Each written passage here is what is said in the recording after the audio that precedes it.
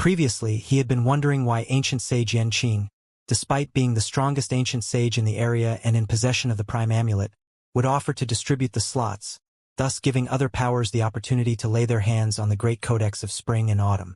However, he swiftly understood why after hearing those words. Even with the prime amulet in hand, it would be futile if the 100 schools of philosophers was unable to open the entrance to the prime hall. And the key to opening the prime hall were the cruxes of the 6 outer dimensions. As far as he knew, it seemed like he had obtained 4 of the cruxes all by himself. It seems like little amulet isn't completely useless after all. Xianxia widened his eyes in realization. He had been rather perplexed when he heard that his parents had been teleported right to the vicinity of the prime hall due to the celestial amulet of legacy in their possession. He had thought that little amulet was not working properly. There should not have been any reason for him to be teleported into the outer dimensions. However, when he looked back, there was indeed no mistake at all.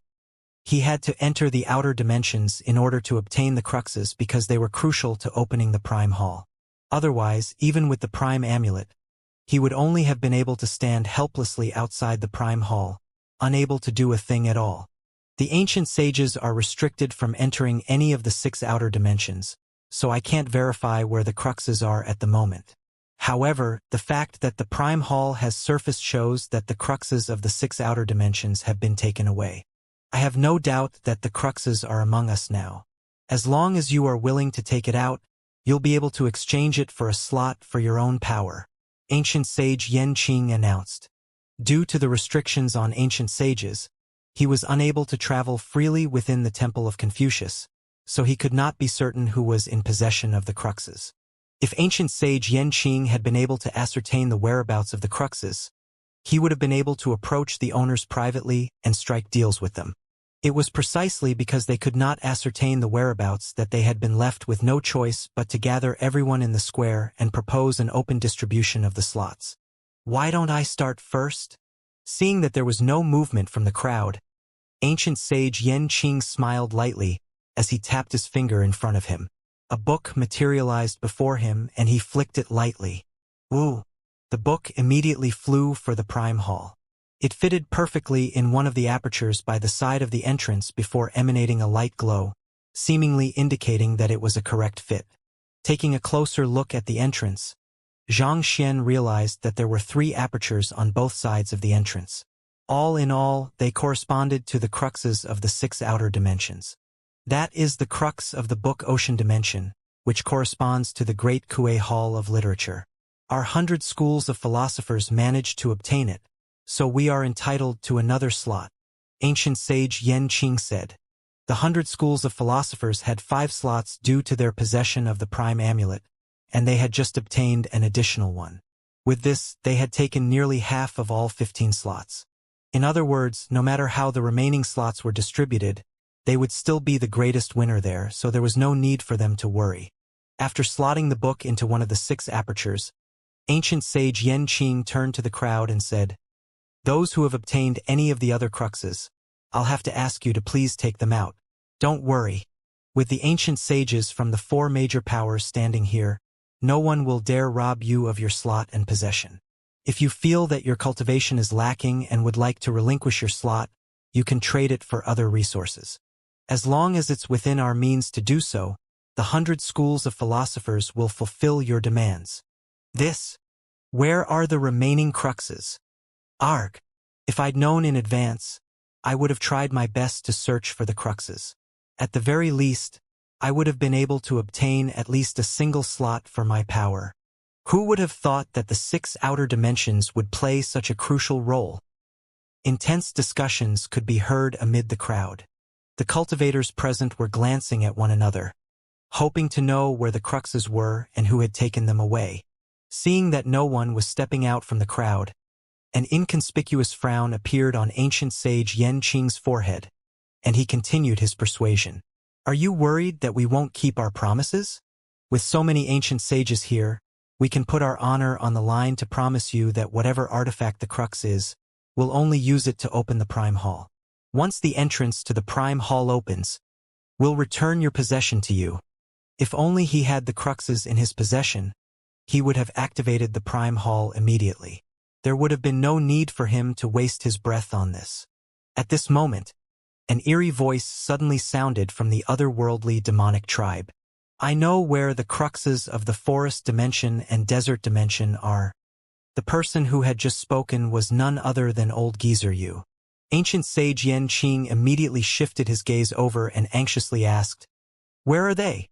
If even a single crux was missing, they would never be able to open the Prime Hall and enter its midst. In other words, the expedition would come to a standstill. It's in the hands of the lad who tamed the White Overlord's descendants." Old geezer Yu harumphed coldly. Him?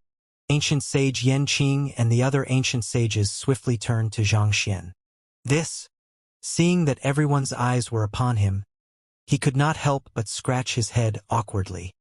He was still in the midst of assessing the current situation when old geezer Yu suddenly rooted him out.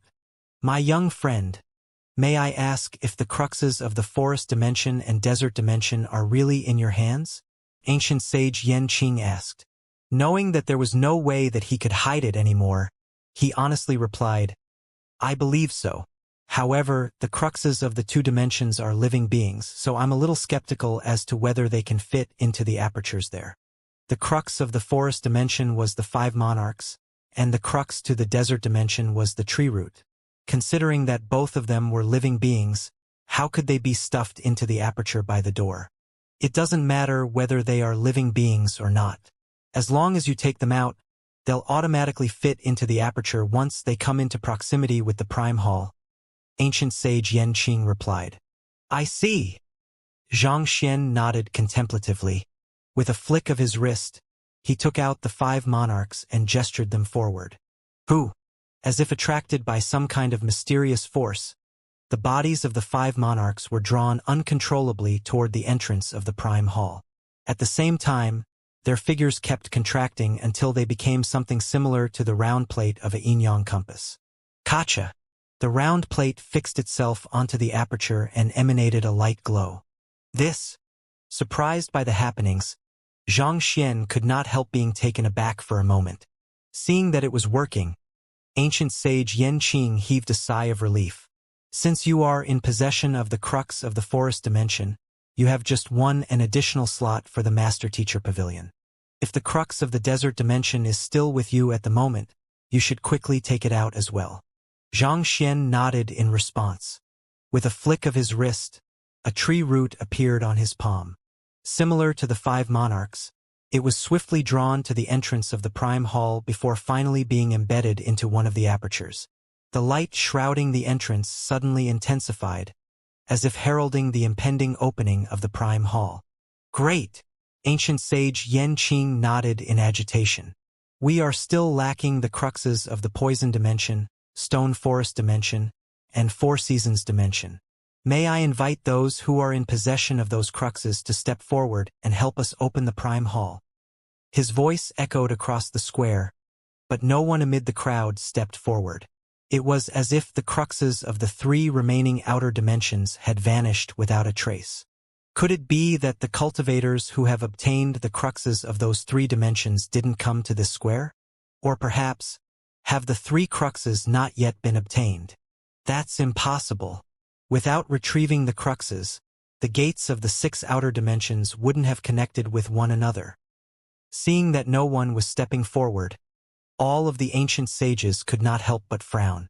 Taking a deep breath, ancient sage Xianxia declared once more, Allow me to reassure whoever's in possession of the cruxes that no one will make a move on you. I, Xianxia, promise with the honor of the 100 schools of philosophers that I'll ensure your safety, and anyone who dares to make a move on you will have to suffer my wrath. By then, a seed of worry had sprouted in the depths of his mind. Things were not going well. As long as those in possession of the cruxes refused to step forward, the Prime Hall would never be opened. At this rate, they might have to resort to other means. Ancient sage Xianxia was just about to make one last reassurance when Xianxia timidly raised his hand and said, I think that the cruxes of the poison dimension and 4 seasons dimension might be with me as well. They are with you? In other words, you have single-handedly obtained the cruxes of 4 outer dimensions. Utter silence filled the surroundings. Most of those in the square had been in the 6 outer dimensions, but without any clear directions and the limitations on their flight and spiritual perception. Obtaining even a single crux would have been a huge stroke of luck. Yet, the young man before them had actually obtained 4 of them. This was way too exaggerated. In the sky, the lower jaws of Zhang Hongtian and Xianxia fell slack, nearly falling to the ground. This was a situation that they had never dreamed of. They are all with you? Ancient sage Yan Qing's cheeks twitched in disbelief. Their 100 schools of philosophers had gone to great lengths in order to obtain just a single crux. On the other hand, this fellow had single-handedly obtained 4 of them. Was he even human? However, this worked in their favor as well. At the very least, they would be able to open the Prime Hall much faster. Zhang Xian nodded, not hiding anything at all. With a flick of his wrist, he took out the ice crystal and the koi fish. The 2 of them swiftly flew into the apertures beside the entrance of the Prime Hall, and the light radiating from the gates brightened even further. You have single-handedly won 4 slots for the Master Teacher Pavilion. Ancient sage Yan Qing murmured with a slightly bitter look on his face.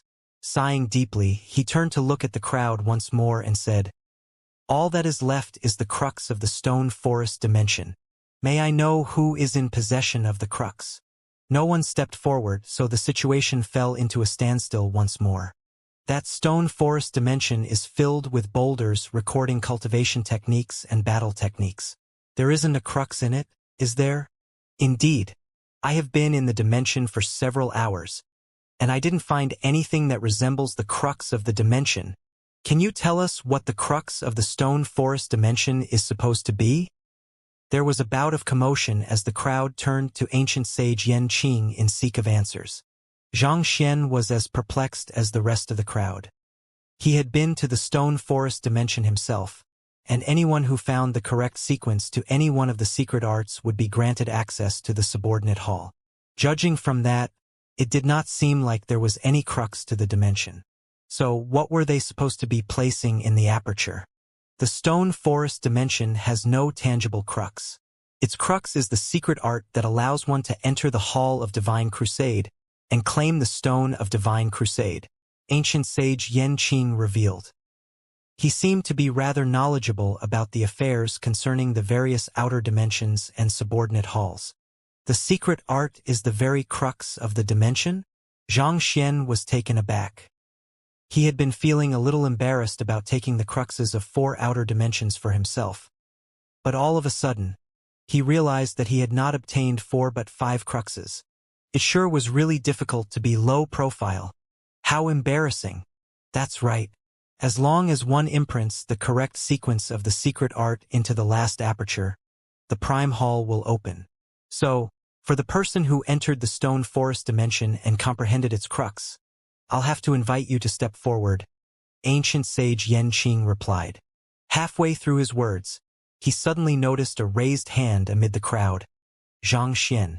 Turning his gaze over, ancient sage Yan Qing asked, "What's wrong?" At the same time, a bad premonition seemed to creep into his heart. He had an inkling what the young man was going to say and do, but the notion of it was so ludicrous that he instinctively rejected it. Cough, cough. It's hard for me to say this, but it seems like the crux of the stone forest dimension is with me as well, Zhang Xian said with an awkward chuckle. Ancient sage Yan Qing. Zhang Hongtian. The others. Why the heck are you getting embarrassed? If anything, we are the ones who should be feeling embarrassed, alright? Of the 4 major powers and several thousand experts, we only managed to obtain 1 crux in total, whereas you obtained a total of 5 of them. All of a sudden, the crowd felt an urge to simply drop dead. Zhang Xian chuckled awkwardly for a moment longer to soothe the atmosphere before walking up to the entrance of the Prime Hall. With a tap of his finger, he imprinted the formula of the secret art into the aperture. Wang! Light burst forth from the entrance of the Prime Hall as the entire place began to shake non-stop. With a deafening creak, the massive gates began to open, following which, a primordial aura drifted out from the interior of the Prime Hall, commanding an imposing, ancient air. Seeing that the Prime Hall had finally been opened, Ancient sage Yan Qing suppressed the stifled sensation in his chest and swiftly took command of the situation. Since the slots have already been confirmed, I'd like to ask the 4 major powers to select their cultivators to enter the Prime Hall. The final distribution of the slots were 7 for the 100 schools of philosophers, 6 for the Master Teacher Pavilion and major powers of the Master Teacher Continent, 1 for the otherworldly demonic tribe, and 1 for the beast tribe. This was based on the rules that they had agreed on earlier, so the otherworldly demonic tribe and beast tribe had no way of refuting the distribution of slots. Besides, whether one was able to obtain the Great Codex of Spring and Autumn or not was based heavily on luck. Numbers might not necessarily be an advantage in the Prime Hall. It did not take long for the 100 schools of philosophers, otherworldly demonic tribe, and beast tribe to select the men to enter the Prime Hall. On top of the restriction that prevented any ancient sages from entering the premises, the Prime Hall appeared to also have an age limit of 50 years old. Anyone beyond 50 would be barred by the invisible seal around the Prime Hall. Naturally, each major power chose the strongest members in their ranks who met those 2 restrictions in order to enter the Prime Hall. How do we determine the distribution of slots here? One of the ancient sages of the Master Teacher Pavilion headquarters asked. Pretty much all of the slots had been won single-handedly by Xianxia, so his opinion weighed a lot in determining the distribution of the slots among them. Me, Ruoxin, Zhaoye, Ruyin, Yuantao, and Qiqi as well. That makes up 6. Xianxia said contemplatively. The ancient sage nearly fainted on the spot upon hearing those words. No matter what, shouldn't you at least reserve 2 slots for the Master Teacher Pavilion? It was true that he had played a huge role in securing the slots for them, but it would not do for him to take them all away. Rest assured, I'll reserve 2 slots for you. Right, Zhengyang, Wang Ying, and Lu Chong are here too, aren't they? Where are they at the moment? I'll have to reserve 3 slots for them as well, Zhang Xian added. Considering how huge an affair the opening of the Temple of Confucius was, it was certain that Zhengyang, Wang Ying, Lu Chong, and the others would be there. It was just that there were too many people there, and the place was simply too large, resulting in them not meeting one another. Hearing the calculation that Zhang Xian was making, Yang Shi could not help but politely remind him, "We only have a total of 6 slots. That was 11 slots, far beyond what they had at the moment." 6 slots? Don't worry, it won't be 6 in a moment's time, Zhang Xian said with a mysterious smile on his lips. He turned to Zhaoye and the others and instructed, "Look for Zhengyang and the others. Get them here as soon as possible." "Yes," Zhaoye and the others replied as they hurriedly took out their jade communication tokens to send messages. With the 6 outer dimensions connected with one another, it was already possible to communicate remotely. All right, since the members have already been decided, let's enter the Prime Hall, ancient sage Yan Qing commanded imposingly. With a wave of his hand, the Prime Amulet surfaced before him once more. A surge of energy poured forth from his Prime Amulet, enveloping the various experts chosen by the 100 schools of philosophers. Yan Shui was also one of those enveloped within the surge of energy. Let's head over as well. There was only 1 slot for the otherworldly demonic tribe and the beast tribe respectively. It went without saying that they were displeased with the situation, but they knew that it would be hard for them to renegotiate this matter. Seeing that Zhang Xian and the others were still dawdling, having yet to finalize the candidates that they would send into the Prime Hall, Yan Shui harumphed coldly. "Stop wasting our time and hurry up. It's fine, you don't have to wait for us. Feel free to go on ahead. We'll follow soon," Zhang Xian replied with a smile. "You are telling us to enter ahead of you? Do you even understand what you are saying?" Taken aback by the words Zhang Xian had spoken, Yan Shui was visibly stunned for a moment before his eyebrows knitted together. Was there something wrong with their heads? The Prime Amulet could only take 15 people into the Prime Hall in a single go. Did those fellows naively think that they would come back for them after they entered the premises? "Feel free to go ahead. We'll quickly follow along once we have chosen our candidates," Zhang Xian replied affirmatively. "Very well then." Scoffing deeply in his heart, Yan Shui could not be bothered to waste his breath on a fool who could not even make sense of something as simple as this. Thus, he turned around and led the group toward the towering entrance of the Prime Hall. Hula. Took an instant for them to arrive right before the seal. The Prime Amulet emanated another burst of light, shrouding the group chosen by the four major powers. We won't be waiting for them any longer. Let's enter. Unwilling to waste any more time, Xianxia rushed in. Pada, pada, pada. An overwhelming surge of energy swept across the area. Before the group could get in, the defensive mechanism of the seal activated. In a single blast, they were sent flying into the distance, falling to the ground helplessly, and blood spurted into the air. What's going on? Everyone was stunned. Ancient sage Yanqing's eyebrows shot up as he rushed forward anxiously to check on what had gone wrong. Why were they rejected by the seal, suffering a major backlash even before entering the Prime Hall? Those were the top geniuses of the 100 schools of philosophers. Nothing bad could be allowed to happen to them. The Prime Hall had already opened, and they had the Prime Amulet in hand. All of the criteria had been met. While he was completely baffled by the situation, ancient sage Yanqing flicked his finger and sent several pills into the mouths of the injured youths.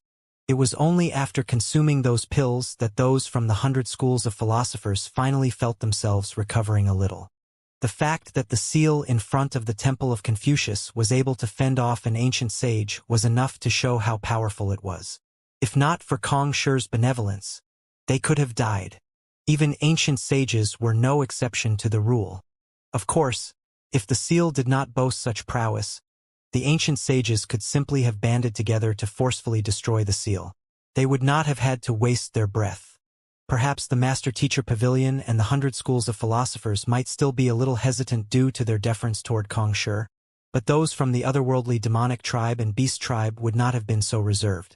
Looking at the recovering crowd, ancient sage Yanqing turned to Xianxia and asked with a deep frown, why did they suffer a backlash from the seal? As one of the people in question, he thought that Xianxia should know what was going on. Old ancestor?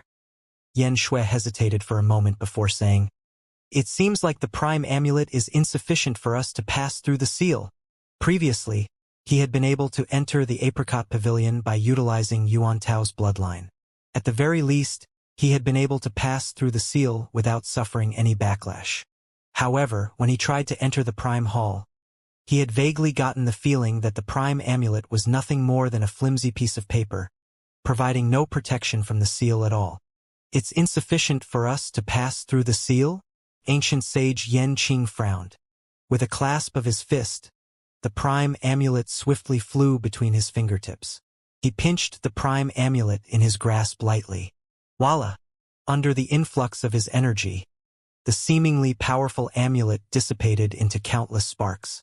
As if a piece of paper thrown into flames, it disintegrated into countless pieces before vanishing completely from sight. The Prime Amulet is a fake. Ancient sage Yanqing's eyebrows shot up in horror. By that point, it was apparent to anyone present that the Prime Amulet in their grasp was a fake. Otherwise, how could a treasure specially forged by Kong Shi possibly be reduced to dust so easily with just a light pinch? After all of the commotion that he had stirred up, who could have thought that the Prime Amulet in his possession would actually be a fake? At that instant, he felt as if someone had bestowed him with several crisp slaps, leaving him with a burning sensation on his cheeks. To think that the 100 schools of philosophers would actually make such a huge mistake. Everyone fell completely silent. Unable to suppress his rage anymore, ancient sage Yanqing spat at Xianxia with a hint of coldness in his voice. Are you sure that you acquired this amulet from the Master-Teacher Continent's White Creek Mountain? If the Prime Amulet was truly acquired from the ancient domain left behind by ancient sage Ranqiu, there should have been no way that it was false. There's no doubt about it. I definitely acquired it from there. Xianxia nodded as he explained himself agitatedly.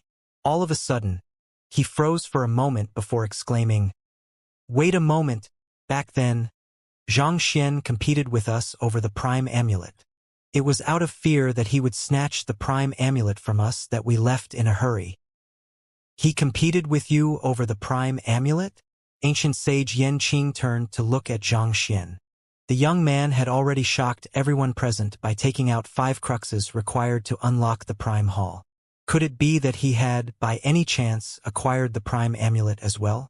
It was through the records of their predecessors that they had found out that the Prime Amulet was located in the White Creek Mountain, so there was no way that there was any mistake with the information. Since they had acquired the fake one, could the real one be in the hands of the young man? It would really be damned if that was the case. Taking a deep breath, ancient sage Yanqing turned to Xianxia and asked, "Xianxia, do you know what's going on?" "This, Yanxue is right. Back then, we were all on the White Creek Mountain, and brother Yanxue took the fake Prime Amulet and fled away right after. I tried to stop him to warn him, but it was to no avail. As a result, I had no choice but to take the real Prime Amulet away with me." Zhang Xian sighed with a look of pity. He would eventually have to enter the Prime Hall, so there was no point denying it. "You, pooh!" Hearing those words, Yan Shui nearly choked on his rage. The injuries he had sustained immediately flared up, and blood spurted from his mouth. "Are you really saying that I fled after taking the fake amulet? You were even more determined to grab the Prime Amulet than me back then, all right? If not for the fact that I fled fast enough, you might have ended up snatching the fake amulet from my hands. So, why are you making it sound like I was acting like a retard? To say such words after grabbing the real amulet? Is it really fine for you to be so despicable as a master teacher? Are you saying that the real amulet is in your hands?" Ancient sage Yanqing asked with a deeply stifled sensation in his chest. "Indeed, it's with me." Zhang Xian nodded. Going by the previous rules, the one who possesses the Prime Amulet is able to claim 1/3 of the total slots. 5 of them. A slot will be distributed to each of the major powers, and each crux entitles one to an additional slot. So, all in all, I trust that you have no complaints with me taking 11 slots, right? Ancient sage Yan Qing's body staggered as he felt fresh blood coursing up his throat. He had set such terms because he had thought that he would be able to grab at least half of the slots for the 100 schools of philosophers. Yet they were telling him that the Prime Amulet was a fake. This turnaround meant that they only had 2 slots in total. All of a sudden, he felt that all of his arguing previously had benefited a stranger. The intense feeling of indignation made him feel as if his heart was going to explode on the spot. Moreover, the fact that the young man knew that the Prime Amulet in their hands was a fake all along but chose not to point it out. He had obviously intended to watch them make a fool of themselves. Then again, even if the young man had said it earlier, he might not have believed it. After all, the fake Prime Amulet had been forged so exquisitely that despite having examined it closely with his eyes and spiritual perception, he had been unable to find any flaws with it at all. Only when attempting to challenge the might of the Prime Amulet would one realize that it was completely fragile. Even though ancient sage Yanqing felt as if he had been made to look a fool, he still nodded in agreement. "Since we already agreed on it previously, we won't change our minds now." It was too late for them to change their minds, and 2 slots could still work for them.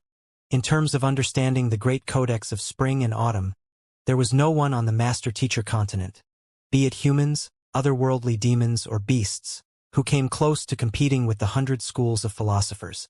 As long as they were able to enter the Prime Hall, the ones who bore the most hope in obtaining the great codex of spring of autumn was indubitably them. It was precisely with such confidence that they had chosen to readily distribute the slots to others. Otherwise, holding the Prime Amulet as hostage, they would have been able to fight for much better terms for themselves. "That's good to hear," Zhang Xian said. "Wait here for a moment. I'll bring everyone in once I'm done organizing my group." The ancient sages of the Master-Teacher Pavilion were shocked by the turn of events as well. They never would have thought that things would suddenly turn so favorable for them. They could not help but direct curious gazes toward the young man who had made all of that happen. It was one thing for that young master-teacher to single-handedly obtain the cruxes of 5 outer dimensions, but to think that he would actually be resourceful enough to acquire even the Prime Amulet itself, thus outdoing even the 100 schools of philosophers. When did such an incredible figure appear in the Master-Teacher Pavilion? "We have to proceed carefully," Yang Shi advised Zhang Xian worriedly. The others might attempt to pull something off after seeing that the situation is so skewed in our favor. As descendants of the 100 schools of philosophers, it was unlikely that ancient sage Yanqing and the others would go against their principles within the sacred temple of Confucius. However, nothing was certain given that the great codex of spring and autumn was at stake. Not to mention, the otherworldly demonic tribe and beast tribe were waiting patiently for a chance to strike. There was no doubt that they would attempt to pull something off if a window of opportunity surfaced. Knowing what Xianxia was worried about, Zhang Hongtian harumphed coldly. They won't make a move for the time being. Only those beneath the sempiternal realm are able to enter the prime hall and subordinate halls. No matter who acquires the great codex of spring and autumn, he won't have the strength to assimilate it. They will have no choice but to bring the great codex of spring of autumn out. Once the artifact is brought out of the prime hall, that will be when the true fight starts. As important as the slots seem to be, all it does is lend credibility to one's possession of it. In the end, it still boils down to the prowess of the ancient sages to determine the final allocation of the great codex of spring and autumn. That's true. The other ancient sages of the master-teacher pavilion fell silent. What Zhang Hongtian had said was the simple truth. Rules and promises might still carry their weight in small skirmishes, but when the great codex of spring and autumn was at stake, who would care about such intangible things? It went without saying that the otherworldly demonic tribe and beast tribe had not given up on the codex. The reason that they had not complained despite only being allocated a single slot was because there was no need for them to do so. As long as one of their personnel got in, they would have an eye within the prime hall. With that, they would be able to uncover who had successfully obtained the great codex of spring and autumn and attempt to snatch it once that person left the premises. Once the ancient sages got involved, all of the sempiternal realm candidates would be rendered utterly powerless. As such, everything eventually boiled down to the prowess of their ancient sages. Forget it, let's just settle it when the time comes. For now, let's distribute the slots. In order to avoid panic, the ancient sages of the master-teacher pavilion had communicated through telepathic Xinqi. Since these slots were earned through Zhang Xian's hard work, I think that we should respect his decision no matter what he decides on. The crowd nodded in agreement. As ancient sages, given that they had contributed nothing toward acquiring those slots, they felt too embarrassed to impose any demands on Zhang Xian. Xiaoya walked over to Zhang Xian and informed him telepathically, "Teacher, I am unable to contact Xingyang and the others. However, based on the accounts of those who have met them, it seems like they have encountered their own fortuitous encounters. They are currently in those minor dimensions and are unable to leave at the moment, so I don't think they'll be able to make it here anytime soon." She had tried to contact Xingyang and the others, but there had been no response. So, she had tapped into her information network as the court chief of the Glacier Plain Court, and fortunately, she had managed to uncover some intelligence regarding them. After all, those juniors of hers were no longer nobodies whom one could simply overlook. They had already become renowned powerhouses of the master-teacher continent. "They won't be able to make it here anytime soon?" Zhang Xian repeated with a frown. Waving his hand lightly, he said, "Forget it. I'll ensure that they don't miss out on anything even if they don't enter the prime hall, so it doesn't matter whether they enter the premises or not."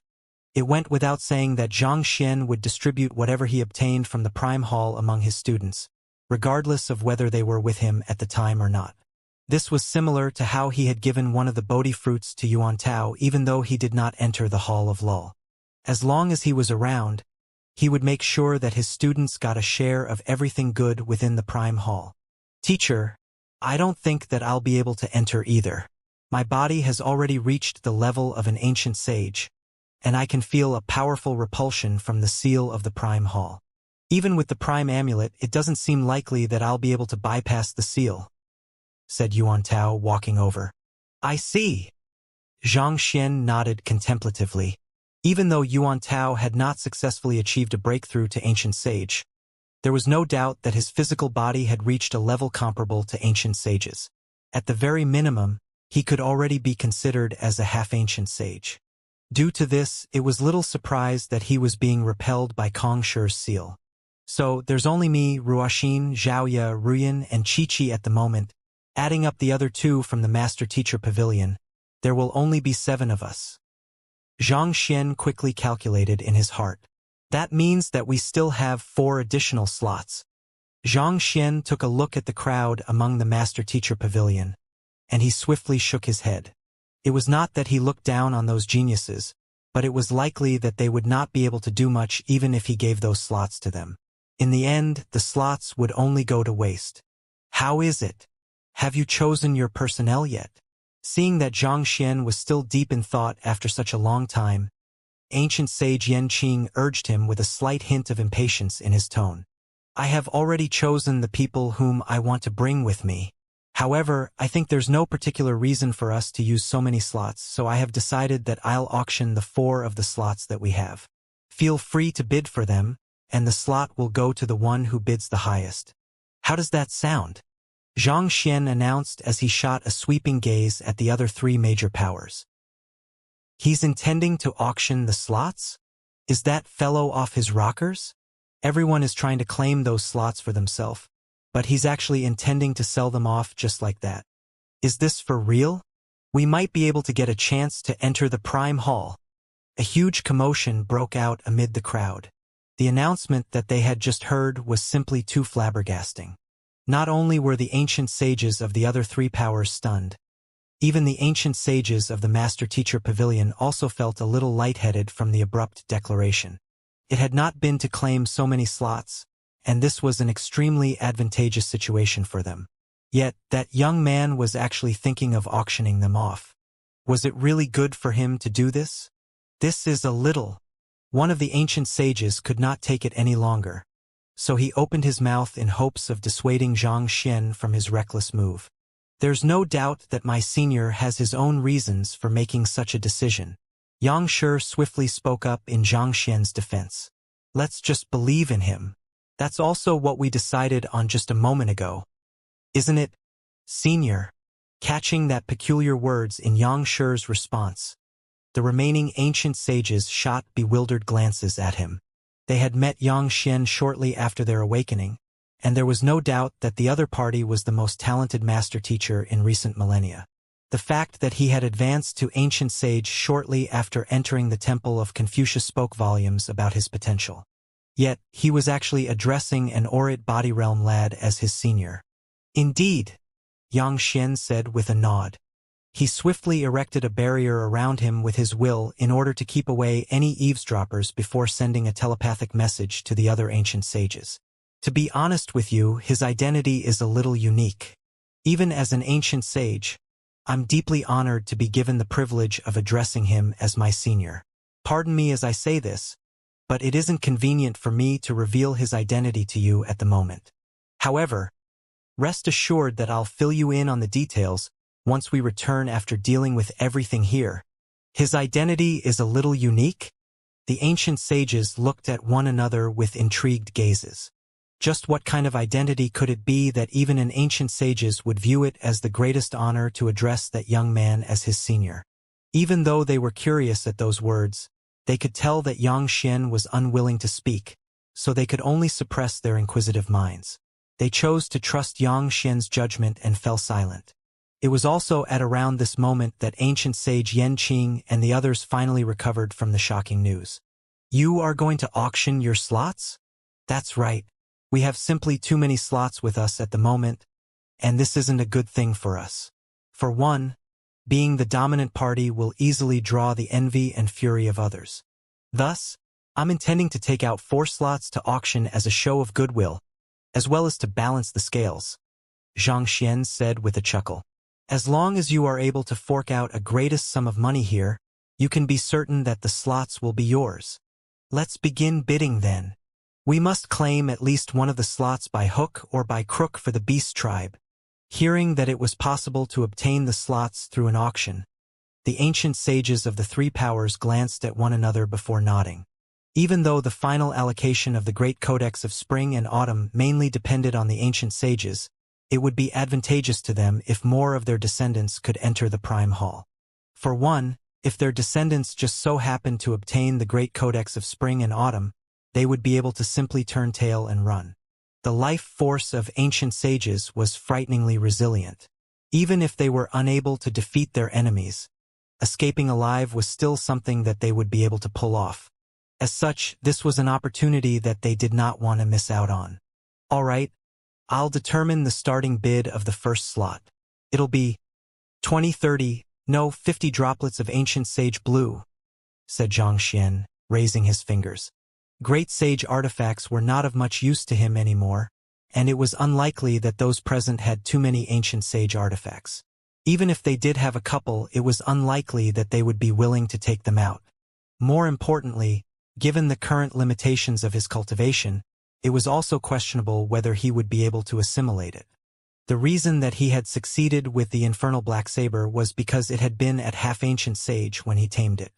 As for ancient sage Zu's inkstone, it was because the artifact had dulled over the long course of its existence, causing it to become much weaker than most ancient sage artifacts. On top of that, as a non-aggressive weapon, it was much easier to control. Any sentient being that had successfully made a breakthrough to ancient sage was bound to be haughty and egoistical, and this included artifacts. Even with Xianxia's means, the chances of him taming a fully fledged ancient sage artifact was slim. Rather than to obtain something that was impractical for him to use at the moment, it would be much more beneficial for him to acquire ancient sage blood. After all, it would become an invaluable resource to fuel his breakthroughs. Before Xianxia could finish his words, a telepathic voice suddenly arrived by his ears. Xianxia, ancient sage blood is a very broad term. Similar to spirit stones, it's also divided into various tiers, depending on the strength of the ancient sage. Naturally, the higher the tier of the ancient sage blood, the more precious it is. It was from the old ancestor Zhang Hongtian. Tiers of ancient sage blood? Xianxia was silent for a moment before nodding in agreement. He had not really thought of it before, but it did make sense for there to be varying tiers to ancient sage blood. After all, the blood of a veteran ancient sage was bound to harness much more energy than the blood of a nascent ancient sage. Just like great sage, ancient sage is also divided into 4 different realms. The higher the realm of the cultivator, the more valuable their blood is. In fact, the difference can easily differ by 100-fold. You have to ascertain the quality of the ancient sage blood, or else you could make a huge loss, Zhang Hongtian advised. I see. Xianxia nodded in response. May I ask what the 4 realms of ancient sage are? The realms have never been officially fixed, but there's a standardized way of classifying the strength of an ancient sage through their difference in strength and special characteristics. I think you should be able to use it as a reference, Zhang Hongtian said. After achieving a breakthrough to ancient sage, a cultivator will be able to pass down the unique traits of their bloodline to their descendants, similar to our Zhang clan. The reason that our clan members wield the power of the time quintessence is because we had an ancestor who had once reached such a realm. As such, the term used for the first realm is bloodline continuance. This serves as an indicative sign as to whether one has achieved a breakthrough to ancient sage yet or not. Bloodline continuance? Xianxia repeated the term as he nodded in response. That did make sense. Most likely Yuan Tao, the infernal black saber, and Vicious were at this realm. The otherworldly demon ancient sage that he had crushed with the Book of Heaven's path back at the Seer Guild was likely at this realm as well. They formed the bottommost layer of the ancient sages. The second realm is the highest level that the 72 sages, with the exception of the 10 apostles, reached in their lifetime. As such, it eventually came to be known as the Great Philosopher Realm, Zhang Hongtian explained. Great Philosophers. That's the name of a realm as well. Xianxia was stunned. It's just a term that we use, so there's no need to be too fixated on the name, Zhang Hongtian remarked. As for the third realm, it's known as blood reincarnation. As long as those who have reached this realm haven't come to the end of their lifespan yet, even if one severs their head and minces their body, they will still be able to come back to life with a single droplet of blood. It's because I have reached this realm as well that I was able to survive much longer than the other ancient sages and am able to stand my ground against them. Xianxia widened his eyes in surprise. Until that moment, He had thought that all ancient sages were capable of blood reincarnation, but it seemed like that had been a misunderstanding on his part. Those who were able to pull off blood reincarnation were the top existences even among the ancient sages. What about the final realm? The final realm is a level that no one on the master-teacher continent or 100 schools of philosophers, other than Kong Shi, has been able to reach. It's said that a person who has reached the final realm will be able to shatter the void, similar to how an envoy of the immortals tears through space to descend to the mortal world. As such, the final realm is known as Dimension Shatterer or Immortals Envoy. I'm still a long way off from reaching that realm, so I'm also not too sure what the realm encompasses, Zhang Hongtian said. Immortals Envoy? Zhang Xian's eyes widened in astonishment. He had heard this term before. The first time that he met Vicious in an underground cavern, the latter had told him that he had reached the level of an Immortals Envoy. Back then, he had not understood the different levels of cultivation, so he had not paid much attention to it. Who would have thought that Vicious had actually reached the very pinnacle of ancient sage? In other words, even though Vicious did not seem to be anything much, the truth was that he had been one of the strongest people on the master-teacher continent during his lifetime. It was no wonder that even Kong Shi had ended up being cornered by him at one point in time back at Xianxia. Then what realm has ancient sage Yan Qing reached? Zhang Xian asked. He could not help but recall old geezer Yu saying that ancient sage Yan Qing possessed the highest cultivation among all those gathered there. If so, just what level had he reached? He's at blood reincarnation realm as well, just like me. It's just that he's a single cultivation stage stronger than me, Zhang Hongtian replied. However, he hasn't reached the pinnacle of blood reincarnation either. Without the sustenance of the aeon of ancient sage, it is hard for one to advance any further in this realm. Zhang Xian nodded in realization as he understood the crux behind Zhang Hongtian's words. In other words, I should ask for the blood of blood reincarnation realm ancient sages? That's right. The blood of ancient sages who have reached such a realm will be the most valuable, Zhang Hongtian replied. Got it. Zhang Xian nodded. Their conversation was through telepathic communication, so their exchanges were swift. All in all, it barely took up a few seconds. Shortly after they ended their conversation, the White Overlord spoke up. 50 droplets of ancient sage blood? Very well. Our beast tribe will be taking it. Its voice had a ferocious edge to it, reminiscent of an imposing conqueror gazing down upon the world. White Overlord, please hold it for a moment. I haven't finished yet. The 50 droplets of blood that I want have to come from blood reincarnation realm ancient sages, Zhang Xian added with a composed smile.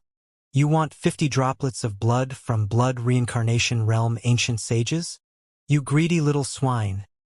Hearing those words, the White Overlord nearly exploded from rage. A heavy silence also swiftly settled upon the crowd.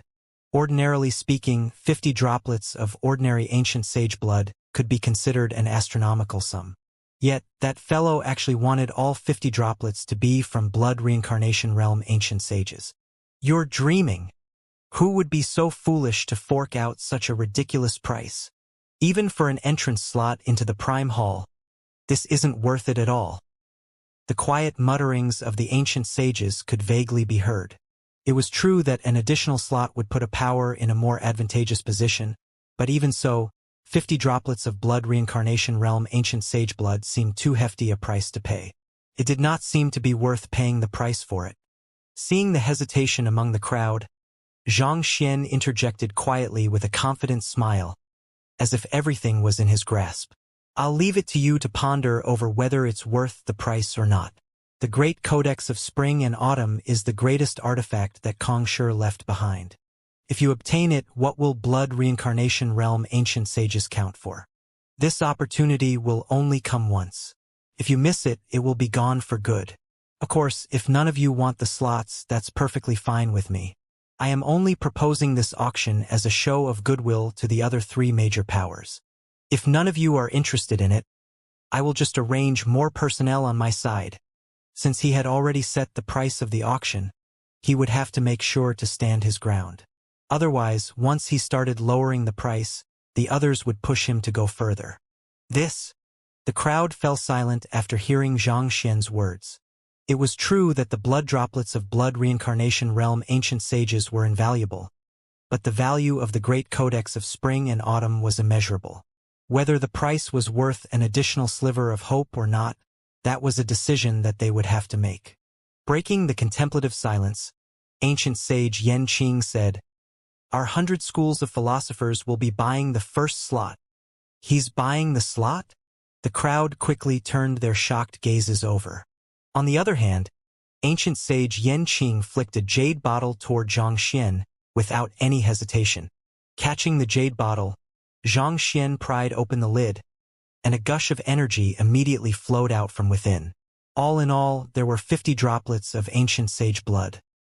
He shot a glance at Zhang Hongtian and saw a slight nod from the latter.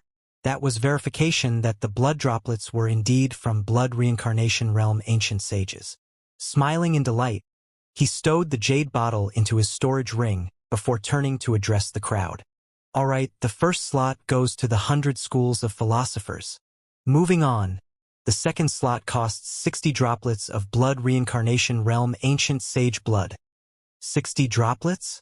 Why did the price suddenly increase so steeply? Wasn't it 50 droplets a moment ago? It's the exact same slot, so how could he increase the price just like that? As if water poured upon burning oil, a huge uproar broke out amid the crowd. They had thought that the second slot would be the same price, which was also why they had taken their time to make their decision. Who could have known that the fellow would hike up the price by 20% in a heartbeat? You can choose not to buy it. I'm not forcing you into anything. However, I would just like to say that our master-teacher continent has 7 slots at the moment and the 100 schools of philosophers have 3. In contrast, both the beast tribe and otherworldly demonic tribe only have 1 slot each. Xianxia said with a confident smile. Ultimately, it's just a question of how much you want the great codex of spring and autumn. Besides, the 2 remaining slots will be even more expensive. The more limited a commodity is, the pricier it'll be. Don't you agree? 60 droplets? So be it then. I'll be taking it. The white overlord spat through tightly clenched teeth. No one could have known that the prodigy who had managed to obtain the prime amulet and 5 cruxes would actually be a crooked businessman. This was exactly the type of person whom no one would ever want to deal with. Before the white overlord could finish his words, old geezer you had interjected. If it's 60 droplets, we want it as well. Old geezer you? Are you intending to fight with me over the slots? Enraged by old geezer you's actions, the white overlord's hair stood on end, as if preparing to pounce on the other party. 60 droplets of blood reincarnation realm ancient sage blood far exceeded the price it was willing to pay. It was with great difficulty that it had chosen to pay this price, and yet someone actually wanted to fight with it over the slot. Intolerable. Like the young man has said, it's an auction. It's a fair competition. Isn't it? Old geezer you scoffed coldly. If you are willing to fork out a higher price, go on then. In any case, I'll just have you know that I'll be taking down this slot. There are still 2 more slots remaining, aren't there? Why don't you go for those 2 instead? The white overlord roared in fury. Do you take me for a fool? While we of the spirit tribe have plenty of experts in our ranks, we aren't fools who will allow ourselves to be taken advantage of. Old geezer you harumphed coldly. Besides, Xianxia has already said that the highest bidder will be able to obtain the slot. Since you have bid 60, I'll bid 65 then. You! The white overlord's body trembled in rage, but there was nothing that it could do. Since it was an auction, it went without saying that the artifact would go to the highest bidder. Couldn't possibly be so domineering as to stop others from even bidding. I'll offer 66 droplets then. The white overlord spat coldly. 67 droplets. 68 droplets. The white overlord really wanted to tear the other party apart. 70 droplets. Old geezer you continued raising the bid nonchalantly. You? Very well. I'll bid 75 droplets. Unable to take it any longer, the white overlord roared in utmost fury. Old geezer you, try pushing your luck any further, and I swear I'll get you right here and right now. Heh! Is that so? All right then. Since you have already put it out like this, I'll let you for this one then. Seeing that he had successfully raised the price to 75 droplets, old geezer Yu chuckled softly before falling silent. He could already tell that the white overlord was already at the limits of its patience. If he continued provoking the latter any further, the latter might really make a move on him. Of course, given his strength, he did not fear the white overlord.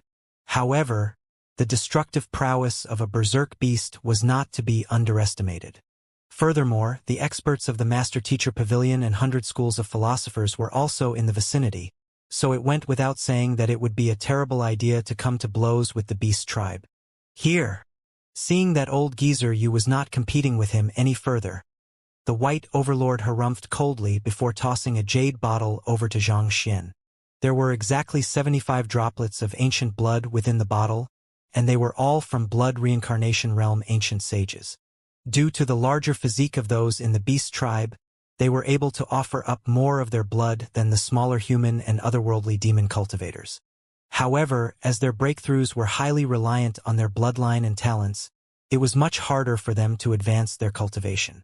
As a result, the number of blood reincarnation realm ancient sages that they had was significantly lower than that of the humans and the otherworldly demons.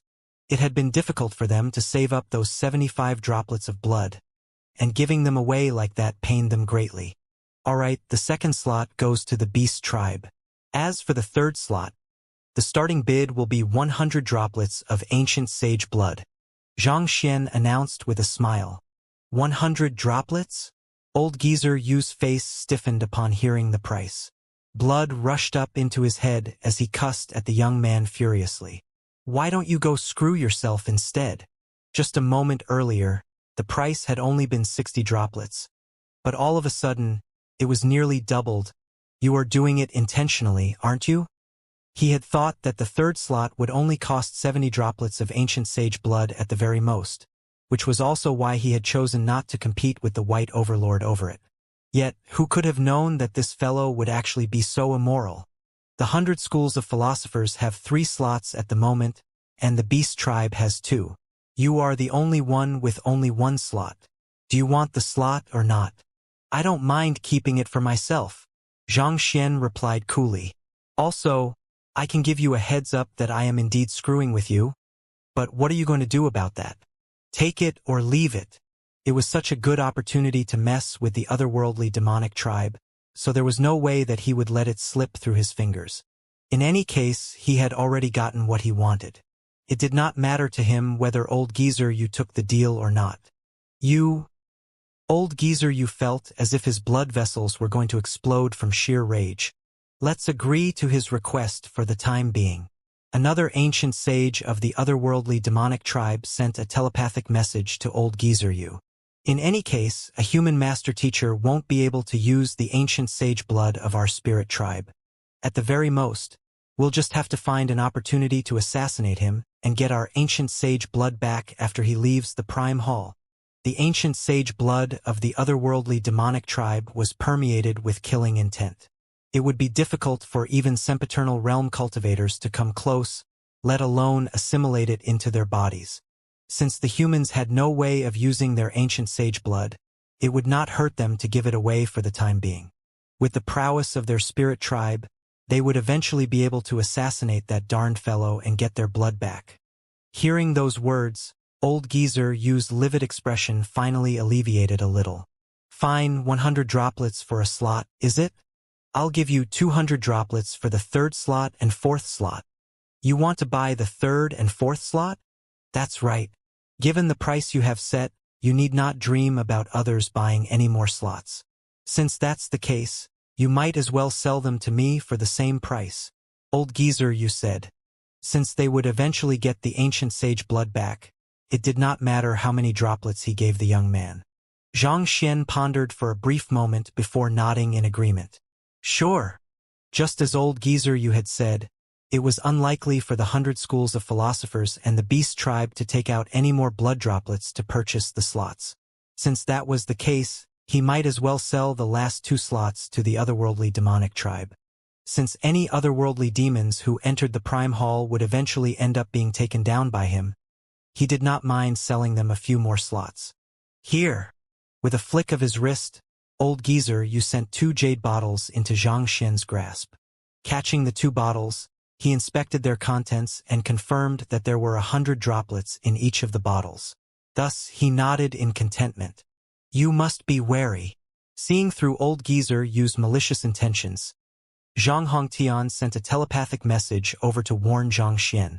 If the otherworldly demon ancient sages have left a sliver of their will in their blood, they would be able to attempt a blood reincarnation and attempt to destroy your soul. Upon reaching the blood reincarnation realm, every single droplet of blood that the ancient sage possessed represented the potential to sprout a new life. Even though it would be a lot of trouble for the droplet of blood to return to its peak, it was still well within its means to slay an aureate body realm cultivator. I understand, Xianxia said with a smile. Earlier, when he pried open the bottle, he had already infused his Heaven's Path Xinqi in to destroy whatever will the other party had left inside. As powerful as otherworldly demon ancient sages were, it was still impossible for them to stand against the Heaven's Path Xinqi with just a sliver of their will. In an instant, he had already eradicated whatever threats were within the blood droplets. Without any will to drive a reincarnation, no matter how much vitality the blood harnessed, it was unlikely that it would be able to sprout into a new life. At the very least, it would take tens of thousands of years before a new spirit sprouted within the droplets of blood. By then, he would have already used up the 200 droplets of blood. If you face any difficulty dealing with the blood droplets, I'll be able to help you, Zhang Hongtian said. Thank you, old ancestor, but I'm able to handle this, Xianxia replied.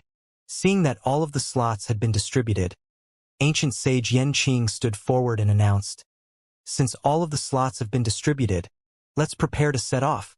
Xianxia nodded in agreement. Just as they had agreed on, he gathered the candidates chosen by each power before taking Little Amulet out.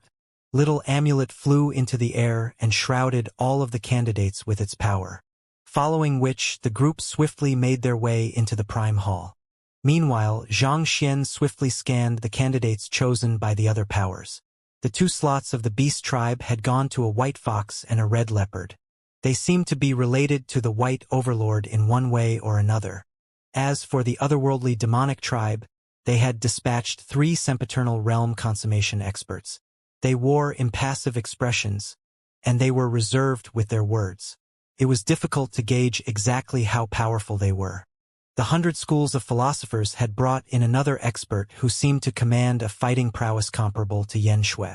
All in all, except for Xianxia, all of the candidates who had been chosen to enter the Prime Hall were at sempiternal realm consummation.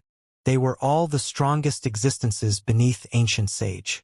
Let's go in. Wang. As soon as Little Amulet came into contact with the seal of the Prime Hall, it immediately fused in, and the crowd vanished from sight.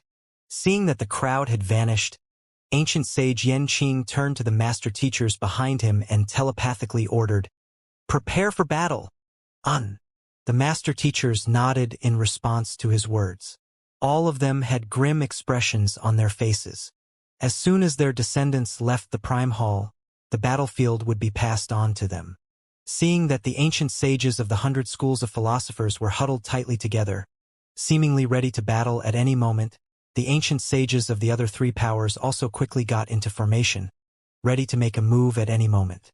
Yang Shi, I'll need you to arrange for those who haven't reached ancient sage to leave this area, Zhang Hongtian instructed. Yes. Knowing that any great sage cultivators who remained in this area would only become meaningless sacrifices in this battle, he quickly made his way over to Ren Qingyuan's side and issued some instructions. From that point onward, it would be the battlefield of the ancient sages. Thus, the cultivators of the Master Teacher Pavilion and the 100 schools of philosophers began making their retreat.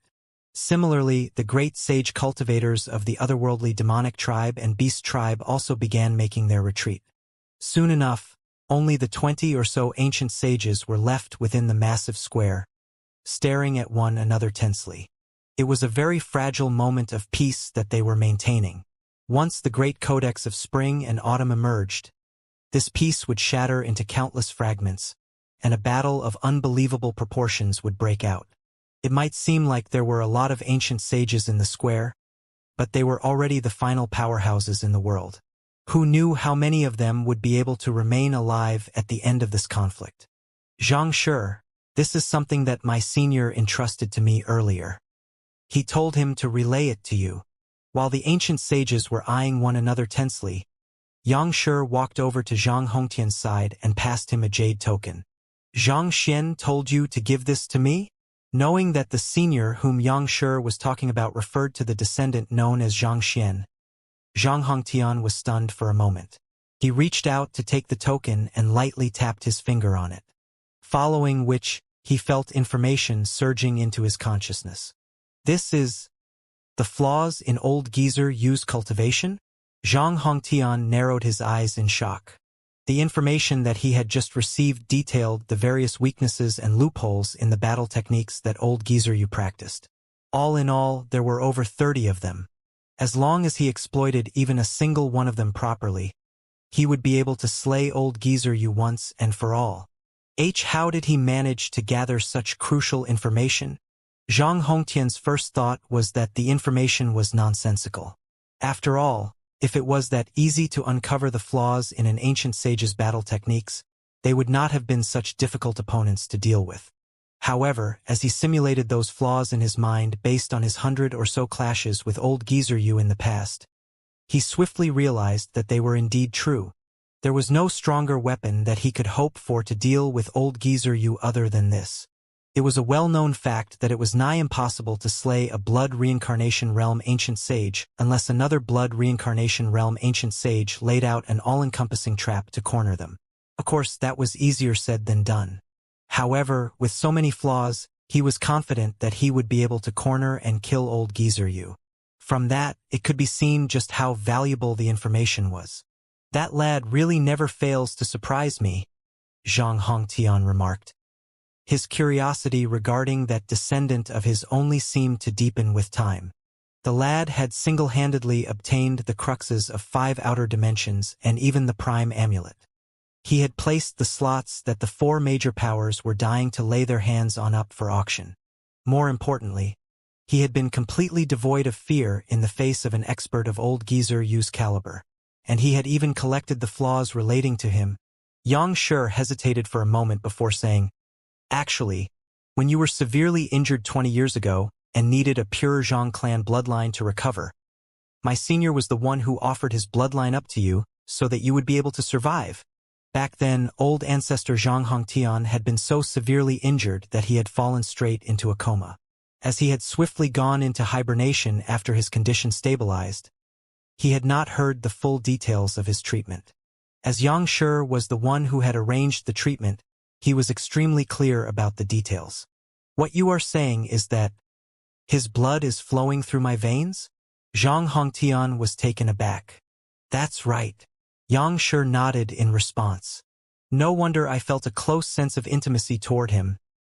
Zhang Hongtian widened his eyes in realization.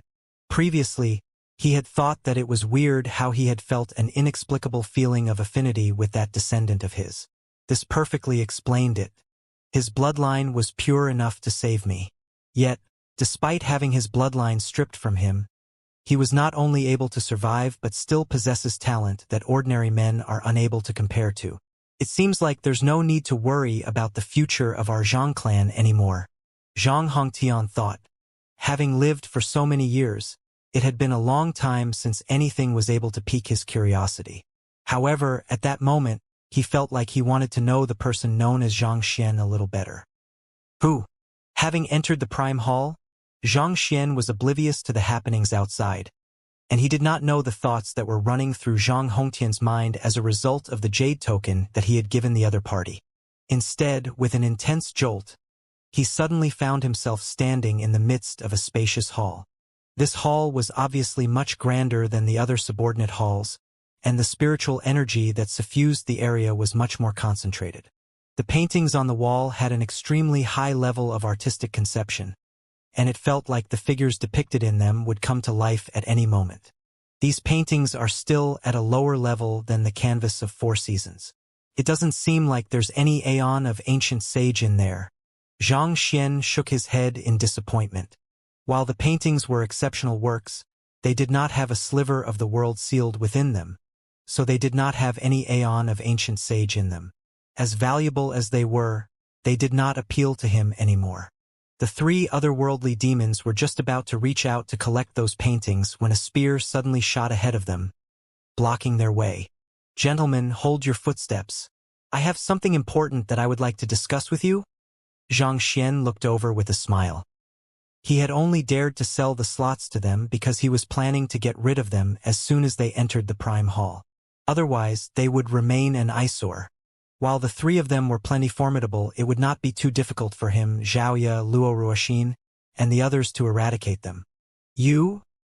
Not expecting Xianxia to turn against them as soon as they got into the Prime Hall, the faces of the three otherworldly demons darkened. They glanced at one another and uttered, "Flee!" One of them took out a jade token and crushed it. Hula! A brilliant outburst of light enveloped the three of them before swiftly darting into the distance. "Freeze!" Seeing that the otherworldly demons were planning to escape, he raised his finger and sealed the space all around him. Kacha! However, the burst of light tore apart the frozen space with ease. In an instant, the three otherworldly demons had already vanished from sight. "It's an artifact left behind by the ancient sages." Xianxia narrowed his eyes. It seemed like old geezer you knew that he would make a move on the otherworldly demons, so he bestowed upon them a powerful life preservation artifact so that they would be able to protect themselves. If he had brought out the infernal black saber, he might have been able to slay them easily. However, even though he had managed to bring the infernal black saber into the Prime Hall, he was worried that he might trigger the restriction if he attempted to use it in the premises. As such, he was intending to keep it as a trump card for the most desperate of moments. Forget it. There's no need to rush into getting rid of them now. With everyone on their guard, it would not be as easy for Xianxia to eradicate them. However, he did not think that this would pose much of a problem. With the little amulet in hand, there was no way that the others would have a chance of obtaining the great codex of spring and autumn. While harboring such thoughts, Xianxia turned to Yan Shui and said, "Since they have escaped, do you want to have a talk with me instead?" "Who?" Before he could finish his words, the same burst of light erupted around Yan Shui and the others, and they vanished from the spot. Xianxia was silent for a second before he turned his gaze to the two remaining beasts. Before his eyes could even meet those of the two remaining beasts, they had already growled in a fluster. "Don't look at us. We'll leave, all right?" "Hula." Similarly, the two beasts disappeared from the spot. Xianxia. The remaining crowd. Forget it. Xianxia was rendered speechless by their reactions. He did not think that those fellows would flee so quickly as if he was some kind of frightening monster. It was true that he had intended to get rid of the otherworldly demons. It could possibly spell the end of mankind if they, by any chance, managed to acquire the great codex of spring and autumn. However, for Yan Shui and the beasts, he had really intended to just have a chat with them. On the other hand, seeing the stifled look on Xianxia's face, Xiaoya and the others could roughly guess what he was thinking, and slight smiles crept onto their faces. It's not that they are afraid. They simply want to avoid any unnecessary complications. As candidates chosen to enter the Prime Hall, they have only one mission: obtain the great codex of spring and autumn, Luo Ruoxin explained. Understanding this point as well, Xianxia nodded in agreement. He turned to the crowd behind him and said, "Xiaoya and Ruyan, these paintings are valuable treasures. Grab them." "Yes." Xiaoya and Wei Ruyan nodded before swiftly going around the room to keep the paintings. Cough, cough. Zhang Shi, these are treasures left behind by Kong Shi. Isn't it a little disrespectful to simply take them away like that? The two master teachers who had followed along looked at him with speechless looks on their faces. To actually strip the Prime Hall bare shortly after their arrival. Was it not a huge act of disrespect toward Kong Shi? "So, your intention is for us to—" Xianxia looked at the two master teachers and questioned. "Shouldn't we at least pay our respects to Kong Shi first before taking those paintings?" One of the master teachers remarked with a reddened face. It was Xianxia's turn to be rendered speechless. In the end, What the master teacher was picking fault at was that they had not paid respects to Kong Shi before taking the painting.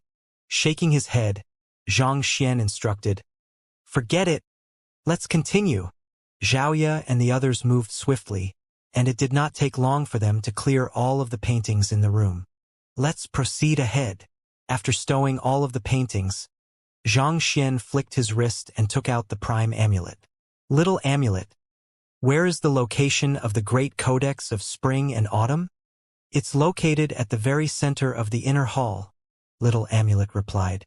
"Lead the way," Zhang Xian instructed. Little Amulet nodded before swiftly flying ahead. The prime hall was almost like a labyrinth.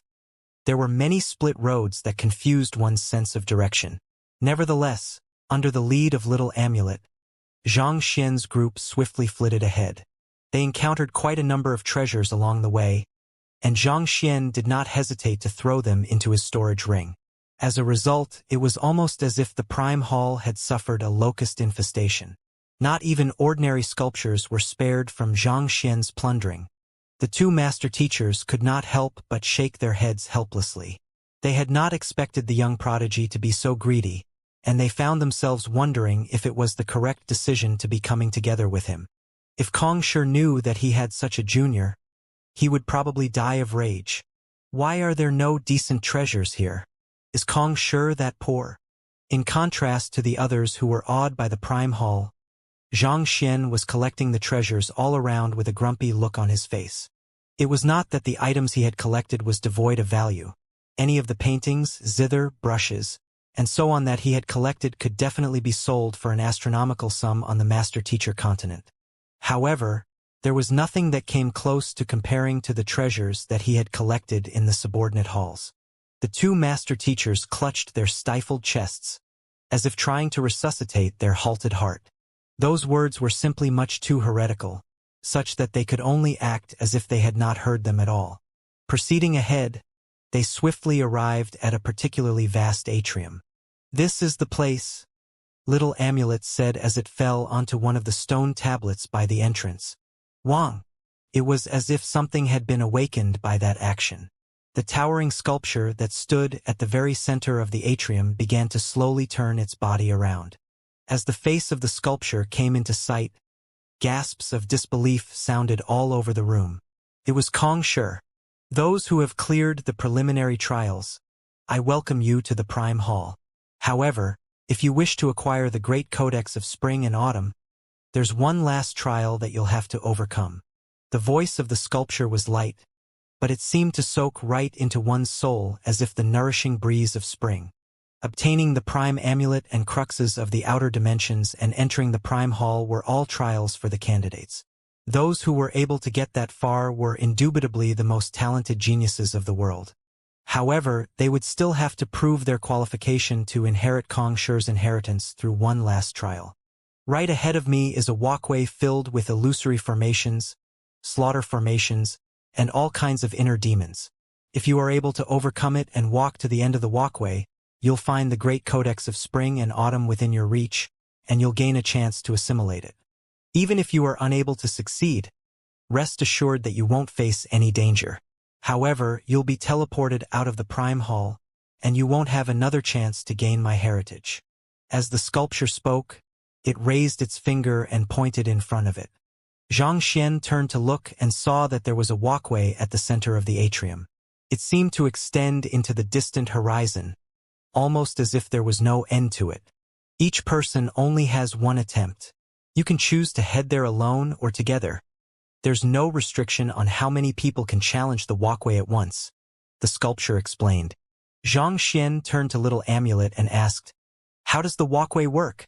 In the brief look that he had taken at the walkway, everything appeared completely normal to him. He could not find any traces of formations or the like in it.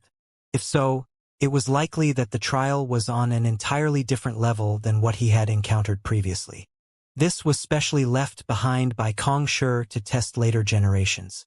"I'm not too sure about the details," Little Amulet replied awkwardly. "All right then." Knowing that it was within Little Amulet's blood to become utterly useless during crucial moments, Zhang Xian shook his head and sighed deeply. Activating his eye of insight, he took another look at the walkway. However, he was still unable to discover anything. There were no energy disturbances within the walkway at all. "Teacher, I'll give it a try first," Xiaoya said as she stepped forward. "Be careful." Even though the Kongsher sculpture had said that there would be no danger, Xianxia still could not help but worry a little. Xiaoya nodded. She walked up to the walkway, and without any hesitation, she took a step into it. Wang! A white ray of light descended upon Xiaoya, causing her to freeze on the spot.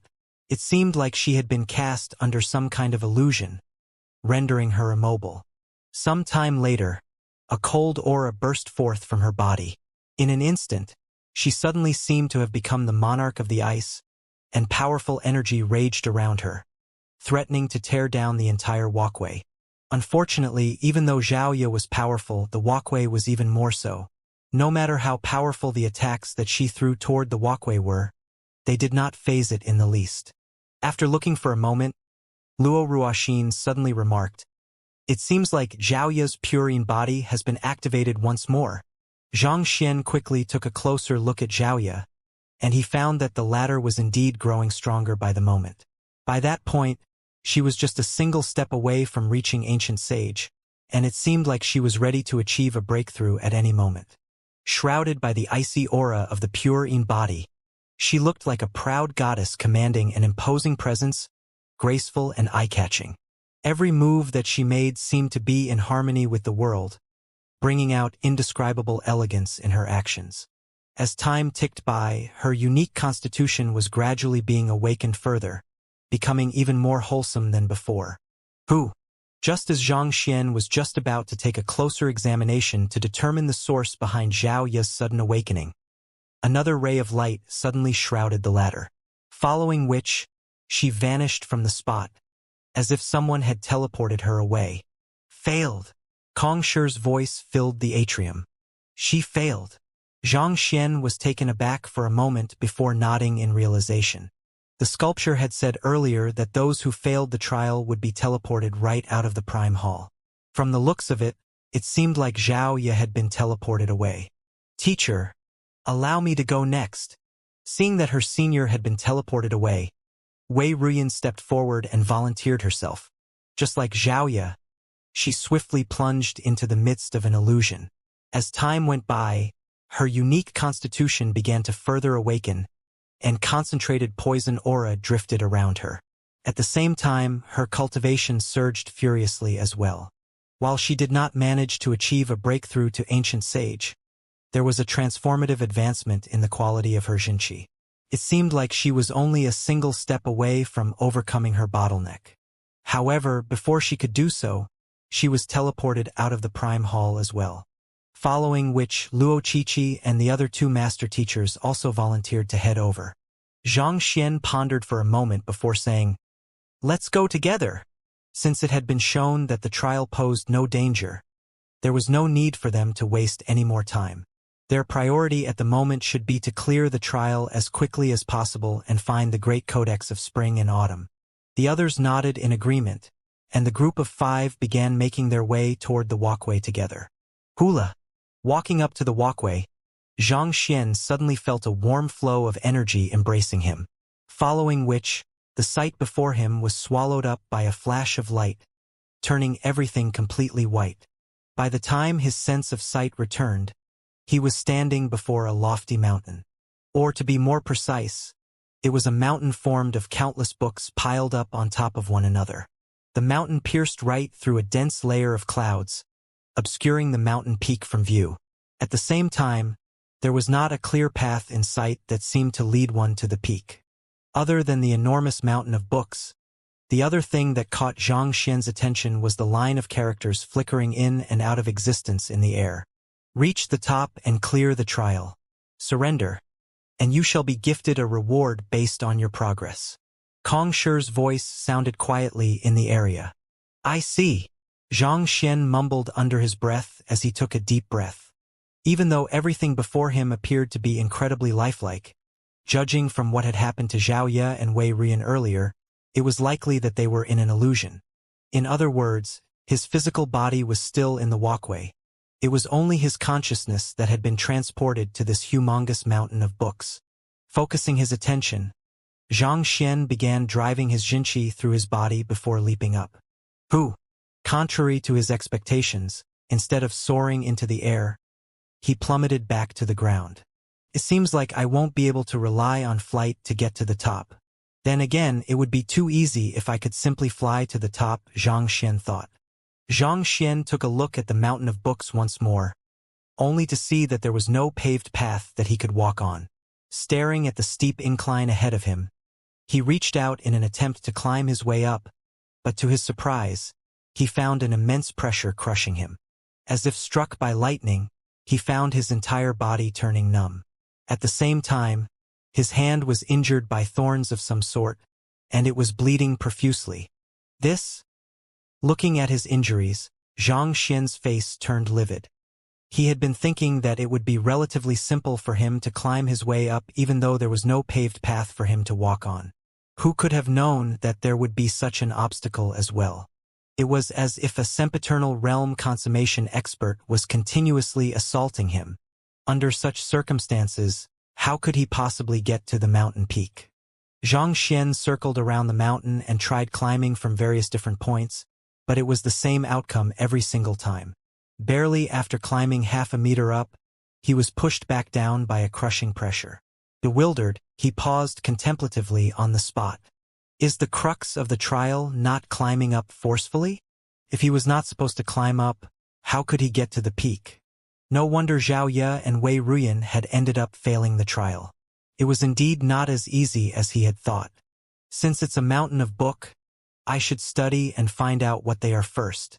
Perhaps they might contain some clues in them. Xianxia turned his sights toward the books, and with a thought, hundreds of books were immediately collected into the library of Heaven's Path. With a tap of his finger, invaluable knowledge gushed into his mind. These books covered a diverse range of topics, be it cultivation techniques, battle techniques, culture, geography, astronomy, divination.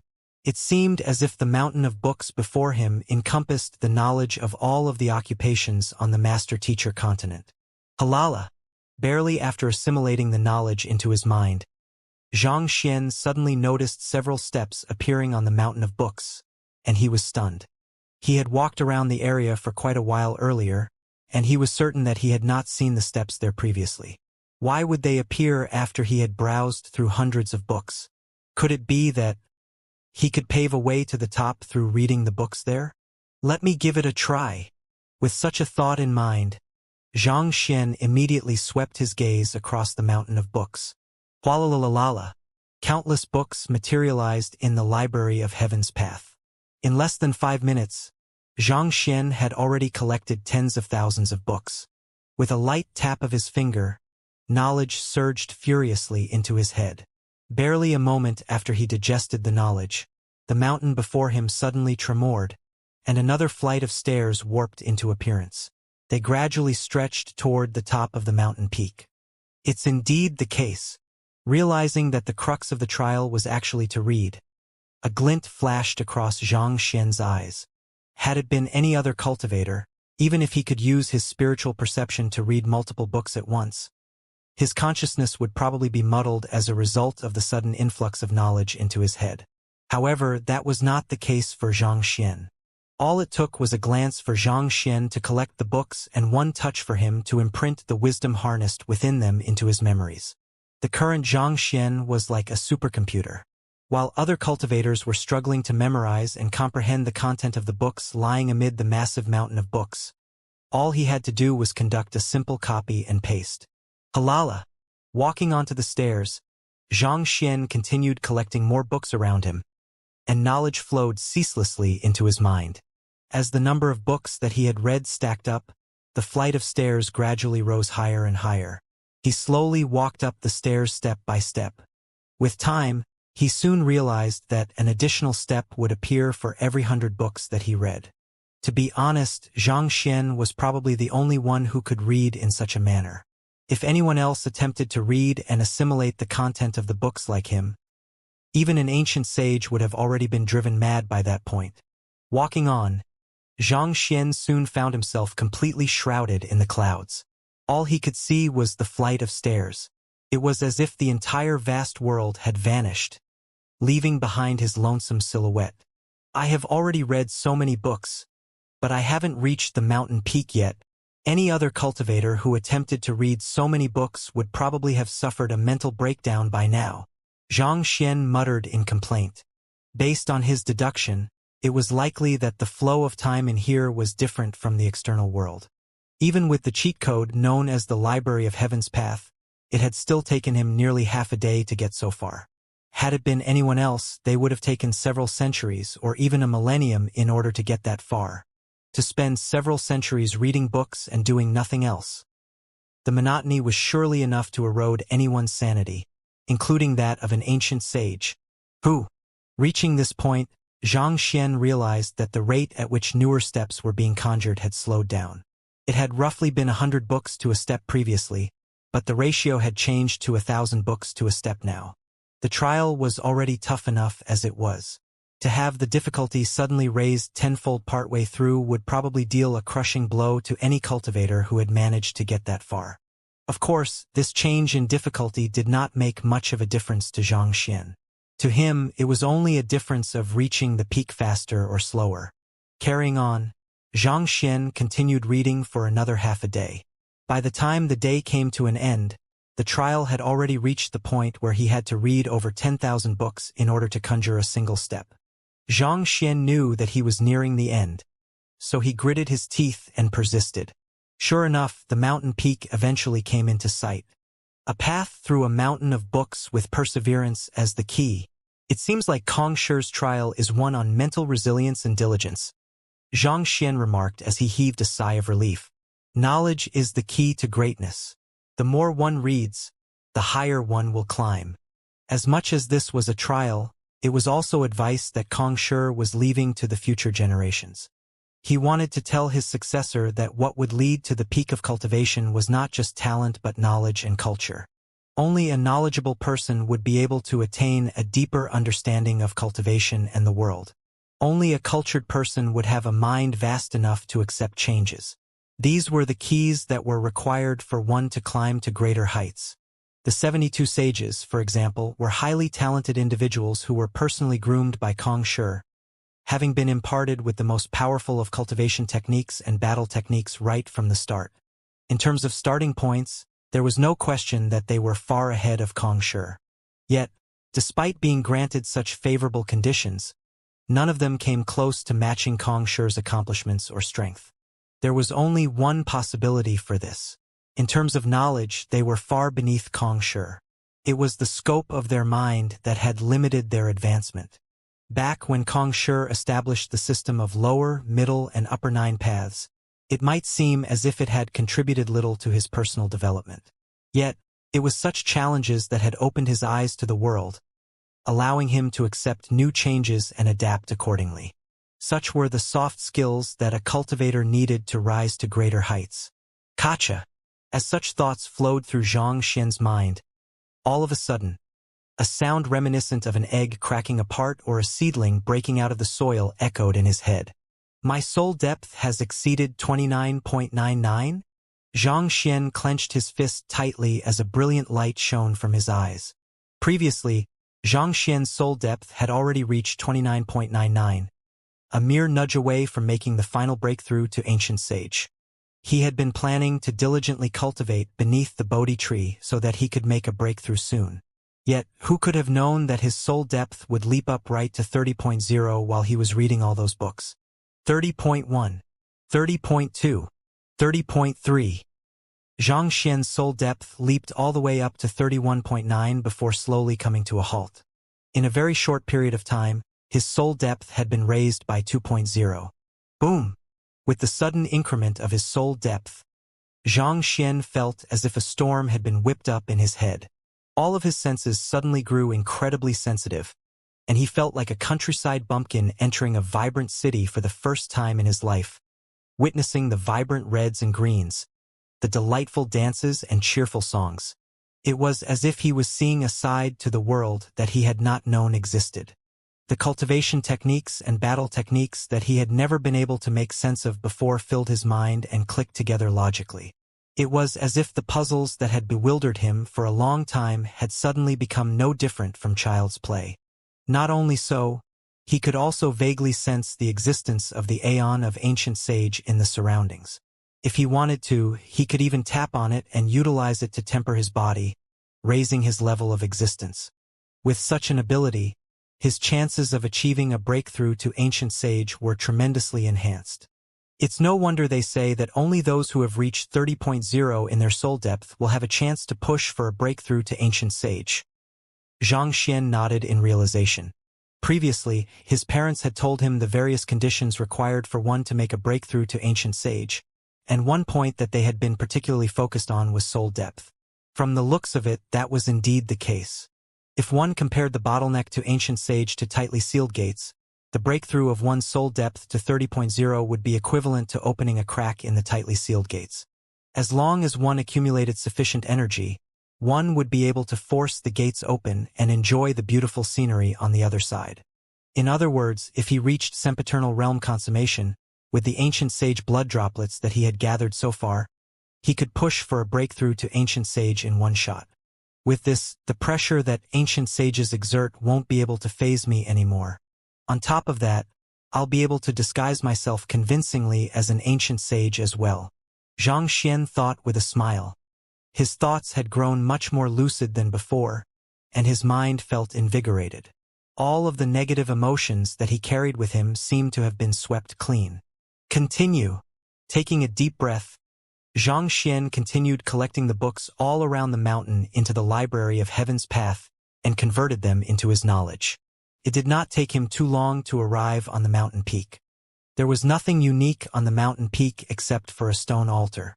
He walked up to it and placed his palm on it. Hong Long. Once again, he was devoured by a brilliant burst of light and vanished on the spot.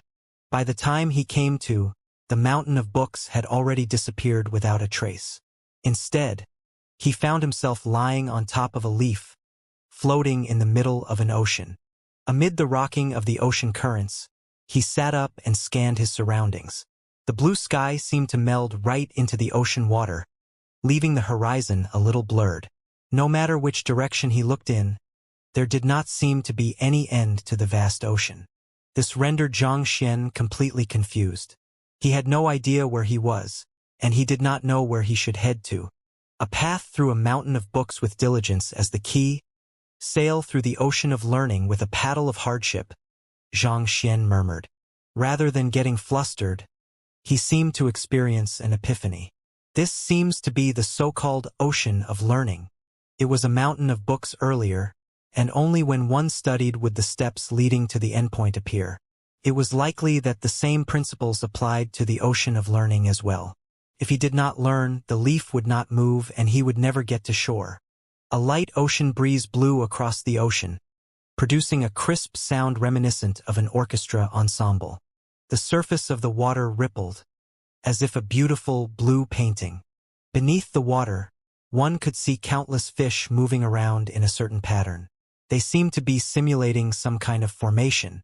Gazing upon them, Xianxia found his attention slowly immersing deeper into them. With a pair of sharp eyes, everything in the world could enhance one's wisdom. Observing the vastness of the world, scrutinizing the free movements of the fish, the entire ocean encompassed great knowledge that seemed to fuse together with whatever he had studied previously on the mountain of books. With the slight bobbing of the leaf, Xianxia's heart gradually grew quieter and quieter. All kinds of knowledge flowed into his mind, and as if a dry sponge, he greedily devoured the wisdom. Some time later, Xianxia's body jolted, and he stood up. Painter, demonic tunist, blacksmith, beast tamer, spirit awakener, physician, formation master. All of the knowledge that he had learned from those occupations assimilated together impeccably, reaching the level of 9-star. At that moment, even without any special exceptions, he would easily be able to meet the 9-star supporting occupations prerequisites, thus making him a true 9-star master teacher. In fact, in terms of comprehension in these occupations, he might have even reached a level comparable to Kong Shi, far exceeding the typical geniuses of those guilds. Despite the massive influx of information, his mind did not grow befuddled. Instead, it was growing clearer and clearer as everything that he had learned formed links with one another, bringing greater clarity to his web of knowledge. Xianxia went on to learn many other occupations, and just as a feeling of omniscience was starting to set upon him, there was another burst of light that filled his vision with utter whiteness. When he finally regained his sight once more, he found that he had returned to the walkway. He felt as if he had been gone for at least 10 days, but his consciousness told him that he had only been gone for a minute or two. The disparity in time between his consciousness and experience left him feeling a little dazed for a moment as his mind struggled to make sense of this anomaly. It felt like he had just woken up from a transient dream. He turned around to scan his surroundings once more, only to see Luo Qiqi and the other 2 master teachers standing on the spot. Their bodies were trembling intensely, as if placed under immense pressure. Even though their eyes were wide open, it was apparent that they were not conscious. Where is Ruoxin? Xianxia pondered doubtfully. Of the other 6 people whom he had come in with, Zhaoye and Wei Ruyan had failed the trial and had been teleported out. Luo Qiqi and the remaining 2 master teachers were still facing the trial, but for some reason Luo Ruoxin was nowhere to be seen. Could it be that she had failed the trial and had been teleported out? Just as Xianxia was still trying to make sense of what was happening, Kong Shi's voice sounded in the air once more. You have cleared the trial. Proceed to the end of the walkway, and you'll reach the great codex of spring and autumn. If you are able to assimilate it, you'll be qualified to inherit my heritage. Hearing that voice, Xianxia hesitated for a brief moment before heading to the end of the walkway. For the time being, I should obtain the great codex of spring and autumn before deciding on my next move. Having been tempered by the mountain of books and ocean of learning, his soul depth had already reached a level comparable to the ancient sages. The pressure exerted on him by the walkway could no longer faze him. Soon enough, he reached the end of the walkway. Similar to the entrances of the Prime Hall and subordinate halls, there was an invisible seal that prevented any unauthorized cultivators from heading any further in. With a flick of his wrist, Xianxia took out little amulet and placed the latter against the seal. The seal slowly crumbled, and he swiftly made his way through. A majestic hall came into sight, at the very center of which was a marble stand with a book placed flat above it. A radiant glow was shining from it. There were 2 massive characters written in ancient script on the cover of the book, Spring-Autumn.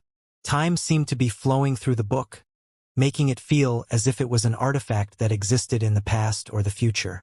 It felt like an artifact that existed in the crevices of time. So, this is the great codex of spring and autumn. Xianxia's eyes lit up as he clenched his fists.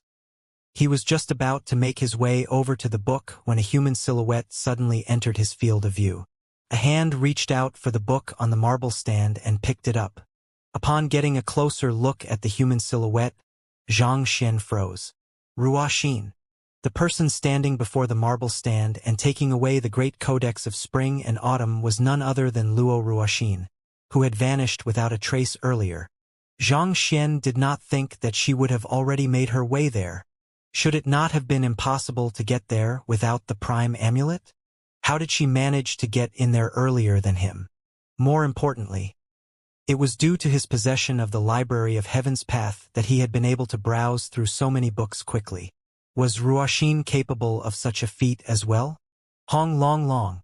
Before Xianxia could make sense of those doubts, along with the picking up of the great codex of spring and autumn from the marble platform, the entire temple of Confucius began trembling intensely. It was as if the cornerstone holding the entire place together had been removed, such that the entire dimension was beginning to tear apart. Voila! The first to bear the brunt of the blow was the Prime Hall. A flood of devastating energy gushed into the room, tearing down everything in its path. However, standing by the marble platform, Luo Ruoxin seemed to be completely unfazed by the flood of energy. A brilliant burst of light shone out from the book. The book attempted to flee from her grasp, but no matter how it struggled, it was unable to break free. Amid the intense trembling, the surrounding space distorted, causing the seal on the prime hall to break apart. The Great Codex of Spring and Autumn is finally out. Quick! Someone must be trying to assimilate it.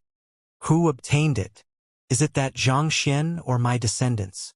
Roars echoed all around the area as many silhouettes charged into the prime hall. They were the ancient sages who had been camping outside the prime hall. Previously, they had been kept out due to the seal that Kongshi had placed around the prime hall, so they had no choice but to wait patiently outside. However, the fact that the prime hall was on the verge of collapse meant that someone had already gotten to the Great Codex of Spring and Autumn. This was a clear sign that it was their time to make a move, and the ultimate outcome of this battle was banking on them. It's that young lady. She is Luo Ruoxin. Seeing the figure holding the Great Codex of Spring and Autumn, the crowd was stunned. They had thought that it would be the master teacher named Xianxia who obtained the Great Codex of Spring and Autumn. Yet, contrary to their expectations, the one who eventually obtained it was actually the seemingly inconspicuous young lady following behind him, Luo Ruoxin. Little lass, you won't be able to assimilate it. Why don't you hand it to me instead? Seeing the tremendous power pulsating from the book, the eyes of the White Overlord reddened in excitement. Unable to curb its desire any longer, it raised its claws to strike Luo Ruoxin. Be careful! Xianxia was completely caught off guard by the happenings. He had not expected the seal to break down to the extent that even ancient sages would make an appearance. In an instant, his face turned incredibly livid. His first reaction was to dash forward to save Luo Ruoxin, but as he did so, he saw the eyebrows of the young lady coldly shooting up. Hong Long! Devastating torrent of energy burst forth and surged into the heavens. Shock waves rippled into the surroundings, forming a protective barrier around her. Pong! The claws of the White Overlord fell upon the protective barrier, but they did not even leave a mark on it. This is the strength of an ancient sage? Xianxia narrowed his eyes in shock. The strength that Luo Ruoxin was displaying was something that only ancient sages were capable of pulling forth. Not only so, she was even stronger than the White Overlord. Tzzzzzzzz. As soon as Luo Ruoxin brought out the strength of an ancient sage, it became clear that the struggling Great Codex of Spring and Autumn was gradually being stripped of its strength to oppose her. This is bad. She's on the verge of assimilating it. We can't let her succeed. Ancient sage Yanqing roared in horror. The next moment, a massive halberd darted through the air to strike down Luo Ruoxin. Its strength pierced right through the fabric of space-time, causing everything to seemingly slow to a halt.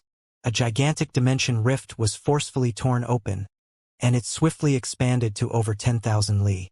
That was an attack from a blood reincarnation realm ancient sage, one of the strongest experts in the world. With just a wave of his hand, he could easily summon devastating destruction. Before this might could even come close, Xianxia, who was in close proximity to Luo Ruoxin, felt as if the bones within his body were on the verge of being crushed. His body, which had been tempered by the Empyrean heavenly flame, seemed to be as brittle as a child's toy. He felt his life slowly creeping to an end when Luo Ruoxin suddenly raised her hand. A warm glow swiftly shrouded him and escorted him out of the battlefield. Tzzzz. Following which, the halberd crashed right down upon Luo Ruoxin. Without the slightest change in her expression, the young lady grasped the Great Codex of Spring and Autumn tightly in one hand while raising her other hand toward the halberd. Pointing her finger toward the immensely destructive weapon, she tapped lightly. Wang! The halberd was halted on the spot. Ancient sage Yanqing's face reddened as the halberd flew out of his hand. Fresh blood spurted frenziedly from his mouth as he was furiously knocked backward. This? Xianxia narrowed his eyes. All along, he had thought that Luo Ruoxin's cultivation was around the same level as his. He did not think that she would actually be an ancient sage, and an incredibly powerful one at that. With a single tap of her finger, she was actually able to send ancient sage Yanqing, who was known to be the strongest ancient sage of the current era, flying. Could it be that she had already transcended the level of blood reincarnation, achieving the little-known void-shattering realm? If that was the case, What was her true background? Hula. While Xianxia was still figuring out what was going on, the space behind the young lady tore open like a ripped sheet of paper, causing a humongous dark abyss to appear. She's going to escape. If we don't stop her right now, the great codex of spring and autumn could very well become hers. Ancient sage Yan Qing cried anxiously.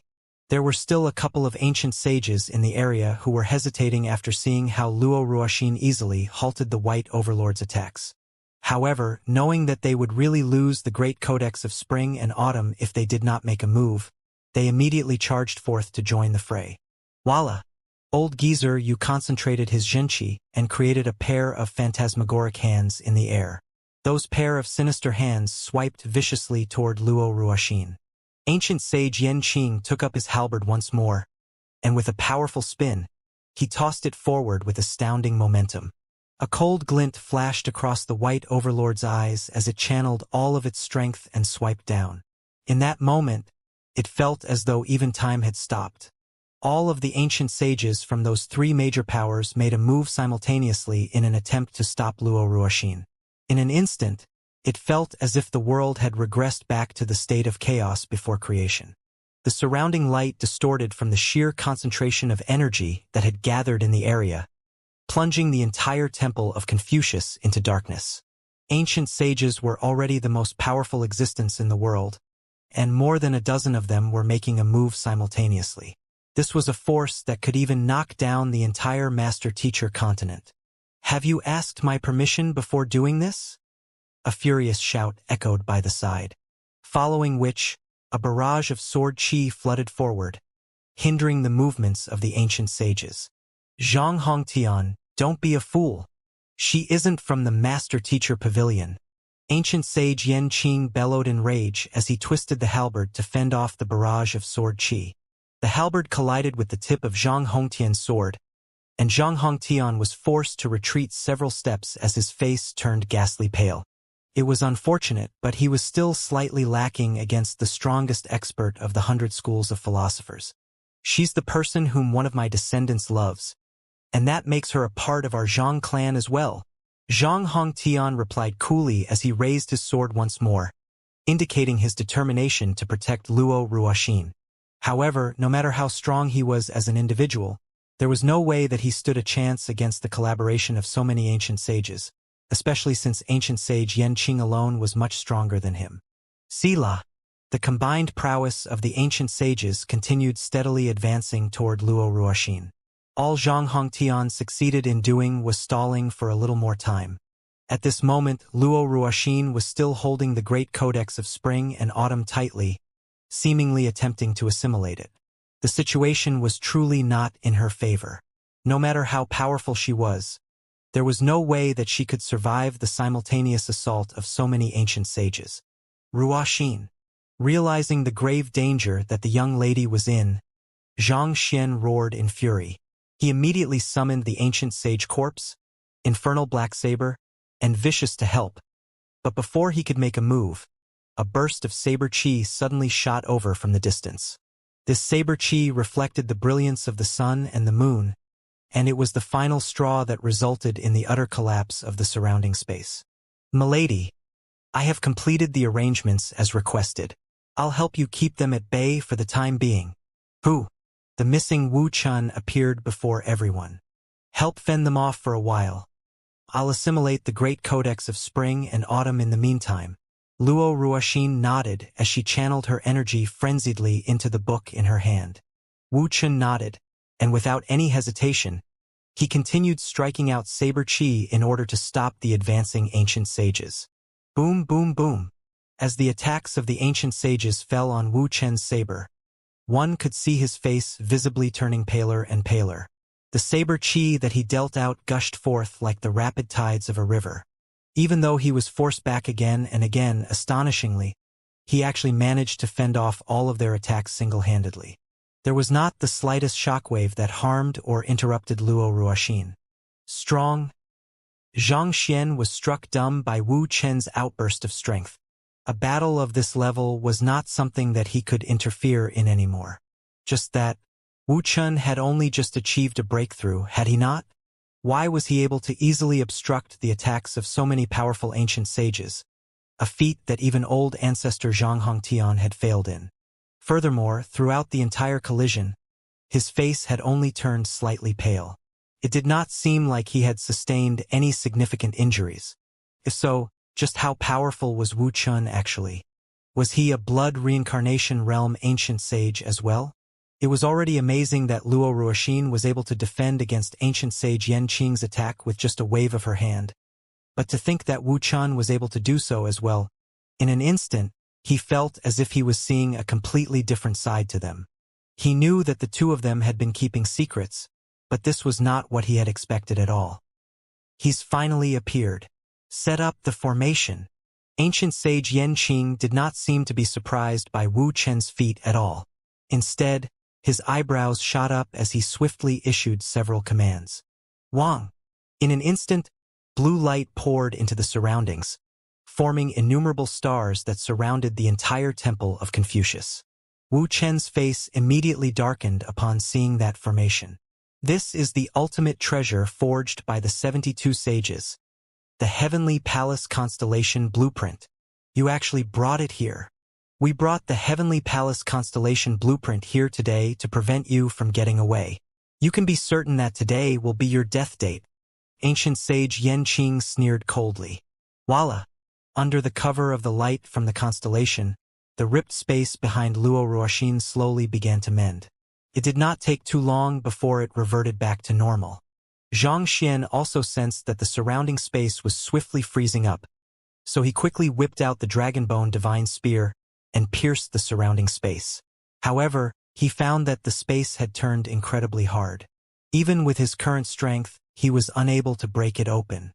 Within the sealed space, it felt like ancient sage Yan Qing was a giant who wielded the ability to control anything that happened. He raised his finger and tapped it lightly. Voila! A star descended from the sky and smashed right for Wu Chun.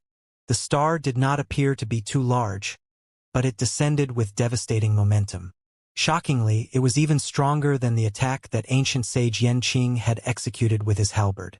Even before reaching its target, one could already feel the star's intent to annihilate everything in its path. Break! Facing the ridiculous might of the descending star, Wu Chen's complexion turned incredibly awful.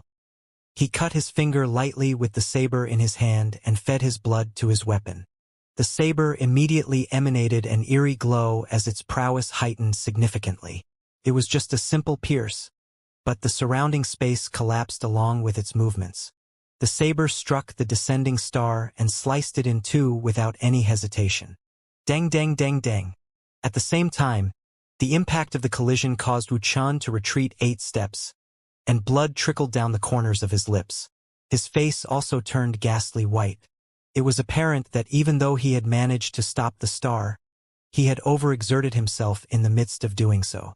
Seeing that Wu Chun was able to withstand the might of the descending star, a hint of astonishment flashed across ancient sage Yan Qing's eyes. However, he soon sneered coldly and raised his finger once more. Let's see how many you can defend against. Voila! Yet another star descended from the sky. Knowing that Luo Ruoxin was in a crucial moment in assimilating the great codex of spring and autumn, Wu Chun did not dare back down. Taking a deep breath, he retracted his saber and fled. I can't afford to hold back at a time like this. This time, Wu Chun did not use the saber.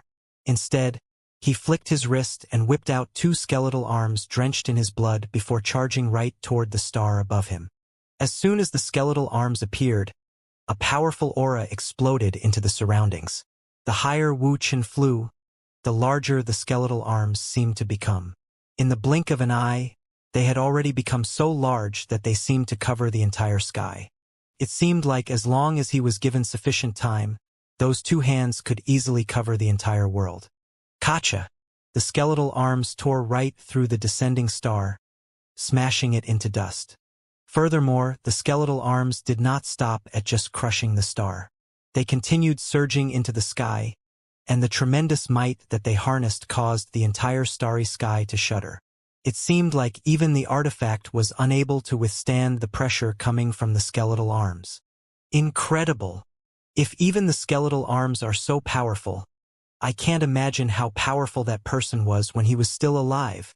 Zhang Hongtian and the others were bewildered by the impressive prowess that Wu Qian had brought forth. As ancient sages, they could feel the overwhelming strength of the blueprint very clearly. Even if they used their full prowess, they would still be unable to break apart the spacetime restraints imposed by the blueprint, let alone destroy the descending stars. Yet, a single grasp of those two skeletal arms could make the entire blueprint shudder. Did that not mean that their prowess had exceeded the blood reincarnation realm? This aura, contrary to everyone's bewilderment, Zhang Xian's body jolted as soon as he sensed the aura coming from the skeletal arms. He felt a familiar sensation from those two skeletal arms. It belongs to Vicious. Zhang Xian narrowed his eyes in astonishment. The right skeletal arm in the air was lacking a phalange, and the familiar aura that he was feeling confirmed his deduction. There was no doubt. It was Vicious.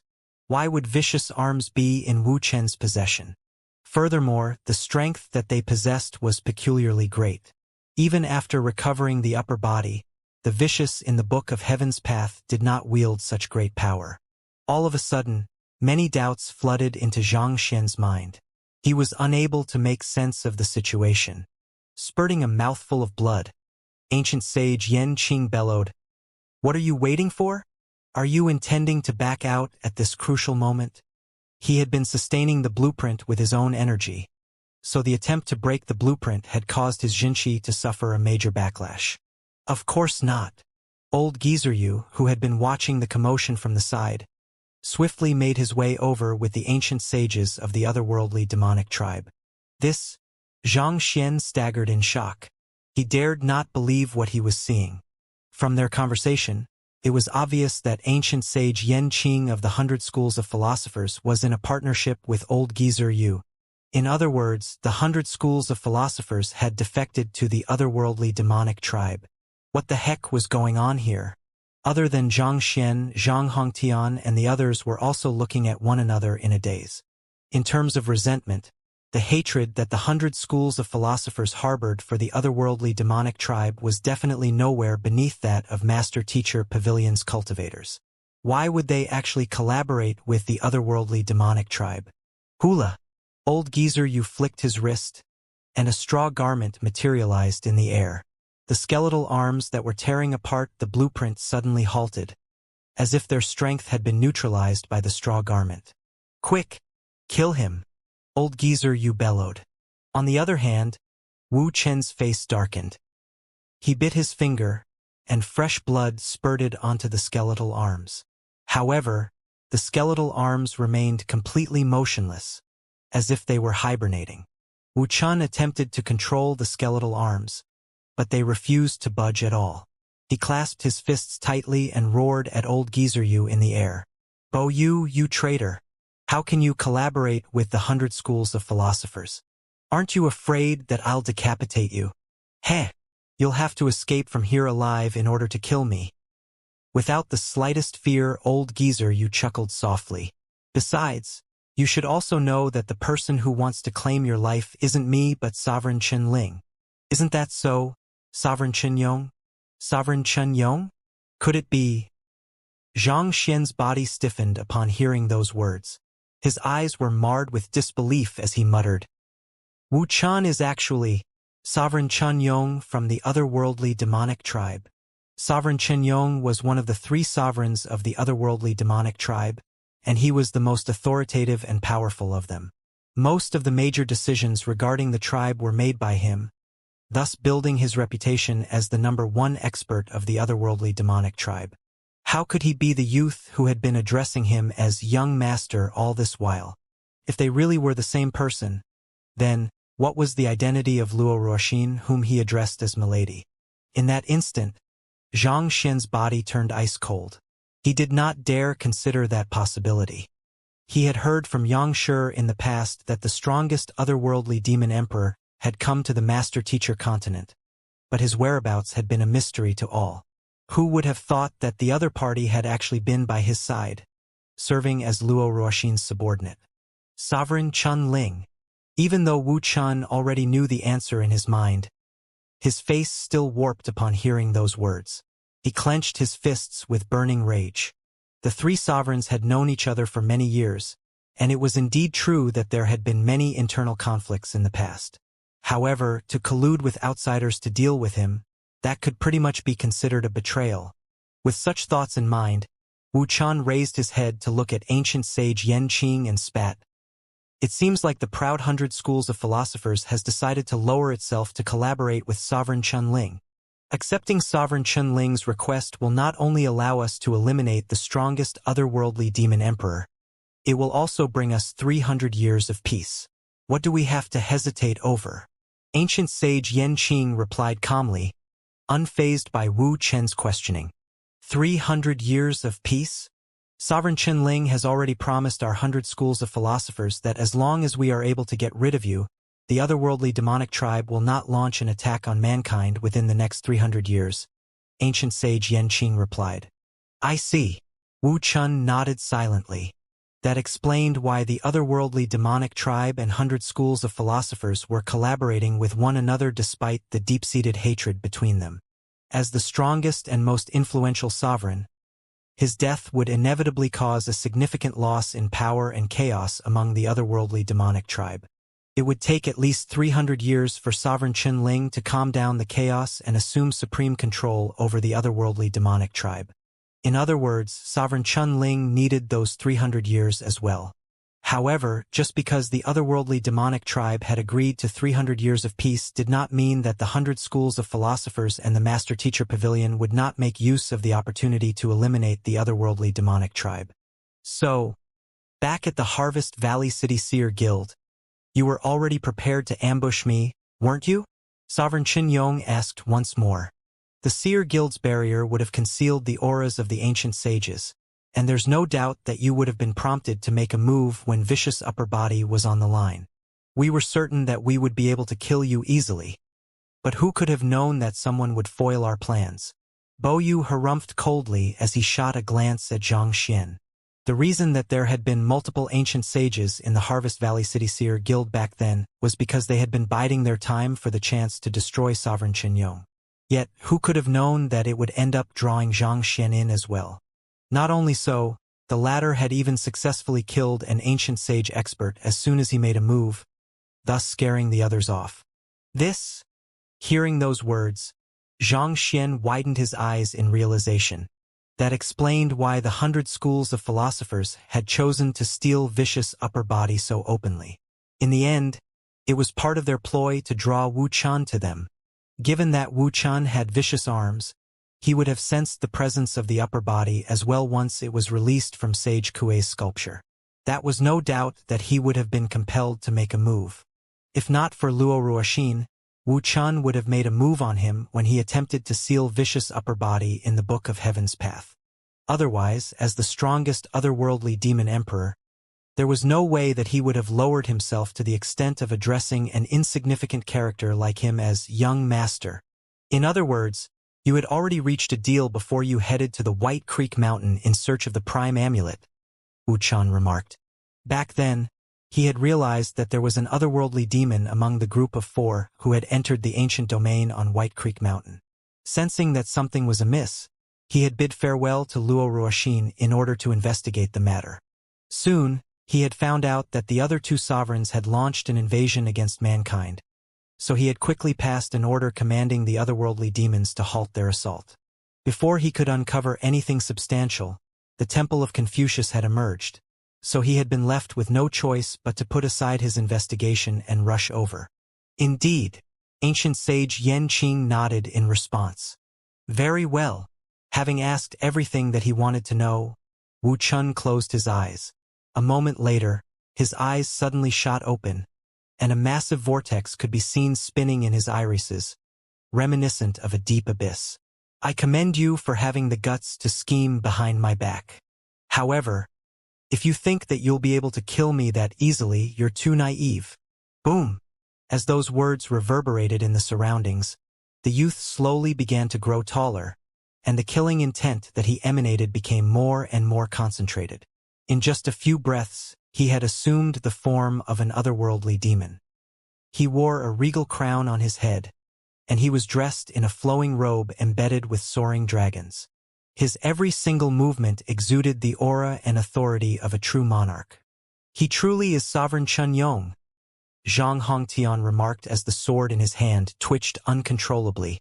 He had never met the strongest otherworldly demon emperor before, but he had heard many rumors about him. Just from the sheer intensity of the aura emanated by the otherworldly demon before him, there was already little doubt that he was truly Sovereign Chen Yong. Zhang Hongtian was far from the only one who was surprised by such a development. The faces of the other ancient sages also tensed up as they eyed the situation warily. It had been many years since Sovereign Chen Yong last made an appearance, but his reputation still struck fear deep into the hearts of those who had heard of him. In the upper echelon of the master-teacher continent, there was no one who had not heard of the devastating prowess that the strongest otherworldly demon emperor commanded.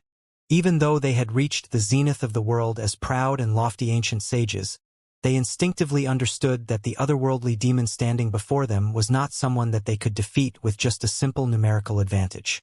On the other hand, watching as Wu Chun reverted to his original form, Zhang Xian fell eerily silent. He was confident in his eye of insight, even though he was unable to use the Library of Heaven's path on Wu Chun. He was certain that he would have been able to see through his disguise if he was an otherworldly demon. However, he forgot one thing: Luo Ruoxin's disguise amulet. Having used the disguise amulet personally, he knew of its incredible prowess. It served not only to disguise one's appearance and aura, but even one's bloodline. If Wu Chun had used it to disguise himself as Yang Shi, it was likely that not even the ancient sages of the Master-Teacher Pavilion would have been able to see through his disguise. This explained why no one had been able to find the strongest otherworldly demon emperor, despite the extensive search that had occurred after receiving reports that he had infiltrated the Master-Teacher continent. As for why the Master-Teacher Pavilion and the 100 Schools of Philosophers were aware that Sovereign Chen Yong had gone over to the Master-Teacher continent, it was likely due to the tip-off from the soul oracles who were serving the otherworldly demonic tribe. In just a few moments, Zhang Xian had already managed to make sense out of the entire situation. Most likely, one of the soul oracles serving Sovereign Chen Yong had sensed the latter's departure, so he had discreetly sent the message over to the Jiang clan. The Jiang clan had then forwarded the news to the 100 Schools of Philosophers, which prompted them to swiftly set up an ambush. All that remained a mystery to him and continued frustrating him was Luo Ruoxin's identity. Just who in the world was she, and what role did she play in the greater scheme of things? "We have never thought that it would be easy to eliminate you. However, regardless of the price we have to pay, we're determined to put you to rest today." Seeing that Sovereign Chen Yong had reverted to his true form, ancient sage Yan Qing knew that a huge battle was about to break out. He quickly swallowed 2 pills and recovered from the internal injuries that he had sustained earlier before raising the halberd in his hand. His eyes glazed with killing intent. The ancient sages of the 100 Schools of Philosophers quickly raised their weapons and let loose a war cry. After all their planning, this was the very moment that they had been waiting for. This decisive battle would eventually decide the fate of the world. "The 100 Schools of Philosophers want to kill me, and even my own tribesmen wish for my death. Ha ha ha." Sovereign Chen Yong glanced at the crowd before bursting into hearty laughter. He turned to Zhang Hongtian and the other ancient sages of the Master-Teacher Pavilion and asked imposingly, "What about the rest of you? My father and brothers have been killed by the otherworldly demonic tribe, and I have already sworn to devote my life to getting rid of each and every one of you. Sovereign Chen Yong, since you are the highest leader of the otherworldly demonic tribe, you have to pay for the sins your tribesmen have committed." Ha ha ha. It seems like the heavens aren't blind after all. To think that the great Sovereign Chen Yong would fall into our hands.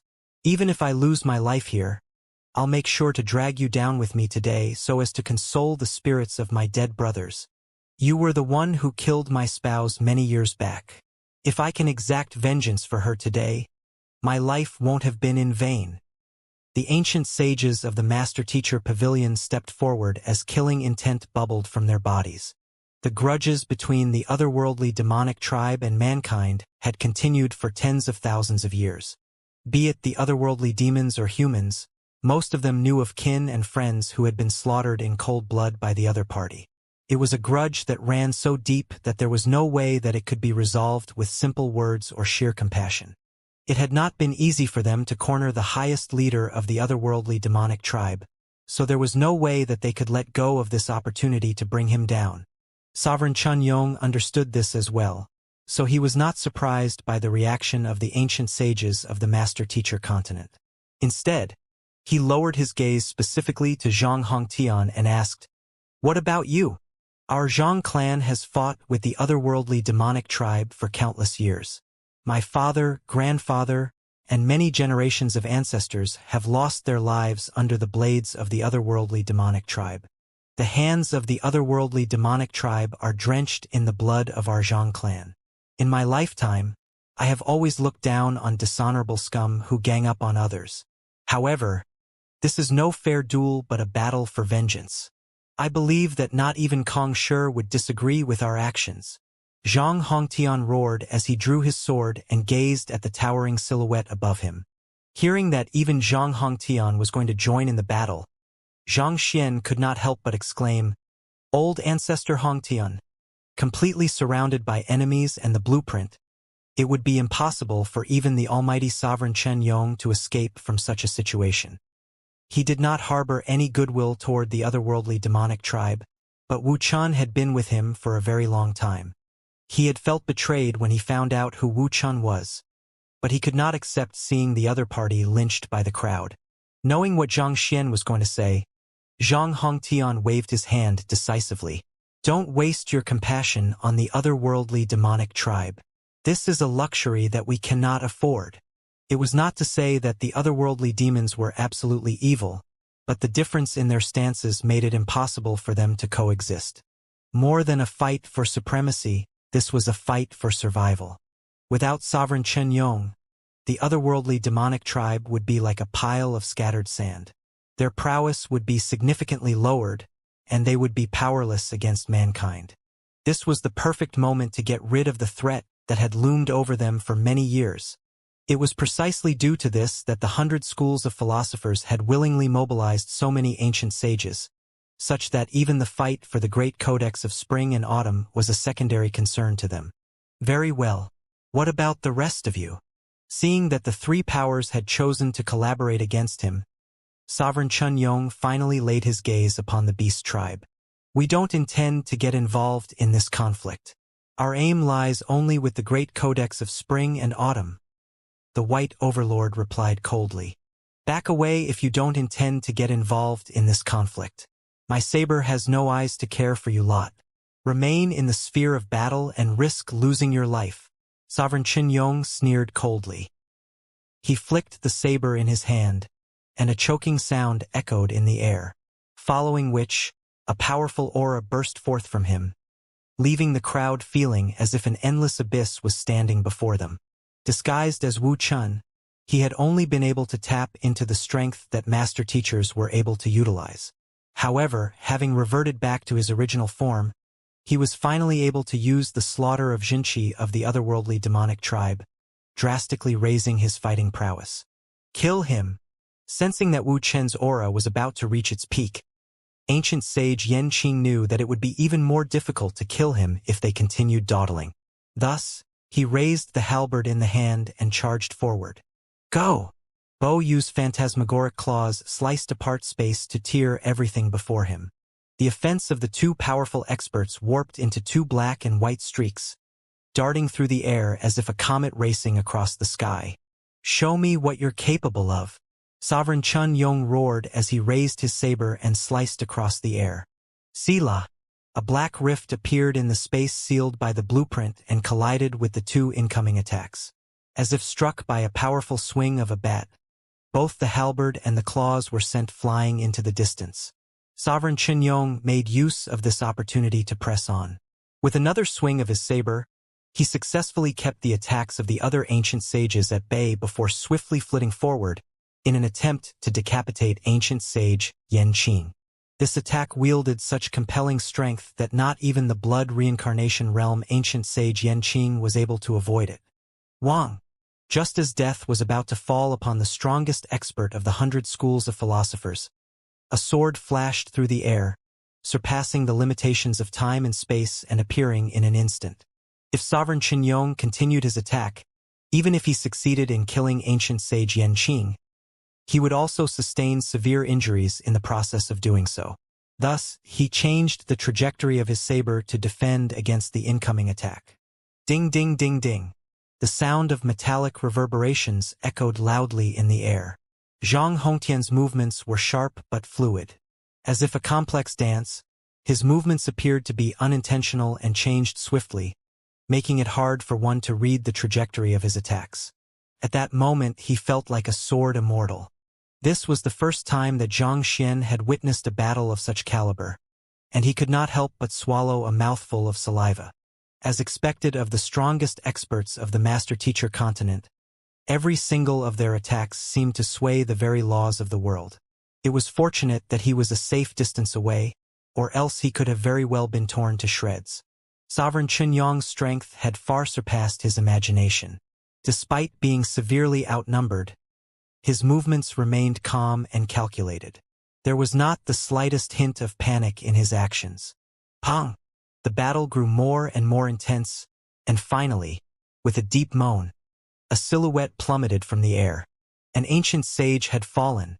It's a great philosopher realm otherworldly demon. Zhang Xian recognized the corpse. He was one of old geezer Yu's subordinates, an ancient sage Tudan otherworldly demon. This is good. Knowing that a corpse of that level was hard to come by, Zhang Xian stepped forward to flick it up using the Dragonbone Divine Spear. Hula! Into his storage ring the corpse went. Boom! Barely after collecting the corpse, an ancient sage from the 100 schools of philosophers met his end and plummeted to the ground. Shortly after, an expert of the master-teacher pavilion fell as well. Zhang Xian had no hesitation collecting the corpses of otherworldly demons, but he was unwilling to touch the corpses of those from the 100 schools of philosophers and the master-teacher continent. After all, he was a master-teacher himself, so the least he could do was respect his peers. That being said, while he did not collect their corpses, he did manage to collect the ancient sage blood that poured down throughout the course of the battle. As the battle grew more and more intense, the rate at which the ancient sages were dying grew faster and faster. In less than 10 minutes, less than half of the ancient sages who had joined the fray remained standing. However, Sovereign Qinyong had also sustained severe injuries. Blood was dripping down his arm, and his face had turned rather pale. Ancient sage Yanqing and Zhang Hongtian also had glaring wounds on them, and they were panting heavily. They were not in a good condition at all. On the contrary, it was old geezer Yu who had sustained the lightest injuries. It was not that he was the strongest of the three, but being the most cunning one, he had hidden from all of the frontal attacks coming from Sovereign Qinyong, using the other two as a shield. As expected of the number 1 expert from the otherworldly demonic tribe, you were able to bring so many of us down despite facing all of us simultaneously, Zhang Hongtian remarked with a hint of awe in his voice. He had thought that he could already be considered one of the strongest experts in the world, but who could have known that there would be someone who was so much stronger than him existent in the world? You aren't weak either. But if that's all you have, your wish to claim my life today is nothing more than wishful thinking. Sovereign Qinyong replied imposingly with his saber in hand. Humph! Even at the cost of my life, I'll drag you into the grave. Zhang Hongtian spat coldly. Give it a try then, Sovereign Qinyong scoffed. He raised his saber to continue the battle, but all of a sudden, the entire blueprint around them started shaking intensely. Hong long long. The world seemed to be slowly unraveling as a ray of white light pierced through the blueprint. Gradually, a gigantic altar flickered into appearance. The light was surging toward Luo Ruoxin, who was in the midst of assimilating the great codex of spring and autumn. It's a success. Sovereign Qinyong's eyes lit up in agitation. The reason that he had chosen to stay behind and fight was to prepare this artifact in order to help Luo Ruoxin. Seeing that the plan had finally succeeded, he could not curb his excitement any longer. Sila! As the light from the altar shone upon Luo Ruoxin, It seemed like the bottleneck on her ancient sage cultivation had been released once more. Tremendous energy coursed through her body like rapid tides as she grew stronger and stronger. Under the assault of such imposing strength, the great codex of spring and autumn was finally tamed. As soon as the great codex of spring and autumn was tamed, it disappeared from the young lady's palm, as if having been stowed away. Tzzzzzzzzzzzz. With the furious surge in Luo Ruoxin's strength, the blueprint that had sealed the surrounding space was placed under great strain, such that huge cracks were starting to surface all around. Those cracks crept all around the place, revealing pitch-black rifts that resembled the doors to the netherworld. As those cracks began appearing, an overwhelming suction force poured forth from them to tug at the young lady, seemingly trying to drag her away. The young lady frowned. With a wave of her hand, the altar in the sky flew over and landed beneath her feet. Standing atop the altar, the suction force that was pulling her away finally alleviated slightly, allowing her to stand her ground for the time being. Xianxia. Steadying her figure, the young lady looked around the room before finally halting her gaze on Xianxia. Looking at the silhouette on the altar, Xianxia's body suddenly froze. Her silhouette slowly fused together with another one in his memories, and he suddenly felt a splitting headache assaulting his mind. You are the spirit god of the otherworldly demonic tribe. The silhouette that he had seen back in the Qiu Wu Palace and the Dimension of Four Seasons had seemed strikingly familiar for some reason, but he had not been able to figure out why. To think that it would actually be Luo Ruoxin. She was neither an expert of the 100 schools of philosophers nor the transmogrification of an expert of the beast tribe. Rather, she was the highest god of the otherworldly demonic tribe. How could that be? At that instant, Xianxia felt a crushing pressure on his heart, seemingly squeezing the life out of his breath. Shaking his head in disbelief, he asked, "Didn't you tell me that you aren't an otherworldly demon?" He could not understand Luo Ruoxin's fervent desire to hide her identity, but he was willing to wait for the day that she could come clean. Nevertheless, he had been afraid that they would be standing on opposite ends eventually. So he had asked her if she was an otherworldly demon and if she intended any harm toward mankind. Back then, she had said that she was not an otherworldly demon and that she did not intend any harm toward mankind. Was that all a lie? He would not have minded no matter who Luo Ruoxin was and which power she was affiliated to, but he could not stand being deceived and made use of by the one he loved. Seeing Xianxia's frenzied state, Luo Ruoxin's eyes reddened. A rare hint of panic could be heard in her voice as she anxiously tried to explain herself.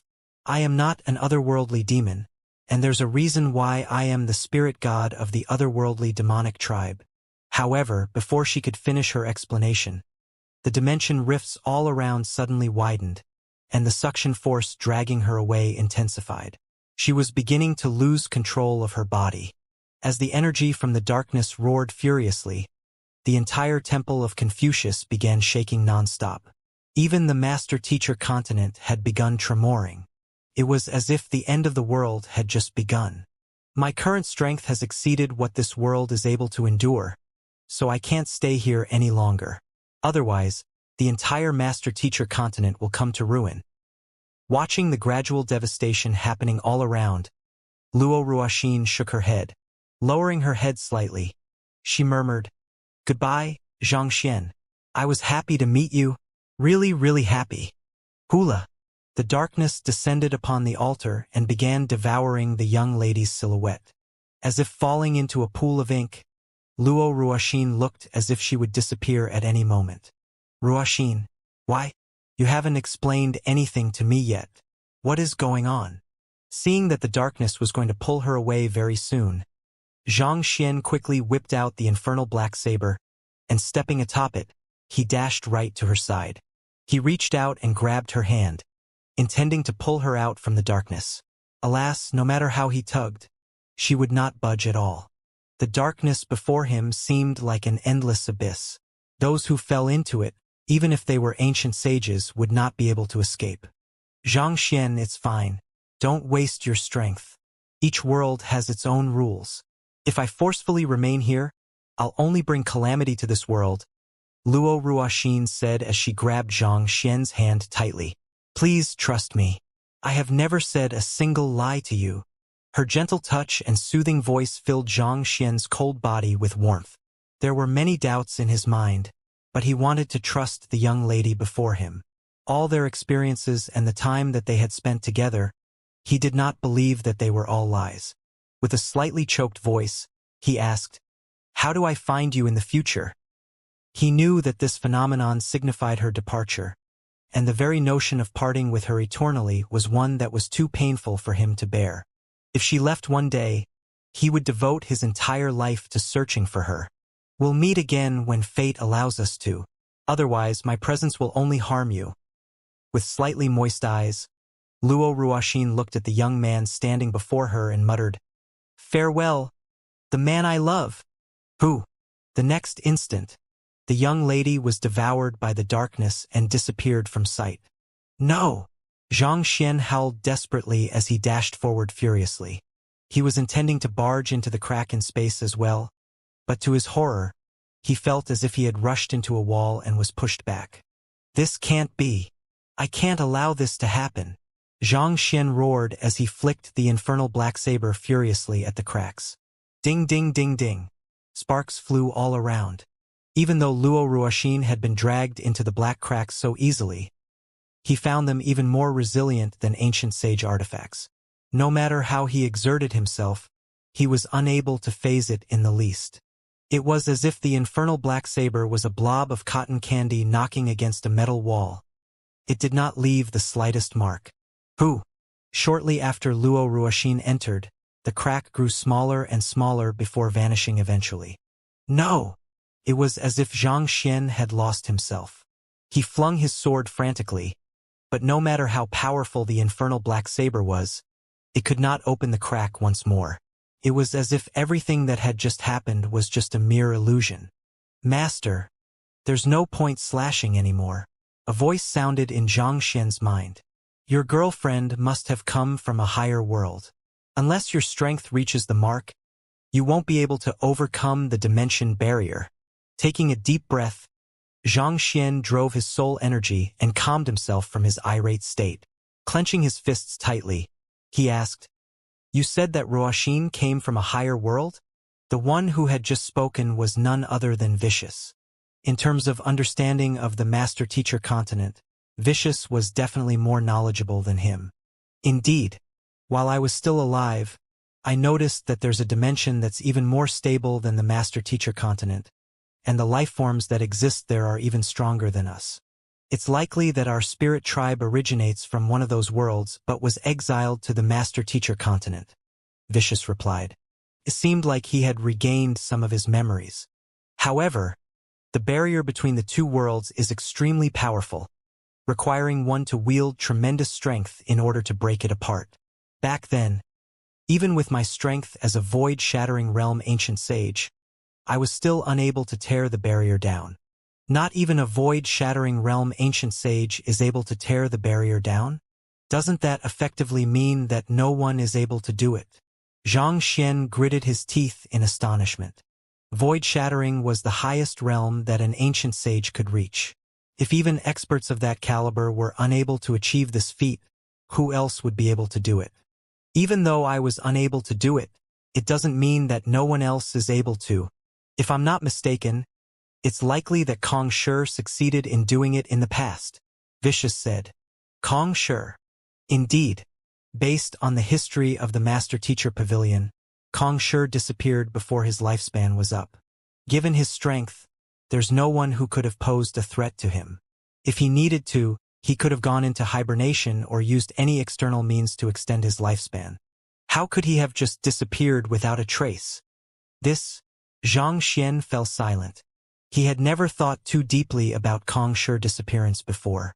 However, the emergence of the black dimension rifts that swallowed Luo Ruoxin and the knowledge that there were higher worlds above the master-teacher continent sprouted some thoughts in his mind.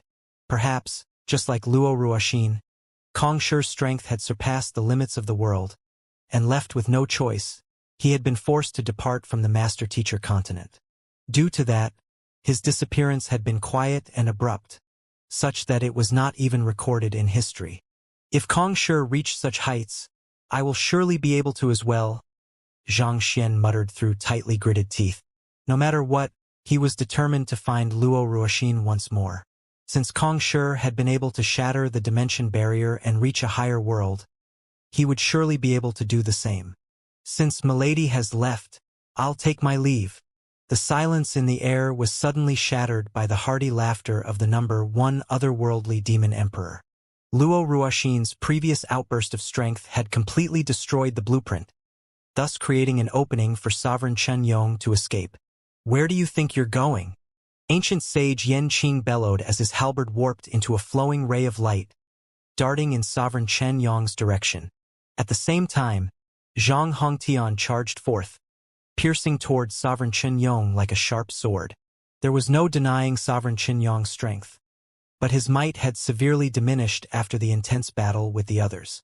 In his current weakened state, he knew that he could not afford to simply disregard ancient sage Yan Qing and Zhang Hongtian's attacks anymore, or else he might really meet his end. Thus, he turned around and protected himself with a powerful swing of his saber. The two sides collided with one another, and all 3 experts spurted out fresh blood as they were sent flying. At that moment they were running on fumes. What was fueling them was just a streak of resolute determination. Enduring his injuries, Sovereign Chen Yong stood up and coldly spat. Have no doubt that I'll exact vengeance for what you have done today. It seemed like he suddenly sensed something else, and he quickly turned his sights away from ancient sage Yan Qing and Zhang Hongtian. He flicked his saber, and a pitch-black spatial passageway appeared before him. With a leap, he attempted to dash right in. If he was allowed to slip through the spatial passageway, it would be as good as allowing a fish back into the ocean. It would be nigh impossible to find him once more. Gritting his teeth furiously, ancient sage Yan Qing raised the halberd in an attempt to seal the spatial passageway, only to see the escaping Sovereign Chen Yong coming to an abrupt halt. As if a fish being thrown ashore, no matter how he struggled, he was unable to move. Sovereign Chen Yong, why are you in such a rush to leave? A voice echoed through the air. As old friends, don't you think that it's rude for you to snub us? Following which, 2 towering silhouettes walked over from the depths of the void. Those 2 men wore clothes with a similar design to Sovereign Chen Yong's, just in a different color. They each wore a crown on their head, and the killing intent that they emanated was as black as ink. It was as if they were the manifestation of the netherworld itself. Could they be the other 2 sovereigns? Zhang Xian narrowed his eyes on astonishment. From their clothes and the strength that they emanated, it was apparent that they were the other 2 sovereigns plotting to kill Sovereign Chen Yong, Sovereign Chen Ling and Sovereign Chen Xing. They had also left the otherworldly battlefield to participate in the operation to eliminate Sovereign Chen Yong. From the looks of it, it seemed like they had been hiding in the vicinity all along. It was just that they did not dare appear until the spirit god finally departed. Seeing the other 2 standing before him, Sovereign Chen Yong spat. The spirit god is aware of our actions. If you kill me, there's no way that she'll let you get away scot-free. He gathered all of his strength and forcefully broke free of his restraints. Raising his saber, he hacked it down with all his might. Voila! The might of the saber was tremendous, easily tearing apart the fabric of space. However, it was clear that the severely injured Sovereign Chen Yong was insufficient to put up a fight against the other 2 sovereigns. With a simple flick of his finger, Sovereign Chen Yong blocked the saber and flicked it away. Sovereign Chen Yong, there's no need to be agitated. We only want to have a talk with you. How crude would it be to come to blows over everything? Moreover, isn't it clear that you would be utterly powerless even if we wanted to kill you? The spirit god might oppose our action of claiming your life, but having returned to her spirit god palace, there is nothing she can do. Besides, the gods have no emotions. You can't possibly be so naive as to think that a god would actually stick her neck out for you. Sovereign Chen Ling's lips crept up as he gazed down on Sovereign Chen Yong in pity. She's just making use of you to acquire the great codex of spring and autumn. Do you honestly believe that she actually values you? You! Knowing that he would not be able to escape with the other 2 sovereigns around, Sovereign Chen Yong calmed himself down and straightened his back. carrying himself with an inviolable disposition. He coldly said, "I have never mistreated either of you. Why do you want to betray me? Why do we want to betray you?" Hearing those words, Sovereign Chunling laughed coldly. "You should ask yourself the same question. Why are you so obedient to the orders of the newly appointed spirit god? The past spirit gods only required us to tribute master teachers to bestow upon us endless treasures. On the other hand, what has the current spirit god given us? Furthermore, who are you to stop us from launching an attack on mankind? Do you know what that means? Do you really want our tribesmen to die guarding that godforsaken land?" Sovereign Qinyong was taken aback. He did not expect that to be the reason behind the betrayal. With a cold harumph, he spat. "You dare to question the commands of the spirit god?" He had thought that Sovereign Chunling's betrayal was because of the latter being forced to assume a secondary position in the otherworldly demonic tribe. Who would have thought that the dissatisfactions actually originated from the spirit god? The reason that the spirit god had stopped them from launching an attack was because she did not wish to see harm come to the otherworldly demonic tribe or mankind. The tables were gradually turning, especially with Xianxia's appearance. Yet, Sovereign Chunling actually thought of her actions as a limitation? Of course not. Who am I to question the judgment of the spirit god? However, if you meet your end, I will be the strongest otherworldly demon emperor of the spirit tribe. I will become the very oracle of the spirit god, and my words will become her decree. The spirit god might be powerful, but traversing across the dimension barrier is no easy feat. Even the gods suffer a tremendous backlash trying to do so. Otherwise, she wouldn't have been forced to recuperate in the master-teacher continent for half a year. Sovereign Chunling sneered coldly. "Rest assured, after you meet your end, I'll report to the spirit god that you were killed by the 100 schools of philosophers and master-teacher pavilion. I rushed over as quickly as I could, but it was already too late by then. Before your death, you passed your position as the highest leader of the spirit tribe over to me, instructing me to lead the entire spirit tribe.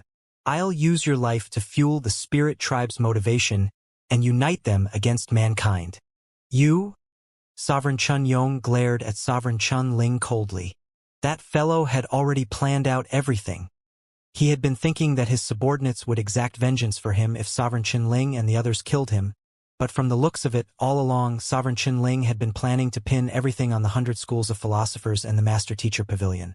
Not only would he be spared from the backlash, he would also be able to provoke the resentment of the spirit tribe and use them to further his ambitions. Hearing those words, ancient sage Yen Qing's face warped in horror. "Sovereign Chunling, have you forgotten the promise you made me?"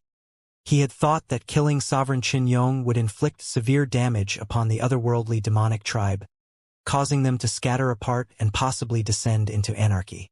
Yet, contrary to his expectations, the belligerent faction was not that of Sovereign Qinyong but Sovereign Chunling. If Sovereign Qinyong died, it was likely that the situation would run out of control. "Don't worry, I'll surely abide by my promise. However, whether you'll really get 300 years or not, that is something that we will have to discuss further." Sovereign Chunling laughed heartily. If it was mankind that had obtained the great codex of spring and autumn, the otherworldly demonic tribe would probably have had to lie low for some time. However, since the ultimate treasure had been obtained by the spirit god, and the ancient sages of the 100 schools of philosophers and master-teacher pavilion had sustained severe injuries, was it not the ideal chance for their spirit tribe to launch a counterattack? "What do you mean by that?" Ancient sage Yen Qing roared furiously as he raised his halberd menacingly. The other ancient sages also swiftly grouped together, fearing that the two sovereigns would make a move on them. Just a single Sovereign Qinyong was enough to wreck their forces. If the other sovereigns made a move on them, they would truly be in a perilous situation. Seeing the wary look on ancient sage Yen Qing's face, Sovereign Chunling knew that if he said the wrong things at this moment, there was a good chance that the 100 schools of philosophers would go all out to drag him down with them even at the cost of their lives. "I don't mean anything by that. Since we are allies, there's no way I'd make a move on you. If I did, I would suffer a backlash from the vow I made. Rest assured, we'll discuss the future plans between our races once I'm done getting rid of him." He knew that the most important thing at hand was not to fall out with mankind but to kill Sovereign Qinyong and consolidate his power. Only when he had the entire otherworldly demonic tribe under his control would he be qualified to consider whether they should battle or respect the agreement. With an eerie smile, he turned towards Sovereign Qinyong and said, "Farewell. You have been a difficult opponent to deal with, but it's time for you to meet your end." With a cold harumph, he raised his palm and thrust it forward. It was as if someone had flipped the world upside down. A strength powerful to the extremities crushed the surrounding space, compressing everything in its way to Sovereign Qinyong. "Humph! If you thought that I would go down without a fight, you thought wrong." Seeing that the other party had decided to sever their ties once and for all and make a move on him, Sovereign Qinyong raised his saber, and a pitch-black flame engulfed his entire weapon. It was as if he had summoned the heavenly flame ordeal. The strongest battle technique of Sovereign Qinyong, herald of the celestial flame, a flash of a saber carrying unparalleled sharpness and the destructive might of a heavenly flame. There was nothing in this world that could withstand its might. Heh! As if knowing that Sovereign Qinyong would make this move, Sovereign Chunling sneered coldly. Raising his palm, he exerted immense pressure upon Sovereign Qinyong, compressing the surrounding air to the point that it almost felt tangible to the touch. Respected as the #1 otherworldly demon emperor, Sovereign Qinyong wielded strength that far surpassed the others, such that a collaboration between Sovereign Qianling and Sovereign Qianxing would not even faze him. However, at that moment, due to his severe injuries, his strength was not even close to 1/10 of his peak. As powerful as Herald of the Celestial Flame was, its might was severely diminished due to his weakened prowess. As Sovereign Chunling's palm strike collided with his saber, the flames were extinguished, and his saber flew away to somewhere beyond his reach. Pong! As if a cannonball, Sovereign Qinyong was slammed forcefully to the ground. His face paled, and fresh blood spurted out of his body. To be honest, it was a miracle that he was still alive given the injuries that he had sustained after the fight with the 20 ancient sages. There was no way that he could possibly stand up against an expert whose strength was near his level in his current state. Ha ha ha ha! Seeing that his attack had worked, Sovereign Chunling's eyes glowed in exhilaration. Sovereign Qinyong, you have been in a position of dominance for so long. Did you ever think that you would land in such a state? As he spoke, he walked toward Sovereign Qinyong a step at a time. Placing his feet triumphantly upon the chest of the defeated Sovereign Qinyong, he burst into hearty laughter. This was a man who was renowned for being peerless. He commanded might far surpassing anyone around him, and there was no one who did not fear him. Yet, he had still ended up beneath Sovereign Chunling's feet, suffering a fate worse than death. Suppressed under Sovereign Chunling's feet, Sovereign Qinyong was unable to move at all. With a livid expression on his face, he turned to the other sovereign and said, "Sovereign Qianxing, I have treated you with kindness. Are you certain you want to collude with him against me? If he's able to turn his back against me, the same fate could very well befall you another day. As long as you help me tide through the difficulties today, I can overlook what has happened today, and everything will go back to what it was." Hearing those words, Sovereign Qianxing fell into deep contemplation. He had always played a neutral role in the otherworldly demonic tribe. To be honest, he would never have chosen to betray Sovereign Qinyong if he had any other choice. Seeing that Sovereign Qianxing was actually hesitating, Sovereign Chunling exclaimed in fury, "Sovereign Qianxing, from the moment that we decided to ally with one another, you stepped onto a path of no retreat. If he recovers to his peak, both you and I will be goners." Sovereign Qianxing was a person of astounding strength and wits. However, if there was one flaw to be picked about him, it would be that he was too indecisive. They had already gone so far, so how could they possibly turn back? It was far too late for that. "I'm sorry, Sovereign Qinyong. The terms that Sovereign Chunling has offered me are simply too great for me to reject." Recalling the means of Sovereign Qianling and the terms that the other party had offered him, Sovereign Qianxing hesitated for a brief moment before raising his palm to deal the killing blow against the floored Sovereign Qinyong. It was a strike that harnessed incredible prowess. If Sovereign Chen Yong failed to dodge it, his head would be burst into bits, and he would die on the spot. As Sovereign Chen Xing's palm swiftly approached Sovereign Chen Yong's head, the latter did not seem to panic in the least. On the contrary, with a look of resignation on his face, he shook his head in disappointment. As much as I don't want to acknowledge your betrayal, do you really think that I would get so careless, especially after the spirit god went to the extent of warning me about my circumstances? What? Seeing the look on his face, the two sovereigns immediately felt a bad premonition.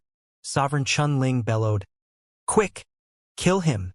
They had no idea what Sovereign Chen Yong was up to, but they knew that it would be foolish to grant him the time that he needed to turn the tables on them. However, before the palm could even strike its target, both Sovereign Qin Xing and Sovereign Qin Ling suddenly felt a stabbing pain assaulting their chests. Lowering their heads, they saw two skeletal arms piercing through their chests from their backs. Vicious arms.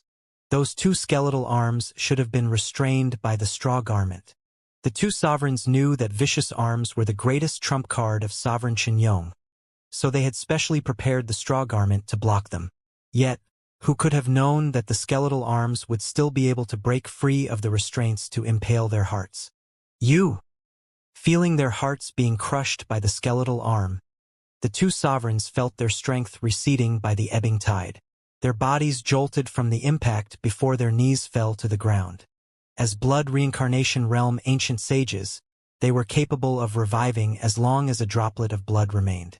However, that would require an immense amount of time and a huge accumulation of energy.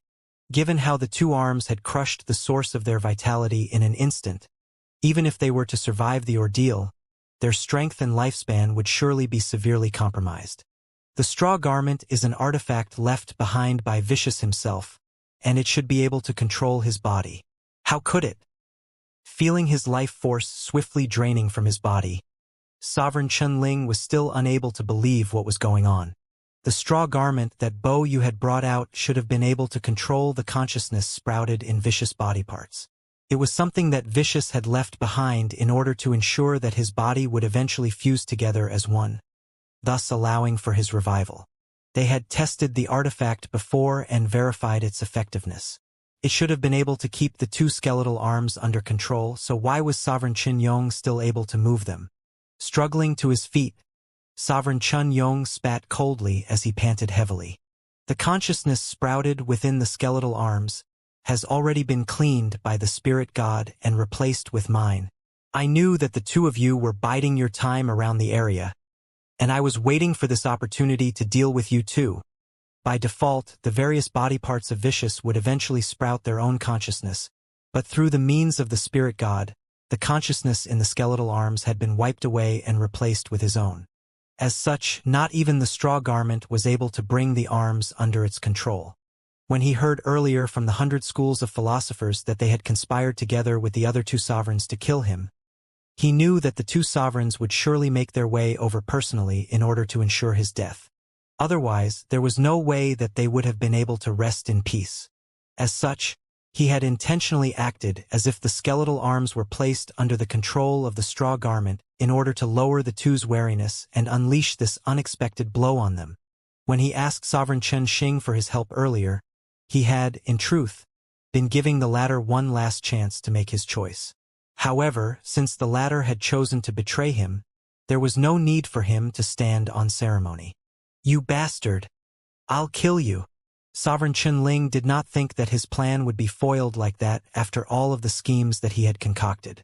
Overwhelmed with rage, he gritted his teeth and gathered all of the strength in his body. Boom!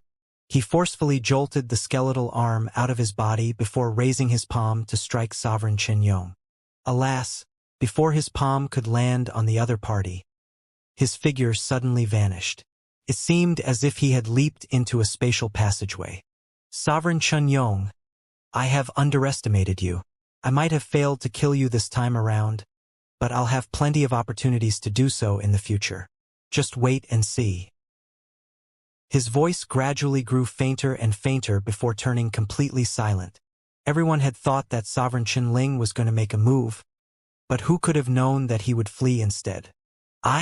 "Wait for me." Seeing how his comrade had fled without him, there was no way that Sovereign Chen Xing would dare remain in the area. He quickly turned around and fled as well. With the departure of the duo, Sovereign Chen Yong's body wobbled weakly before falling back to the ground. At the same time, the two skeletal arms that he had driven to assault the two sovereigns seemed to have lost all strength and plummeted to the ground as well. At that moment he looked incredibly frail. Despite the imposing airs that he had put on earlier, the truth was that he had already completely depleted himself. Had those two sovereigns been any more courageous, he would have lost his life there and then. There was absolute silence for a moment before ancient sage Yan Qing and the others flew over to Sovereign Chen Yong's side. Sovereign Chen Yong, you don't stand a chance against us in your current state. End your own life and preserve your dignity. The two sovereigns might have escaped, but they were still around. You want me to end my own life? Surrounded by so many ancient sages, Sovereign Chen Yong knew that there was no way that he would be able to leave alive. A look of resignation flickered across his face as he sighed deeply. Who could have known that I would lose my life like this? Raising his palm, Sovereign Chen Yong prepared to strike his hand on his forehead. At this crucial moment, Zhang Xian rushed over and bellowed, "Hold it!" Zhang Xian clasped his fist respectfully and asked, "Will you allow me to speak first?" One of the ancient sages harumphed coldly. "This is a matter among the ancient sages. Who do you think you are to interfere in our discussions?" He was already growing impatient with this impertinent young man. Putting aside how he had exploited them earlier by selling them the slots at exorbitant prices, just the fact that he had personally brought the spirit god of the otherworldly demonic tribe into the Prime Hall to steal the great codex of spring and autumn was enough for him to be branded as an unpardonable criminal of mankind. The great codex of spring and autumn was a treasure left behind by Kong Shi, and the fate of mankind banked on it. Yet, it had fallen into the hands of the otherworldly demonic tribe, thus placing the fate of mankind in jeopardy. After sinning so terribly, he still had the cheek to interfere in their affairs and save Sovereign Chen Yong. Filled with rage, he turned to the young man and hollered at him. Voila! Barely after those words were spoken, a saber flashed across the air. Alarmed, the ancient sage hurriedly backed away, but even so, he was still cut by the edge of the blade. Fresh blood trickled down from his arm. Turning back to look, he saw the young man wielding a saber that emanated a sinister light from its blade. "Am I qualified now?" Zhang Xian remarked coldly. "You are courting death."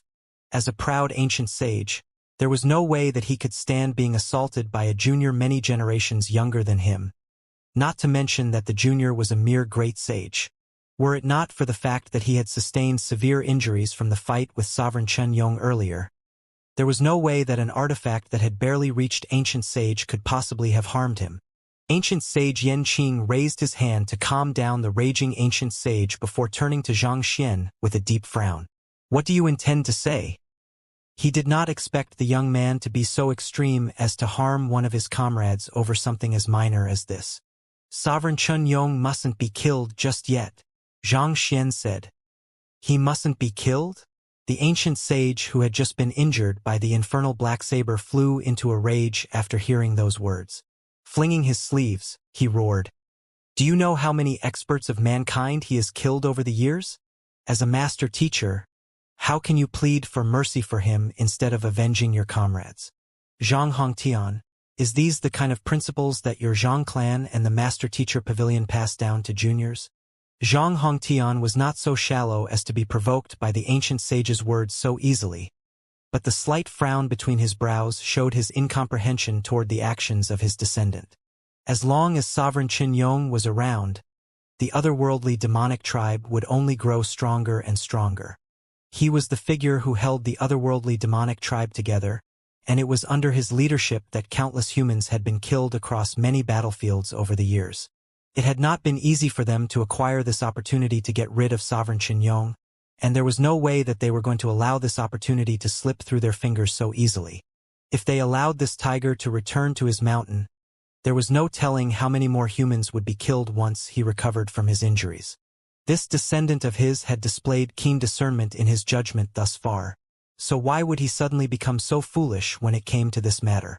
Please don't drag the Zhang clan and the Master-Teacher Pavilion into this matter. This is my individual decision, and it has nothing to do with them. Zhang Xian replied sharply. There were several major reasons that he was determined to save Sovereign Qinyong, and the greatest one was Luo Ruoxin. The latter had been serving as Luo Ruoxin's subordinate for a period of time.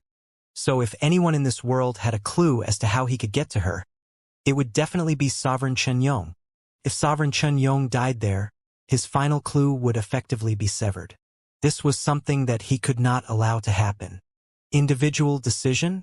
As a mere great sage, do you think that the decisions you make can sway the minds of us ancient sages? Another human ancient sage scoffed in response to Zhang Xian's words. Do you think that you are worthy of standing in our midst just because you have an ancient sage weapon? You really think too highly of yourself. You're right. There's no way I would be qualified to speak to you all just because I have an ancient sage artifact. Zhang Xian swept his gaze across the ancient sages around him before raising the infernal black saber once more. Sila! The saber sliced through space and time, arriving right before old Geezer Yu in an instant. The heck? Old Geezer Yu cursed indignantly. Screw you. Even if you wish to establish your strength and make others value your opinion, you don't have to use me as a punching bag. There are so many other people that you can hack, so why me? How the heck did I offend you? Feeling deeply stifled, old Geezer Yu swiftly darted to the side. While he was the least wounded, he had still sustained a fair amount of damage, causing his strength to be lowered to around 30% of his peak. Nevertheless, he was not an opponent that the infernal black saber, which had achieved a breakthrough to ancient sage not too long ago, could compare to. Dodging the attack, old Geezer Yu was just about to counterattack when his body suddenly froze. He felt himself being overwhelmed by a powerful aura. Sovereign vicious? Old Geezer Yu narrowed his eyes in horror. Even though the aura was devoid of killing intent, as an otherworldly demon, he could instantaneously recognize it as his ancestor Vicious, who had fought on equal grounds with Kong Shi. Due to the Jinqi of slaughter that the otherworldly demons practiced, the suppression exerted through bloodline was exceptionally powerful. This was also why the hierarchy was extremely rigid in the otherworldly demonic tribe. Puha! In the blink of an eye, the infernal black saber had already struck one of the flaws in his cultivation. His face turned pale, and fresh blood spewed out of his mouth. His body swiftly retreated into the distance before smashing heavily into the ground. Is such strength enough to qualify me to speak to you all? Zhang Xian asked coolly. Old Geezer Yu was an ancient sage 3-Dan blood reincarnation realm expert, whereas the infernal black saber was an artifact that had just barely reached ancient sage. Under normal circumstances, it would have been impossible for the latter to injure old Geezer Yu. However, through vicious suppression and exploiting the flaws in old Geezer Yu's cultivation, not to mention that the latter had sustained severe injuries in the fight with Sovereign Qinyong, Zhang Xian managed to pull the assault off. Fine, we'll acknowledge your strength. You are indeed qualified to speak with us. However, I expect you to come up with a sufficiently convincing reason that can persuade us. Even though Zhang Xian's movements were swift, the ancient sages were still able to notice that something was amiss. It was clear that the young man had some trump card other than the infernal black saber, and the two of them put together were enough to wound even Bo Yu. On that basis, it was clear that he was qualified to speak on equal terms with them. Zhang Xian looked over and said, I don't know about the matter of the 100 schools of philosophers collaborating with Sovereign Qinling and Sovereign Chunxing to deal with Sovereign Qinyong. However, I believe that you should have felt Sovereign Chunling's belligerence earlier. Do you really expect him to hold up to the end of his promise? Just think about it. Had Sovereign Qinyong not injured him, do you think that you could trust him not to have made a move on the rest of us? The crowd fell silent upon hearing those words. To be honest, if not for Sovereign Qinyong's trump card, it was very likely that Sovereign Qinling would have broken his promise and made a move on the rest of them. Perhaps that fellow might even have planned that from the very start. He had been biding his time till both they and Sovereign Qinyong were severely injured so that he could kill two birds with one stone. If they had lost their lives there, the Master-Teacher continent would have effectively lost its final layer of protection.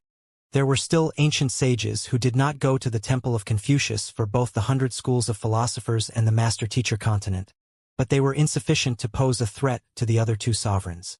Sovereign Chen Ling is someone who could betray even his own tribesmen. Do you think that he would have any qualms breaking his agreement with you?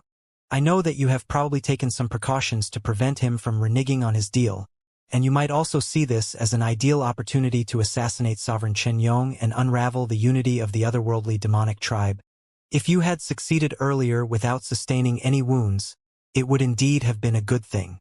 You would have been able to exploit the temporary chaos amidst the otherworldly demonic tribe from the loss of their highest leader to deal a decisive blow. However, that might not necessarily be so given the current state of affairs.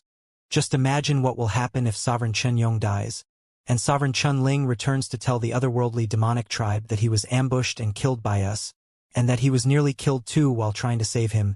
If he were to do so, he will be able to swiftly build solidarity among the otherworldly demonic tribe and unite them.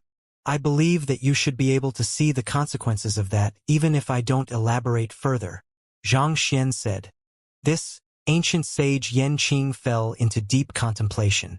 Indeed, if Sovereign Chen Yong really died there, Sovereign Chen Ling could make use of that impetus to unite the entire otherworldly demonic tribe. That would effectively place mankind into even deeper danger. After a long moment of contemplation, ancient sage Yan Qing turned around and asked, "What do you suggest then?" "It's very simple. Not only must we not allow Sovereign Chen Yong to die, we should also help him recover from his injuries. After that, we should take him back to the otherworldly demonic tribe and help him exact vengeance. Sovereign Chen Ling and Sovereign Chen Xing might be weaker than him, but as two of the three sovereigns, it would be naive to assume that we would be able to deal with them easily. If we can turn this into an internal strife among the otherworldly demons, mankind will be granted some breathing space, and perhaps an opportunity that we can exploit will arise," Xianxia said. They were speaking through telepathic communication, and ancient sage Yan Qing had also isolated space in advance. As such, Sovereign Chen Yong was unable to listen to the contents of their conversation. Sovereign Chen Yong is currently filled with hatred for the other two sovereigns who have betrayed him. He will probably think of murdering them even in his dreams. If we can make use of this opportunity to get him to sign a non-aggression agreement with us, it will be to our benefit to have him re-establish control over the otherworldly demonic tribe. Xianxia continued. There's some sense to what he's saying. Zhang Hongtian nodded in agreement. Since it was possible for them to sign an agreement with Sovereign Chen Ling, there was no reason that they could not sign an agreement with Sovereign Chen Yong. Given Sovereign Chen Yong's influence in the clan, if he agreed to work with them, it was likely that the effects would be far better. You are right. It's true that we should indeed spare Sovereign Chen Yong for the time being. However, there are some matters that I think you have failed to consider in your plans, ancient sage Yan Qing said. Firstly, once Sovereign Chen Yong recovers, his strength will far surpass ours. If he turns against us, the Master-Teacher Pavilion and the 100 schools of philosophers will barely be able to defend ourselves. Secondly, he's extremely skilled in warfare. Furthermore, he has fought with the forces of mankind for many years and has even snuck into the Master-Teacher Pavilion headquarters before, so he has a very clear idea of our military might. If we spare him, he could potentially become the greatest threat to mankind. Last but not least, the injuries that we have sustained are simply too great. We don't have sufficient aeon of ancient sage to support us, and our lifespans are reaching their limit. We won't be able to protect mankind for much longer. In truth, the 100 schools of philosophers had also considered such a possibility. They knew that ambushing Sovereign Chen Yong would not solve the matter once and for all, and greater trouble could arise due to it. However, they did not see any other path. 10,000 years ago, when the aeon of ancient sage vanished from the world, the human ancient sage cultivators could only go into hibernation in order to protect whatever they had for as long as possible. In other words, of their group, even the youngest Zhang Hongtian was already 10,500 years old. If they did not sustain injuries that were too severe, they might still be able to live for a while longer. However, given the current states that they were in, it was likely that they would only be able to fight 2 more good battles before finally meeting their end. To make matters worse, they had failed to obtain the Great Codex of Spring and Autumn. It could be said that mankind was in its weakest state in the past tens of thousands of years. There was no doubt that Sovereign Qinyong was far more capable than the other two sovereigns, both in terms of fighting prowess and military warfare. Mankind might be in its weakened state, but it would at least stand a chance with those two as its opponents. If they let Sovereign Qinyong off, it could very well spell their doom. The expressions of the ancient sages in the area turned livid as they lowered their heads. It could not be helped that the lifespan of mankind could not come close to matching that of the otherworldly demonic tribe.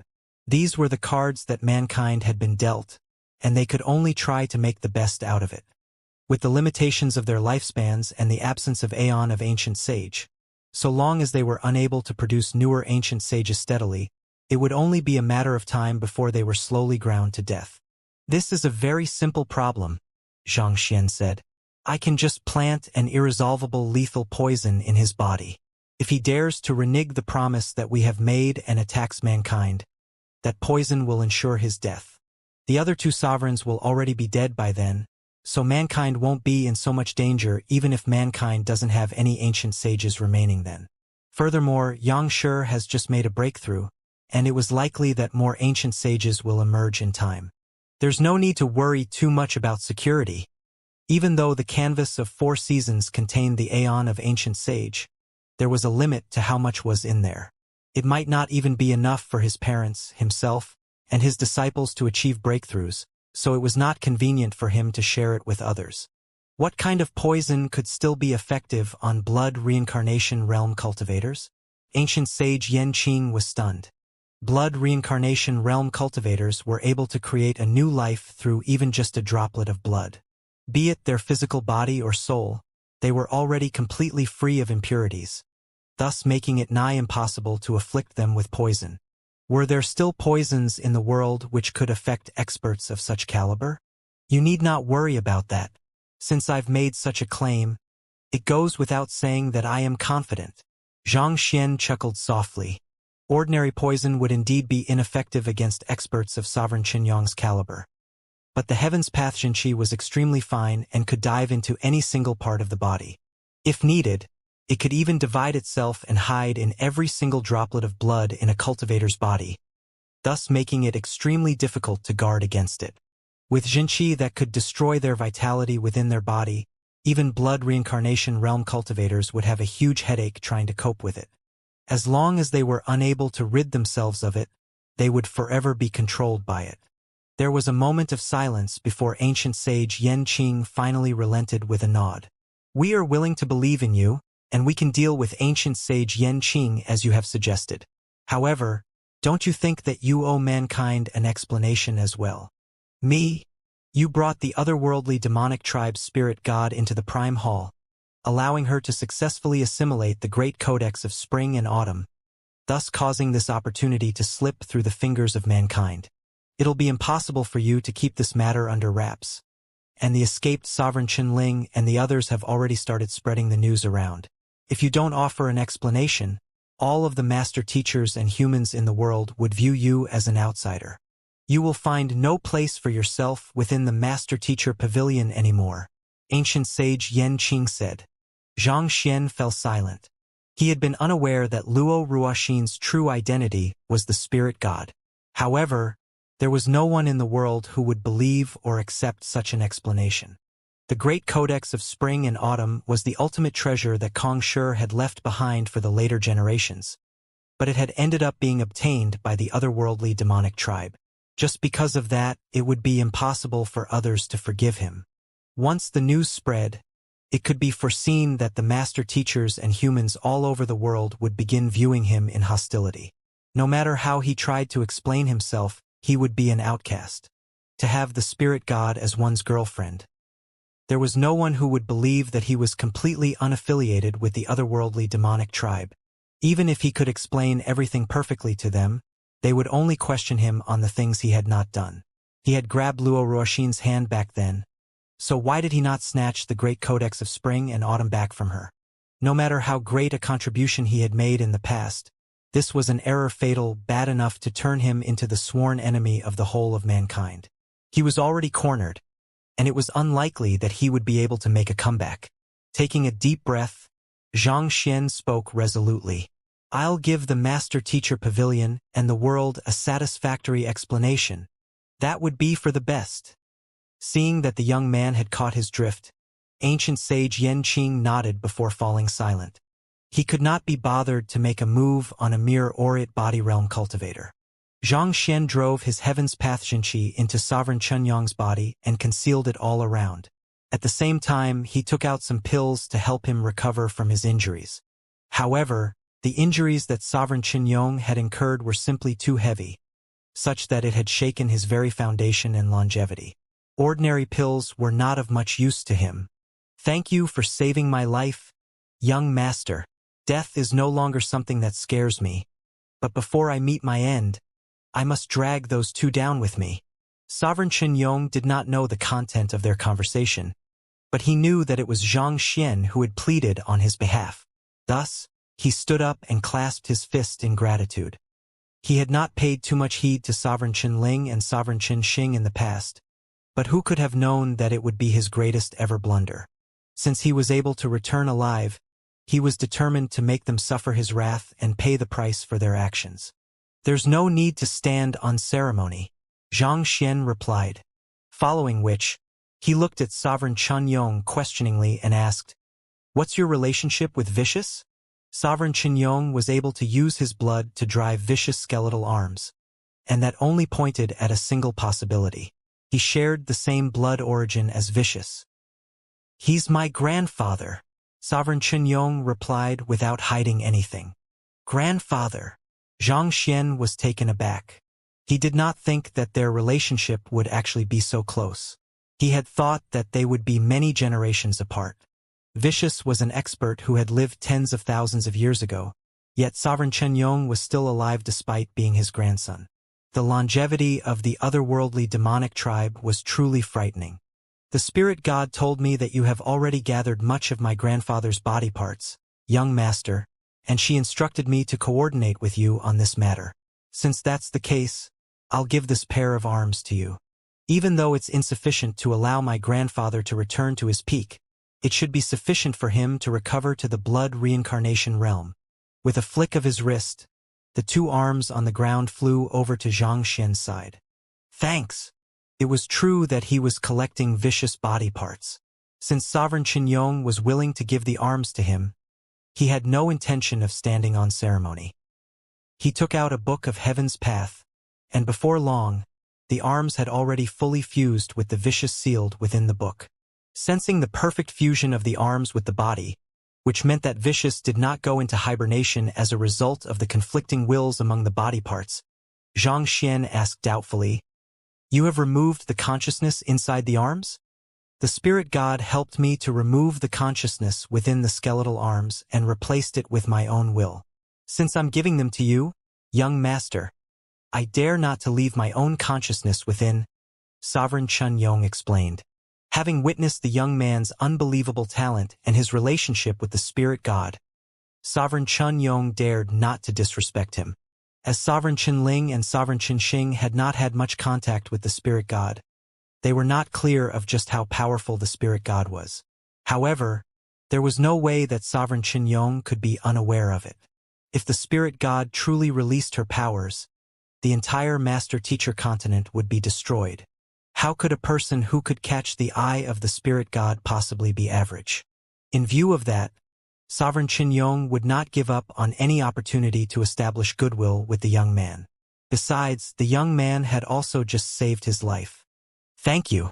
Xianxia heaved a sigh of relief. Vicious was one of his greatest trump cards at the moment, and it would be a pity if Vicious fell into a coma as a result of conflicting wills. As long as Vicious obtained sufficient energy, he would be able to recover to his peak soon enough.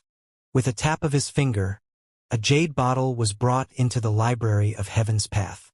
It was filled with the otherworldly demon ancient sage blood that he had gathered thus far.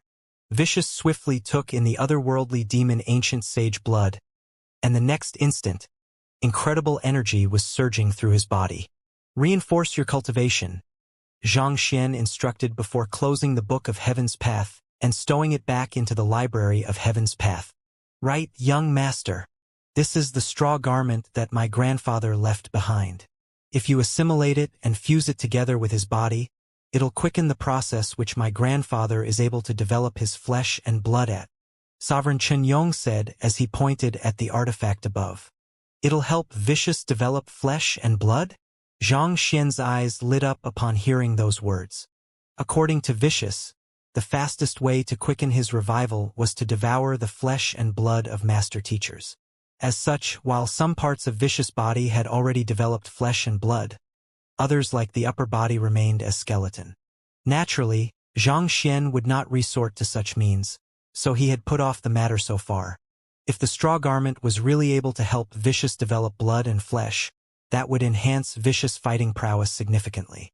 Zhang Xian leaped up and reached out for the straw garment. Upon seeing Zhang Xian's actions, the face of old Geezer Yu, who was in the midst of recuperating from his injuries, darkened. What are you doing? That's a property of Sovereign Chun Ling. However, before he could finish his words, a burst of sword chi suddenly surged in his direction. Puha! Puha! 2 bloodied holes were torn through his body as fresh blood spurted frenziedly from his mouth. Zhang Hongtian, what the heck are you trying to pull? Old Geezer Yu roared in fury. The person who had just made a move was none other than Zhang Xian's predecessor, Zhang Hongtian. It was just a moment ago that they had put aside their differences to deal with Sovereign Chen Yong together. Why would the other party suddenly make a move on him? What am I trying to pull here? Nothing much, really. It was with no other options that I collaborated with you to deal with Sovereign Chen Yong. But don't you think that it's about time for us to resolve our personal grudges? Zhang Hongtian scoffed coldly as he raised the sword in his hand imposingly. He did not want to hinder the plans of the 100 schools of philosophers earlier, so he had no choice but to temporarily work together with the ancient sages of the otherworldly demonic tribe. However, with the matter regarding Sovereign Chen Yong resolved, it was about time for them to resolve their grudges. You want to kill me? Do you think that I'm afraid of you? Old Geezer Yu stood up and roared. However, let's make things clear first. If you lose, you'd better obediently step aside and allow us to leave. It was not that he chose to foolishly linger around the area after the end of the battle, but with the ancient sages of the 100 schools of philosophers and the master-teacher pavilion eyeing them warily, they dared not to make a move recklessly. Since Zhang Hongtian was intending to resolve their personal differences, it would be good if they could settle the both of them together. Old Geezer Yu knew that the humans would attempt to make a move on them after dealing with Sovereign Chen Yong, so he had intentionally held back a little during the battle earlier. As such, the injuries that he had sustained were significantly lighter than Zhang Hongtian's. If they faced one another in a battle, it was hard to tell who the ultimate victor would be. I'll agree to your request. Zhang Hongtian nodded. He turned to the crowd and said, Today, I'll be settling the personal grudges between me and old Geezer Yu. If I lose by any chance, it will be due to my own weakness. I'll have to ask you not to exact vengeance for me and allow him to leave. Brother Hongtian, ancient sage Yen Qing frowned. He did not think that the other party would abruptly make such a decision, and he did not think that it was a good idea either given the state that Zhang Hongtian was in. My mind is made up. Zhang Hongtian waved his hand resolutely. This was not a spontaneous decision from his side. He had been thinking about the matter for quite a while.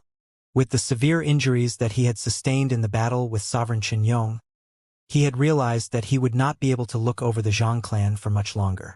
It was long overdue for him to entrust the responsibility to the newer generations to shoulder. He had a very favorable view of the current head of the Zhang clan, and he believed that the Zhang clan would prosper under his leadership. As someone whose time was nearly up, the last gift that he could offer the Zhang clan was to remove one of the threats lurking around it. With this, he would be able to face his predecessors and brothers who had died protecting the Zhang clan and mankind. This would be the final sacrifice that he made for mankind. Having made up his mind, Zhang Hongtian slashed out a deluge of sword chi toward old Geezer Yu, engulfing the latter in devastating attacks. Humph! Seeing that Zhang Hongtian's might had dwindled significantly due to his injuries, old Geezer Yu heaved a sigh of relief. concentrating his Xianxia on his arms. A pair of phantasmagoric claws overlapped with his hands. Ding ding ding ding. The two ancient sage experts began clashing with one another. As blood reincarnation realm experts, they had many tricks up their sleeves. For the moment, they seemed to be equally matched with one another. Brother Hongtian overexerted himself in the battle against Sovereign Chen Yong earlier, and he has sustained significant injuries in the battle as well. I fear that he won't be an opponent for old Geezer Yu, one of the ancient sages of the Master Teacher Pavilion remarked worriedly. Old Geezer Yu is incredibly cunning. By going on the defensive, it's apparent that he's trying to stall for time till Brother Hongtian runs out of stamina before launching a counterattack. Should we step in and help him? An ancient sage from the 100 Schools of Philosophers asked. The movements of the two ancient sages were sharp and ingenious, and it seemed as if they were equally matched with one another. However, the ancient sages could easily tell that Zhang Hongtian's strength was far beneath what he was usually capable of, and he would only continue growing weaker throughout the course of the battle. If it continued, even his life would be threatened. In comparison, old Geezer Yu was much more energetic. He had been flitting around the area, finding opportunities to slip blows in. Rest assured, Brother Hongtian will not lose. Xianxia chuckled softly. He won't lose. The other two ancient sages who had been speaking a moment earlier were slightly perplexed by those words. As veteran ancient sages, it was apparent to them that Zhang Hongtian was in a disadvantageous position.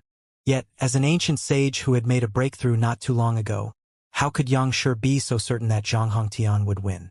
Xianxia noticed the doubt in their voices, but he did not explain himself. Instead, he turned his gaze toward the young man in the sky, who was in the midst of assimilating the straw garment.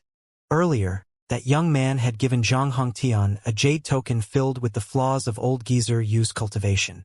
With such knowledge, Zhang Hongtian's victory was practically guaranteed. Just as Xianxia had guessed, the reason that Zhang Hongtian dared to challenge old Geezer Yu and even agreed to his conditions was because he knew the flaws in the latter's moves. It might seem as if he was in a disadvantageous position, but in truth, he was also looking for an opportunity to inflict a critical hit and kill old Geezer Yu in a single strike. Endless sword chi warped into many dragons that swept across the sky, forcing old Geezer Yu to swipe his phantasmagoric claws upward. This is the moment. Seeing that there was an opening in old Geezer Yu's movements just as Zhang Xian had said, Zhang Hongtian immediately concealed his sword in the midst of the soaring dragons to direct a jab toward old Geezer Yu's blind spot. Flowing water hidden sword.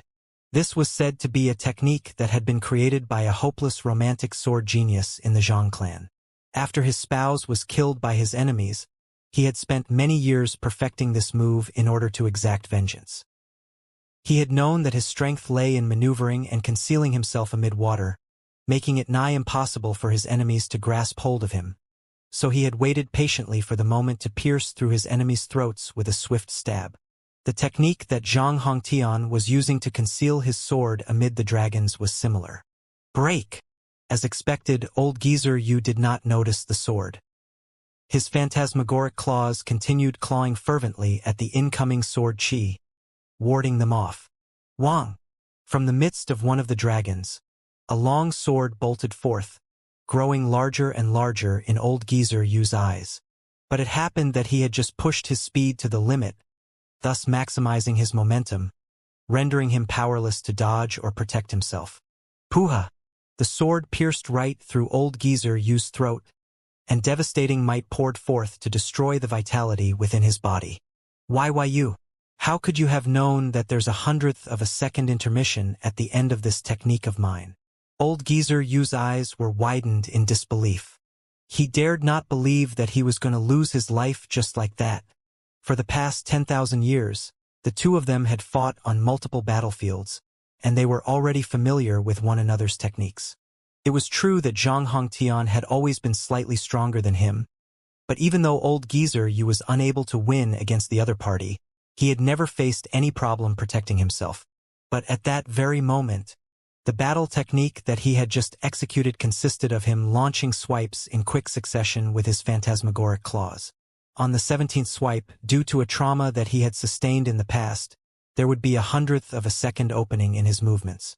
However, as the technique was simply too swift, the peers that he had cultivated with and even Sovereign Qin Ling were unaware of this opening. How did Zhang Hongtian know about this opening of his and even sharply grasp the timing to breach his defenses? "You have lost," Zhang Hongtian uttered coldly as he raised his eyebrows imposingly. Boom!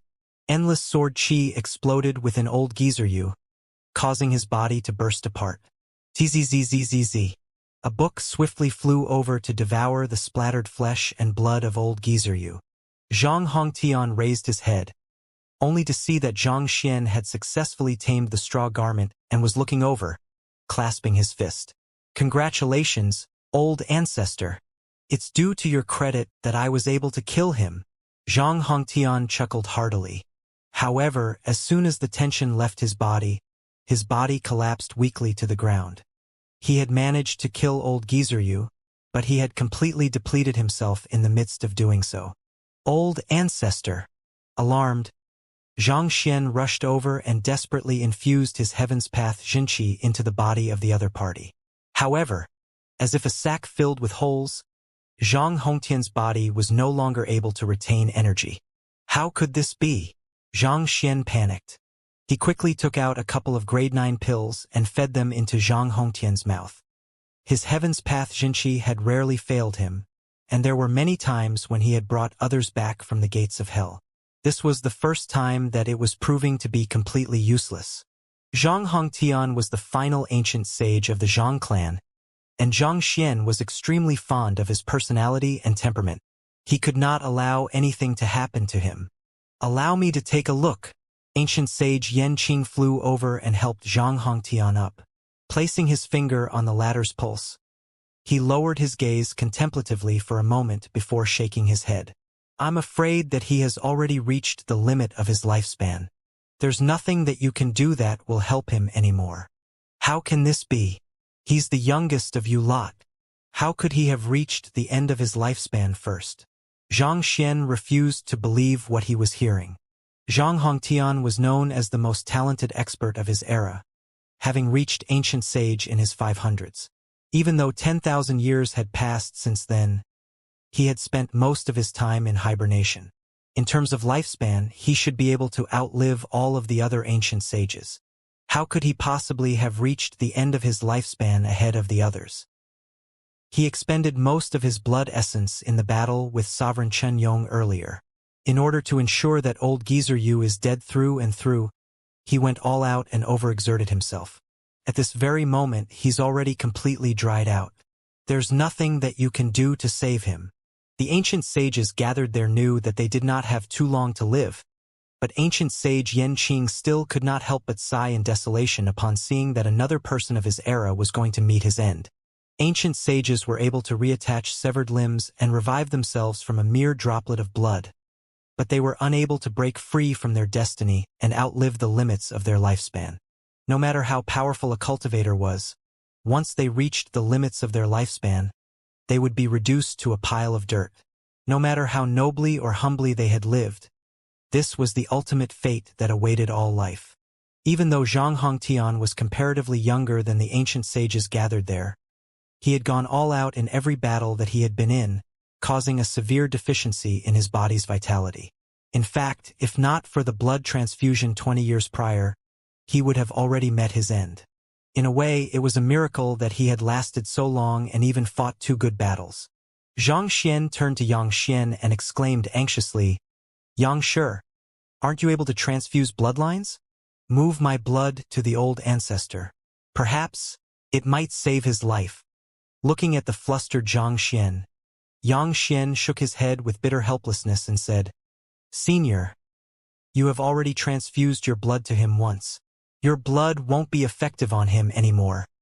But Zhang Xian wanted to argue the matter, but he was interrupted by Yang Shi. "Birth, aging, affliction, and death. This is the natural cycle of life. Not even ancient sages are able to break out of this cycle." Back in its prime, the Zhang clan was famed for its 9 great ancient sages, and there was no one who didn't look up to it. But as time went by, each of them turned into a tablet on top of an altar, becoming legends of the past that others recall now and then. Hearing those words, Xianxia fell silent. "There's no need to grieve over me." Zhang Hongtian looked at his descendant with a faint smile on his face. "The reason I held on for so long is because I'm the only ancient sage left in the Zhang clan. If I had died, the entire clan would have fallen into decline. I'm really glad that you have appeared. With your ability, you would even be able to stand your ground against me. I have no more worries." But Zhang Xian's eyes reddened. Life and death are part of the world's natural cycle. From the moment that the aeon of ancient sage vanished from the world and I decided to go into hibernation, Zhang Hongtian was already dead. The only reason I've been clinging on to life was to prolong the survival of the Zhang clan and mankind. Zhang Hongtian said deeply, "Your appearance has liberated me of the responsibilities I shouldered. I can finally rest without any worries. This is not a sorrowful occasion but a happy one. The only remaining concern I have is you. You are only an Aureate body realm cultivator at the moment, but you will have to carry the entire Zhang clan and perhaps even mankind as a whole. The path ahead of you will be fraught with even more difficulties than mine." As Zhang Hongtian spoke, he took a look at his surroundings and chuckled weakly. "All right, my friends. May we meet again in our next lives and fight together as brothers in arms. I'm feeling a little tired right now, so I'll take my leave." And so, Zhang Hongtian closed his eyes one last time. Brother Hongtian. Looking at the corpse before them, everyone was rendered silent. Grim looks could be seen all around the room. This was especially for those from the Master-Teacher Pavilion. They were incredibly silent. They had fought together for almost 10,000 years, and they had known that such a parting would come from the very start. However, when the time eventually came, they still felt a little empty inside. Even those as powerful as ancient sages aren't able to escape the laws of time. Ancient sage Yanqing shook his head and sighed. Aren't ancient sages existences who have exceeded the heavens? Why are they still controlled by the laws of the world? Zhang Xian asked. As beings who were reputed to have exceeded the heavens, he found it incomprehensible that they were still limited by the laws of the world, incapable of controlling even their own life and death. Ancient sages have exceeded the heavens, but only in the own laws they have comprehended. Ancient sage Yanqing explained. Brother Hongtian comprehended the law of swordsmanship, and his level of mastery even exceeded the heavens themselves. However, in other aspects, such as his own lifespan, he did not overcome the limitations of the world. Hearing those words, Zhang Xian was stunned for a moment. Swordsmanship? You are saying that, as long as one is able to surpass the heavens in single field, one will be qualified to become an ancient sage. He had heard bits and pieces about the prerequisites to pushing for a breakthrough to ancient sage from his father, Sword Saint Xing. However, Sword Saint Xing was only at Great Sage for Dan Sempiternal Realm, and the things that he knew were based on rumors passed down through the generations. It was inevitable that what he knew was limited compared to the top expert of the 100 schools of philosophers. That's right. Only those who have comprehended a law that surpasses the heavens will be able to ascend as ancient sages. Ancient sage Yanqing replied. Isn't time the field of specialty of the Zhang clan? Why didn't the old ancestor use his comprehension of time to push for a breakthrough to ancient sage? Zhang Xian asked once more. The bloodline of the Zhang clan harnessed the time quintessence. Since that was the case, if Zhang Hongtian had pushed for a breakthrough using the time quintessence, would he not have been able to lengthen his lifespan and overcome the limitations of time? The temporal laws across various dimensions are all connected to one another in one way or another. This includes not just the Master-Teacher continent and the otherworldly demonic tribe's otherworldly battlefield, but also higher worlds such as the one the spirit god resides in. Even those who have grasped time quintessence would not have understood the temporal laws of the Master-Teacher continent. To truly overcome the heavens in this field is nigh impossible. Even Kong Shi failed back then, let alone those who came after him. Ancient sage Yanqing said with a bitter smile. Time was one of the most fundamental laws of the universe. Even if the world collapsed, the 5 elements were extinguished, and space ceased to exist, time would still continue ticking by. How could such a powerful rule possibly be mastered and controlled that easily? If Kong Shi had truly been able to comprehend temporal laws, he would not have vanished into the annals of history. You're right. Xianxia nodded in agreement. He was able to make use of the powers of his bloodline to influence the flow of time and hasten his movements, but he was unable to change the very essence of time. The essence of time is simply too difficult to comprehend. If I was able to comprehend it, perhaps I might still have been able to do something to save old ancestor Hong Tian. Zhang Xian sighed deeply. All of a sudden, his mind jolted. As if an earthquake had happened, the library of heaven's path in his mind began shaking intensely. This is bad. Zhang Xian narrowed his eyes in horror. Before he could do anything, his vision turned dark. Put on. He collapsed to the ground. Senior. Yang Shi rushed forward. Ancient sage Yan Qing swiftly stepped forward to examine Zhang Xian's condition before frowning in bewilderment. It seems to be some kind of deficiency in his soul? As a great sage cultivator, considering how Zhang Xian had not been assaulted or attacked, how could an injury just appear in his soul all of a sudden? What in the world had happened? I specialize in the field of souls. Allow me to take a look. The ancient sage of the Jiang clan stepped forward. He quickly extended his soul energy toward Zhang Xian, but before he could probe into Zhang Xian's body, his own body began to tremble. He hurriedly retreated a few steps backward as his face turned ghastly pale. What happened? Seeing the state that the ancient sage of the Jiang clan was in, everyone became perplexed. There's some kind of peculiar energy protecting his soul. I'm unable to probe any deeper into his body, the ancient sage of the Jiang clan said. Some kind of peculiar energy is protecting his soul? Just what kind of energy is able to keep even you out? Ancient sage Yan Qing frowned in incomprehension. As an ancient sage who specialized in the field of souls, it would be impossible for ancient sages of the same cultivation realm to ward off his probing. Considering how Zhang Xian was unconscious, it was unimaginable for him to be able to ward off the Jiang clan ancient sage's probing and even injure him. It seems to be. The body of the ancient sage of the Jiang clan stiffened as he spoke. It seems to be the power of the heavens. He's protected by the heavens? Hearing those words, the crowd widened their eyes in astonishment as they turned their gazes toward Zhang Xian once more. To think that a great sage cultivator would actually be protected by the heavens. What the heck was going on? Yang Shi, I'll leave you to protect him. If anything happens, liaise with me right away. Meanwhile, I'll lead the others to reinforce the surrounding space. Without the great codex of spring and autumn and Kong Shi's seal keeping the place intact, the entire temple of Confucius has already fallen into the void of space-time. If we don't drag it back soon, we'll all be goners, ancient sage Yan Qing said worriedly. The stars had already vanished from the sky, indicating that they were no longer on Master-Teacher continent. Yes, Yang Shi nodded. All right, let's get to action, ancient sage Yan Qing said as he swiftly led the ancient sages away. While the emergence of the great codex of spring and autumn and the major battles that had consequently broken out had damaged the temple of Confucius significantly, it was still a sacred land left behind by Kong Shi himself. As descendants of Kong Shi's lineage, they could not allow anything to happen to it. As the crowd left, Yang Shi lowered his gaze to the unconscious Zhang Xian and frowned in concern. Senior, just what has happened to you? Completely unaware of the happenings outside, at that very moment, Zhang Xian was in a semi-conscious state. It felt as if his consciousness had been stripped from his body. Vaguely, he seemed to see a familiar silhouette ahead of him. She was looking at him with worry in her eyes. Ruoxin, he muttered weakly.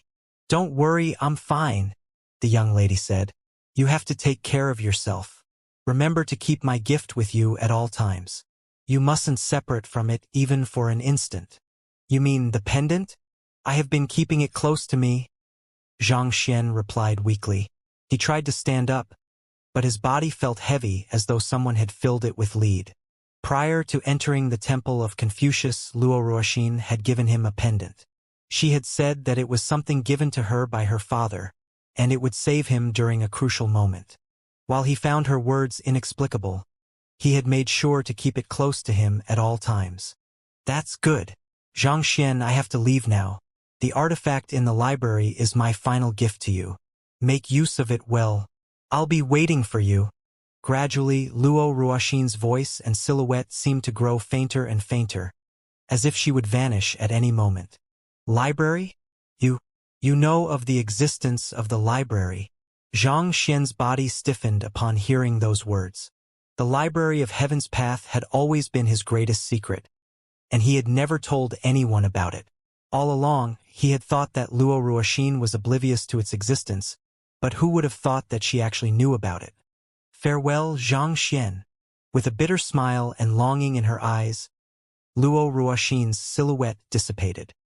No, don't go. With a shout, Zhang Xian's body shot upright. It was only then that he noticed that it was all a dream. Teacher, you're awake. Turning toward the voice, he saw Xiaoya, Zhang Yang, and the others standing not too far away with concern rippling in their eyes. His parents, the Xingming Sword Saints, were in the room as well. Swiftly scanning his surroundings, Zhang Xian asked, Are we out of the Temple of Confucius? Xiaoya, Wei Ruyan, and Luo Qiqi had entered the Prime Hall with him, but due to them failing the trial, they had been teleported outside. Even though Zhang Xian had not known where they went, he had been confident that they would not face any danger, so he did not worry too much about them. As for Zhang Yang, he had not seen the young man ever since he entered the Temple of Confucius. However, based on what Xiaoya had said, it seemed like he had stumbled upon some kind of fortuitous encounter. The foreign surroundings around him and the fact that they were all gathered together likely meant that they had already left the Temple of Confucius and were currently somewhere else. Wang Ying stepped forward and worriedly explained, We returned to the Master Teacher Pavilion with the other Master Teachers. Teacher, you have been unconscious for 3 days now. 3 days. Zhang Xian was taken aback. He suddenly recalled his hazy conversation with Luo Ruoxin during this long sleep, and he quickly brought his consciousness into the Library of Heaven's Path. To his surprise, however, he found that its massive doors had closed upon him. He tried pushing on the doors, but they would not budge at all. So probably in the midst of an upgrade, Zhang Xian thought calmly. He had also been knocked out the previous time that the Library of Heaven's Path underwent an upgrade, so he was not too worried. The previous time, the upgrade had finished before he awoke, so he had been able to access it as soon as he was up. However, it seemed like he had roused from his sleep prematurely, so he probably would not be able to access it till the upgrades were finally complete. Knowing that it would likely take a while longer, Zhang Xian decided not to bother with it for the time being. Instead, he began to assess the crowd before him. Not bad. It seems like all of you have grown quite a bit in the journey through the Temple of Confucius, Zhang Xian complimented. All of his students had reached Great Sage Fordan Sempiternal Realm consummation. Overwhelming energy surged through their bodies, and it seemed like they were ready to achieve a breakthrough at any moment. So, in the very end, Zhang Xian was back to being the weakest among them all. Just thinking about the matter left him feeling rather stifled. Sighing deeply, he turned his gaze toward his parents, and soon, his eyes lit up. He had reserved 2 Bodhi fruits for their consumption so that they would be able to push for a breakthrough in their soul depth. But it seemed like the 2 of them had encountered some kind of fortuitous encounter yet again and successfully made a breakthrough in their soul depth. At their current level, it did not seem that they were far away from reaching Ancient Sage. I have a collaborative sword art here that the 2 of you should try practicing. I believe that it will be of some help to you in overcoming your current bottleneck. Zhang Xian pondered for a moment before tapping his finger lightly. A cultivation technique manual was imprinted right into the minds of the Xingming Sword Saints. He had browsed through innumerable books back on the Mountain of Books, thus granting him the knowledge required to further improve the Xingming Sword Saints' collaborative swordsmanship. While it was still a distance away from surpassing the heavens, it would indubitably bring the Xingming Sword Saint a step closer toward a breakthrough. As long as they cultivated it diligently, they would gradually become stronger and stronger. Eventually, a day would come when they finally stepped across the boundary to become full-fledged ancient sages, granting them the strength to imposingly lord over the entire world. Zhang Yang and Wang Ying, I'll give these 2 Bodhi fruits to you together with this heart-tempering cultivation technique. Cultivate it well. Xianxia turned to his students and entrusted the last 2 Bodhi fruits to them. His soul depth had already surpassed the threshold required for an ancient sage, so the Bodhi fruits were no longer of any use to him. Rather than hoarding them, they would be put to better use with his students. This tree root is one of the cruxes of the 6 outer dimensions of the Temple of Confucius, and it possesses incredible spirit enchantment capabilities. Wang Ying, I want you to try to tame it. It'll be of immense use to you in furthering your abilities as a spirit awakener. Zhang Yang, I acquired this spear from one of the experts of the otherworldly demonic tribe. While it's inferior to my Dragonbone Divine Spear, it's still a great sage pinnacle artifact. It should boost your fighting prowess significantly.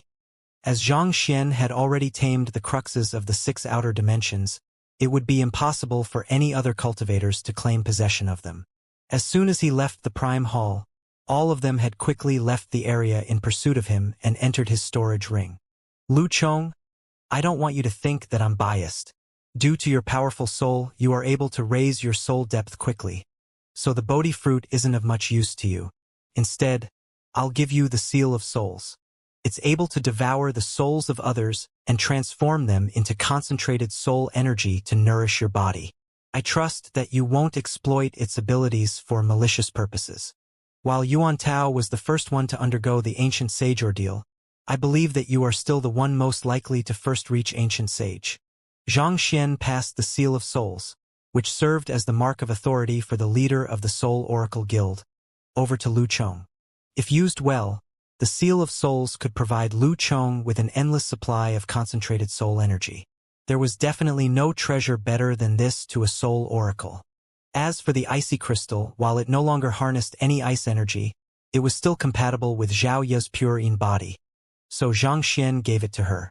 Similarly, the koi fish was given to Wei Ruyan, and the 5 monarchs were given to Yuan Tao. After distributing his loot from the Temple of Confucius, Zhang Xian entered the canvas of 4 seasons. Not too long later, he returned with a slightly pale face. I have just sealed a portion aeon of ancient sage into each of these paintings using my spatial art. Take one each, he said as he distributed his paintings among the crowd. Kong Shi had been able to sever a portion of the world and seal it within a painting, sustaining it for tens of thousands of years without the slightest wear and tear. After reading countless books regarding painting back on the Mountain of Books, his comprehension of painting had also reached a similar level to Kong Shi. With his current mastery, it was not too difficult for him to further sever the space within the canvas of 4 seasons and distribute it. With those paintings, even if he was not by their side, his parents and students would still be able to push for a breakthrough to Ancient Sage. Shinner, is there something wrong? I don't know if I'm thinking too much, but it feels like something is weighing on your mind. Seeing her son unhesitatingly giving out the treasures that he had acquired with great difficulty back in the Temple of Confucius, Sword Saint Meng could not help but voice her concern. It might just have been her imagination, but she vaguely felt that there was something amiss. Yet, she was unable to clearly put a finger on the matter. It was true that the Zhang clan had lost their final ancient sage, but Yang Shi had already put the word out that anyone who dared to trouble the Zhang clan would have to face his wrath. Furthermore, her son's weapon had also achieved a breakthrough to ancient sage.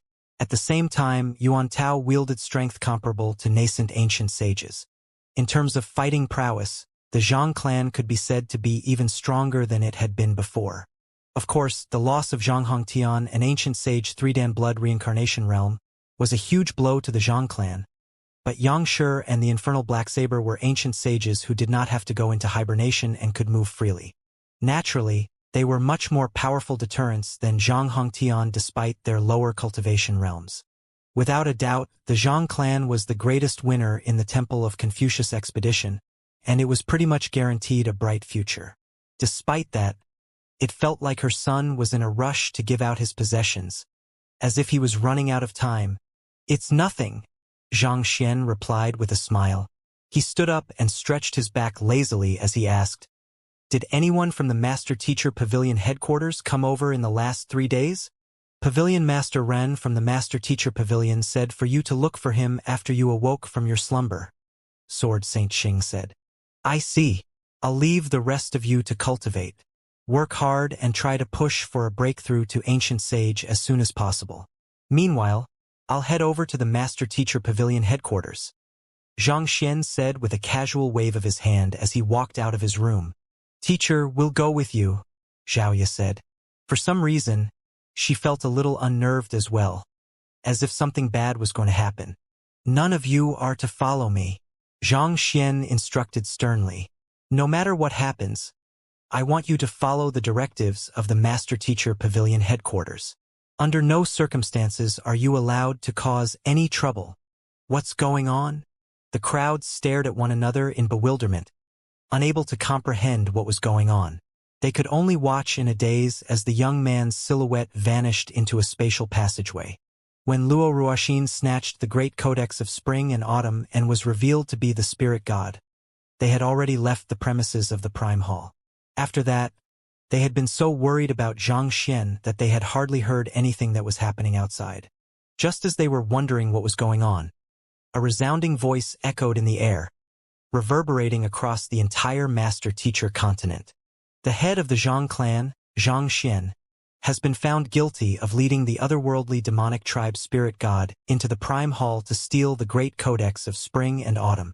While it was an unintentional lapse in judgment on his part, his actions have indubitably placed mankind in a perilous position. Out of sheer guilt, he chose to end his life at the Master Teacher Pavilion headquarters. May all Master Teachers and humans take this as a lesson to never be blinded by complacency. All it takes is a single error to plunge the whole of mankind into peril. Teacher, Xian'er. Only at that instant did the crowd realize what was going on. Unable to believe what they were hearing, they dashed out of the room. Phew, that's finally another arc done. I'm thinking of having an AMA this weekend since we are already so many chapters in but haven't really gotten to know one another yet. Anyway, I'll post the details later on. Snow drifted quietly at the northernmost border of the Master Teacher continent. A decrepit clock tower stood in desolation in those snowy lands. Countless adventurers were gathered beneath that decrepit clock tower. It was where one of the 6 major subterranean galleries, the ICC Subterranean Gallery, was located. There would rarely be anyone around there, but after the otherworldly demons retreated from the subterranean gallery, the area had swiftly turned into a major trading post.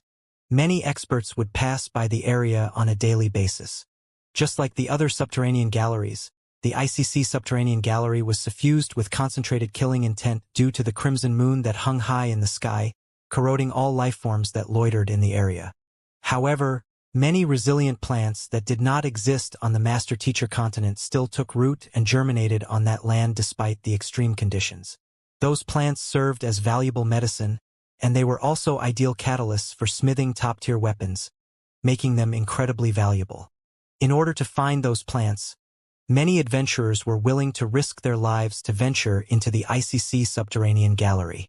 Due to the frequent skirmishes with the otherworldly demons in the past, the Master Teacher Pavilion had locked down the subterranean galleries, allowing only Master Teachers to enter the area. However, with the retreat of the otherworldly demons, some of the stronger cultivators had begun venturing into those treacherous lands, hoping to scout the lands for rare resources. It did not take long for them to realize that the subterranean galleries were practically treasure troves. As valuable commodities were brought out one after another, more and more adventurers began descending into the subterranean galleries in search of great fortune. At that very moment, those who were standing beneath the decrepit clock tower were the cultivators who wanted to try their luck. The snowstorm is getting heavier and heavier. It's times like this that the ICC Subterranean Gallery automatically closes itself, making it impossible to enter the area. All we can do at a time like this is wait here till the sky clears. It can't be helped. The ICC Subterranean Gallery is located in the midst of a snowy mountain, and it happens to be the coldest time of year. It's simply too dangerous to travel around at a time like this. Isn't it boring to be sitting around here doing nothing? Why don't we share interesting things that have happened recently so that we can open our eyes? Brother Wu, you've just come here from the Master Teacher Pavilion headquarters, right? Is there any fascinating news? Upon hearing the name Brother Wu, The gazes of the crowd swiftly gathered on the middle-aged man seated at the very center. That middle-aged man was dressed in the long robe of a master teacher, and the 7 stars on his emblem gleamed conspicuously. His cultivation had reached Saint Fordan primordial spirit realm pinnacle, putting him at the forefront of 7-star master teachers. Noticing the gazes on him, Brother Wu allowed his gaze to wander across the crowd in a suspenseful manner before asking, "Do you know who the most talented master teacher of the current era is?" The most talented master teacher of the current era? Should be Fengzi, right? I heard that his teacher recently achieved a breakthrough to ancient sage, and his cultivation has been surging ahead. He's already a figure whom we can only look up to. I think it should be Zhao Moxuan. I met him once, and he's truly a prodigious individual. He's able to comprehend and master anything swiftly, such that it doesn't seem like there's anything in this world that could possibly stump him. I'll put my vote on Zhang Feifei. Not only is she beautiful, her mastery as a celestial designer has also reached an unbelievable level. What I heard is that the question immediately provoked an intense debate among the crowd. Those were figures whose names resounded far and wide on the master-teacher continent, and there were countless cultivators who looked up to them and viewed them as their goal. Suddenly, someone amid the crowd added, "Have you forgotten? Zhang Xian. Zhang Xian." That name caused the fervent discussion to wither into silence. I don't deny that he's the most talented master teacher in the past tens of thousands of years. Perhaps the only person who could match him is Kong Shi. However, he conspired with the spirit god of the otherworldly demonic tribe to steal the great codex of spring and autumn, thus placing mankind in a dangerous position. That in itself is enough to disqualify him as a master teacher. We can't allow such a black sheep to sully the reputation of the master teacher pavilion. The story that I heard is rather different though. He didn't conspire with the spirit god. Instead, he was unaware of the other party's identity and was duped into doing her bidding. A teacher has to be held to the highest standards in terms of values, principles, and behaviors. Even if he didn't know the true identity of the spirit god before, he should have severed his feelings for her and stopped her after learning the truth. Yet, he remained completely idle, not even attempting to snatch the great codex of spring and autumn back. That's more than enough to deem him as a traitor of mankind. There's no point talking about that unworthy fellow. An uproar broke out amid the crowd, and the discussions were getting more and more heated by the moment. Ha ha ha!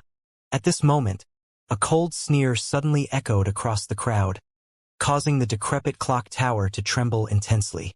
It almost seemed as if the clock tower was about to collapse upon the crowd. This abrupt occurrence swiftly caught everyone's attention as eyes darted toward the source of the sneer. Surprisingly, the person who had just sneered was none other than the 7-star master teacher amid the crowd, Brother Wu. At this moment, Brother Wu's eyes were filled with ice, and the smile on his lips had vanished without a trace. He rose to his feet and gazed down upon the crowd imposingly as he said, "Did you just say that Zhang Shi isn't qualified to be a master teacher? Who gave you the guts to utter such nonsense?" A middle-aged man with a glaring scar on his face harumphed in response.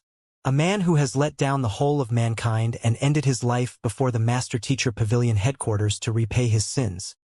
Do you really think that such a person is qualified to bear the name of a Master Teacher? It had been 10 days since Zhang Xian had ended his life at the Master Teacher Pavilion headquarters, and news had already spread all over the Master Teacher continent. You're asking if he's qualified? Brother Wu narrowed his eyes. Let me ask you, do you know why we are able to enter the ICC subterranean gallery at this very moment? Isn't it because the forces of the otherworldly demonic tribe retreated from the subterranean galleries? The scar-faced, middle-aged man asked. The others nodded in agreement as well. It was due to the otherworldly demons retreating that they dared to enter the area. Otherwise, they would probably lose their lives within moments after entering the premises. Even with treasures scattered all over the subterranean galleries, no one would be so foolish as to place themselves in a certain death situation. Retreat? Ha! Brother Wu sneered coldly. In the past tens of thousands of years, The otherworldly demons have been driven back several hundred times. But the ordinary populace has never been allowed to approach this area before. What makes this time so different? The scar-faced, middle-aged man was rendered speechless by that question. In the battle over the years, due to supply issues and heavy death toll, both sides had retreated from the subterranean galleries at some point in time. However, the Master-Teacher Pavilion had never allowed people into the premises. Could there be something different about the otherworldly demonic tribe's retreat this time? Brother Wu, do you know something about this matter? One of the cultivators amid the crowd asked. A month ago, I happened to receive an order to the Master-Teacher Pavilion headquarters to handle some matters, and I overheard this rumor. Brother Wu seemed to descend into memory lane. It's true that the otherworldly demonic tribe has retreated, but they were gathering their soldiers together in preparation to launch a decisive attack. All in all, there were more than 100,000 soldiers. A decisive attack consisting of over 100,000 soldiers? The crowd was astonished. They were all aware of the tremendous might that the otherworldly demons wielded.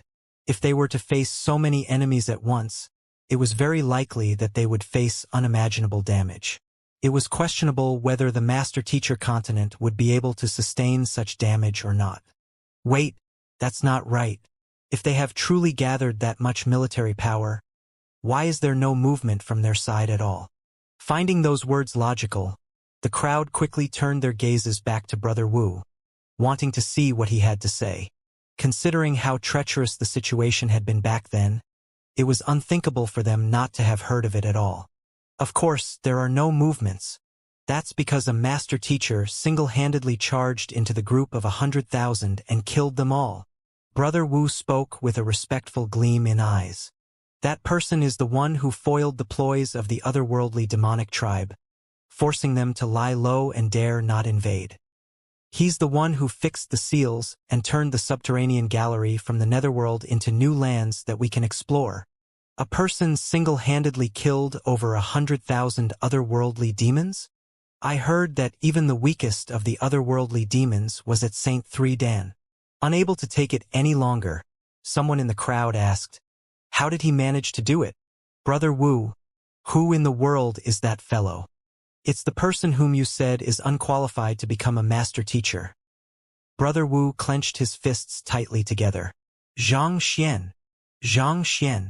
It's actually him. Silence filled the area, and countless lips trembled in disbelief. Due to someone working in the background to spread the matter between Xianxia and the otherworldly demonic tribe spirit god in the Temple of Confucius, within 3 days, everyone on the Master-Teacher continent knew of the matter. There was no one on the Master-Teacher continent who did not scorn him. In their eyes, he was a master-teacher who had failed to shoulder his responsibilities, thus opening a window of opportunity for the otherworldly demonic tribe. As such, most thought that the judgment of the Master-Teacher Pavilion was fair, and they had celebrated upon hearing the verdict. However, no one knew that the current peace and prosperity enjoyed by mankind, such that even ordinary cultivators could descend into the subterranean galleries, was due to the work of the individual whom they loathed. He had given his all for mankind, only to be forced by the very mankind that he had chosen to protect to commit suicide. Just how despaired must he have been feeling when he ended his life? When Xianxia committed suicide, his students barged into the Master-Teacher Pavilion headquarters and pummeled every single 9-star master-teacher present. Yet not a single person dared to retaliate. Do you know why that's the case? Brother Wu questioned. The crowd shook their heads. That's because they knew that they wouldn't enjoy the current peace without Xianxia. If not for Xianxia's sacrifice, the Master-Teacher continent might already have been torn apart by war. I don't understand. A middle-aged man amid the crowd suddenly sat up. Since the Master-Teacher Pavilion knows of his contribution, why doesn't it try to explain the matter and resolve the misunderstandings? Why did it go to the extent of forcing him to end his life? Hearing those words, the crowd quickly nodded in agreement. Xianxia's immense contribution to mankind should have been enough to strike off any mistakes that he had made. Why did the Master-Teacher Pavilion still go to the extent of pushing him over the edge? If I'm not mistaken, It's likely due to the otherworldly demonic tribe pulling some strings behind the scenes. It said that Sovereign Qin Xing and Sovereign Qin Ling were in the temple of Confucius back then, and they ended up escaping.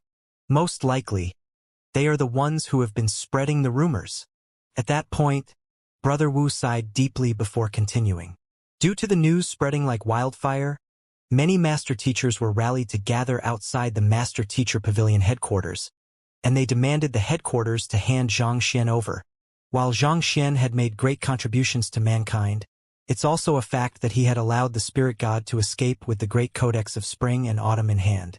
Had the Master Teacher Pavilion headquarters chosen to side with Xianxia, it would have caused the world to lose confidence in their judgment, and it might have sown internal discord among mankind. In order to placate the riled master teachers, Xianxia chose to end his life so as to offer a satisfactory explanation to the world. If that's truly the case, he's a true master teacher. To hold on to his faith and sacrifice himself bravely, that's the mark of a true hero. By ending his life, the otherworldly demonic tribe will no longer be able to exploit the matter to rally the populace against the Master Teacher Pavilion. At the same time, the Master Teacher Pavilion will be granted some breathing space to reorganize their members and weed out spies hiding on the Master Teacher continent. There's no doubt that his choice has helped to avert a major crisis for mankind. But this is simply too unfair for him. He has done so much for mankind, only to be met with such a bitter end eventually. We are truly indebted to him. The crowd widened their eyes in realization. This was simply human nature. On the very grounds that Xianxia was a master teacher, everyone imposed higher moral standards on him. As soon as he made a mistake, regardless of whether it was unintentional or not, it was magnified manyfold and used as a weapon to crack a hole in his reputation. Look, even a person of such character can be a master teacher. Don't you think that the Master Teacher Pavilion has fallen over the years? How can someone of such character be qualified to be a master teacher? Yet, they failed to realize that master teachers were not puppets. They were fallible humans. They could not possibly be right all of the time, and they had their selfish whims as well. The lofty reputation of the Master Teacher Pavilion had become both its greatest asset and its greatest weakness. It was within their expectations for a master teacher to do good deeds, so their accomplishments were often left unnoticed. However, as soon as they aired, word would spread that this master teacher has finally revealed the hideous personality that he has been hiding all along. This was similar to how if an absolute villain were occasionally carried out some good deeds, people would think that the villain's personality was actually not as bad as it seemed. This was the same situation that Xianxia had faced. To be in a relationship with the otherworldly demonic tribe's spirit god, and allow the latter to take away the great codex and spring and autumn was an unforgivable failure for an esteemed master teacher. There was nothing that Xianxia could have done that would absolve him of this crime. Had the Master Teacher Pavilion tried to protect him, they would have come under fire as well. Cornered and left with no choice, Xianxia could only end his life out of despair. It might have seemed as if everything had been resolved, but this was actually a huge loss for mankind. The brightest star of mankind had truly fallen. Indeed, Xianxia might have been young, but he accomplished what countless master teachers failed to achieve in their lifetime. He's the man I respect the most in the world, and I'm willing to devote my life to pursuing him. Brother Wu nodded in determination. I didn't know about this. I thought that he betrayed mankind. Now that I know the truth, I'll do the same as well. I won't allow someone who sacrificed so much for mankind to have his reputation besmirched. Count me in as well. The crowd beneath the clock tower nodded in determination. Since he was a good person, they could not allow him to be insulted even after his death. In the Master Teacher Pavilion headquarters, Ren Qingyuan was troubled. Xianxia, I don't understand. Why did Xianxia choose this course of action? Why didn't he at least try to explain himself? He was truly unable to make sense of the situation. This was a matter that could possibly be resolved by Xianxia explaining himself, so why did he have to go to the extent of committing suicide? I asked the Xingming Sword Saints about this matter as well, and they told me that Senior had assimilated the blood of ancient sage Hong Tian. Xianxia said. Hearing an unexpected response, Ren Qingyuan frowned in confusion. He'd assimilated the blood of ancient sage Hongtian? Ancient sage Hongtian was a blood reincarnation realm cultivator. Xianxia explained. Blood reincarnation realm cultivator. Assimilating ancient sage Hongtian's blood. Wait a moment. Could it be that? Ren Qingyuan narrowed his mind as a thought came to his mind. That's right. Xianxia nodded. The reason that my senior chose to end his life at the Master Teacher Pavilion headquarters is likely more than an explanation to mankind. He probably has some other motives in mind. As for the specifics, I'm afraid that I'm incapable of guessing his thoughts. In other words, Xianxia isn't dead yet. Ren Qingyuan clenched his fists in agitation. He had thought that the young man had truly passed away, and he had grieved for so long. However, if the young man had truly assimilated the blood of a blood reincarnation realm cultivator, it was unlikely that he would die so easily. I'll have to ask you to regard this matter with utmost secrecy. Do not speak of it before anyone else. Seeing the agitated look on Ren Qingyuan's face, Xianxia strictly warned him. Rest assured, I understand. Ren Qingyuan hurriedly nodded. Good. Xianxia nodded before falling silent. Shortly after Ren Qingyuan left the room, Xianxia waved his hand, and he teleported into a unique folded space. The flow of time in that folded space was noticeably different from that of the Master-Teacher continent. It was much slower, such that 10 days in the outside world could translate into the passing of a single day within the folded space. You're here. Upon seeing Xianxia, an ancient sage of the Master-Teacher Pavilion awoke from his slumber and rose up. Before long, a few other ancient sages flew over and gathered around him. They were the few ancient sages who had survived the battle against Sovereign Chun Yongbak in the Temple of Confucius. Ancient sage Yanqing was also among the crowd. You said that you had some matters you wish to inform us of. What is it? Ancient sage Yanqing asked. Back when they were in the Temple of Confucius, Xianxia had said that he had something to inform them of, but it had not been convenient for them to speak back there due to the confidentiality of the matter. What I want to tell you is Xianxia's true identity. Xianxia bowed deeply before slowly raising his head. His true identity? The crowd frowned in bewilderment, unsure what Xianxia was driving at. Was Zhang Xian not a master teacher? What other identity could he possibly possess? That's right. Xianxia nodded.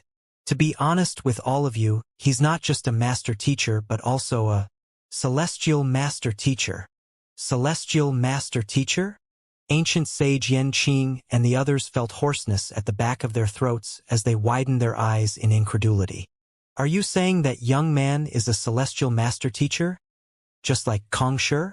It was no wonder that they were skeptical after hearing Yangxi's words.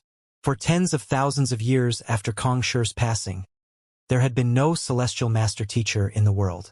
Yet Yangxi was actually telling them that Zhang Xian was a celestial master teacher. That's right. Yangxi nodded. He's a master teacher who is acknowledged by even the heavens themselves.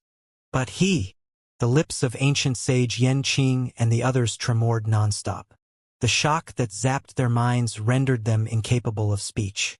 In terms of importance, it went without saying that a celestial master teacher was far more important than the great codex of spring and autumn. It had not been easy for a new celestial master teacher to appear among them, but they had actually cornered the other party to the point where he had to end his life. If they had a choice, they would have rather died in his place. He single-handedly destroyed 110,000 otherworldly demons back in the subterranean gallery, and every single student that he has taught grew to be an incredible expert as well. I should have guessed it right from the start. Put on. Ancient sage Yanqing fell weakly to the ground as he stared blankly ahead of him. Had he known that the other party was a celestial master teacher, he never would have forced the other party to offer an explanation to the Master Teacher Pavilion. However, there was nothing that he could say that would have changed anything anymore. It's fortunate that he isn't dead yet. But where did he go? Ancient sage Yanqing asked doubtfully. The ancient sages present were aware that Zhang Xian had assimilated Zhang Hongtian's bloodline, so it was unlikely that whatever had happened at the Master-Teacher Pavilion headquarters would have been able to kill him. I don't know either. Xianxia shook his head worriedly. As soon as he heard that Zhang Xian had committed suicide, he had rushed over in hopes of saving him. However, he had found that the other party's corpse had vanished into thin air instead, and there was no trace of him around. As such, the other party's whereabouts had become a mystery.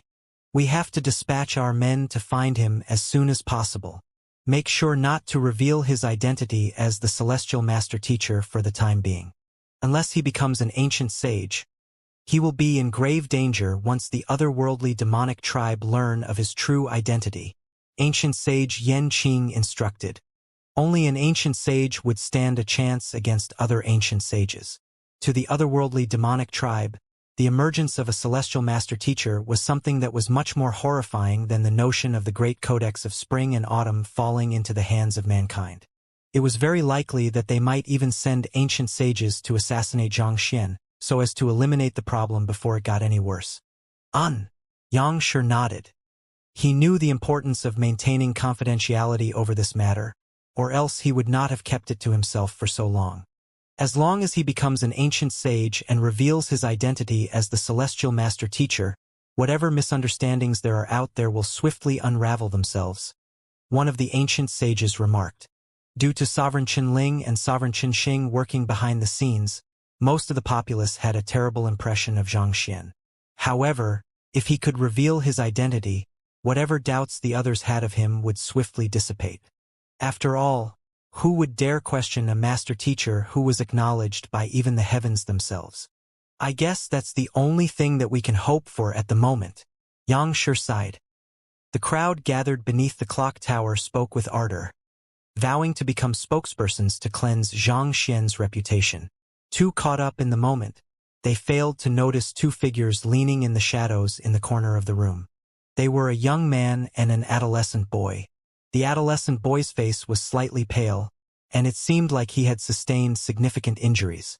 The young man heard the words of the crowd, but he simply shook his head with a faint smile, not joining in at all. Instead, he turned his gaze to the adolescent boy beside him and asked, "How are you feeling at the moment?" "Young master, I'm fine. I won't die just yet." The adolescent boy shook his head as a glint flashed through his eyes. "I should be able to survive till the moment I catch those two traitors." The adolescent boy was none other than Wu Chun, as well as Sovereign Qin Yong. Due to the schemes of Sovereign Qin Ling and Sovereign Qin Xing, he had ended up coming to blows with ancient sage Yan Qing and the others.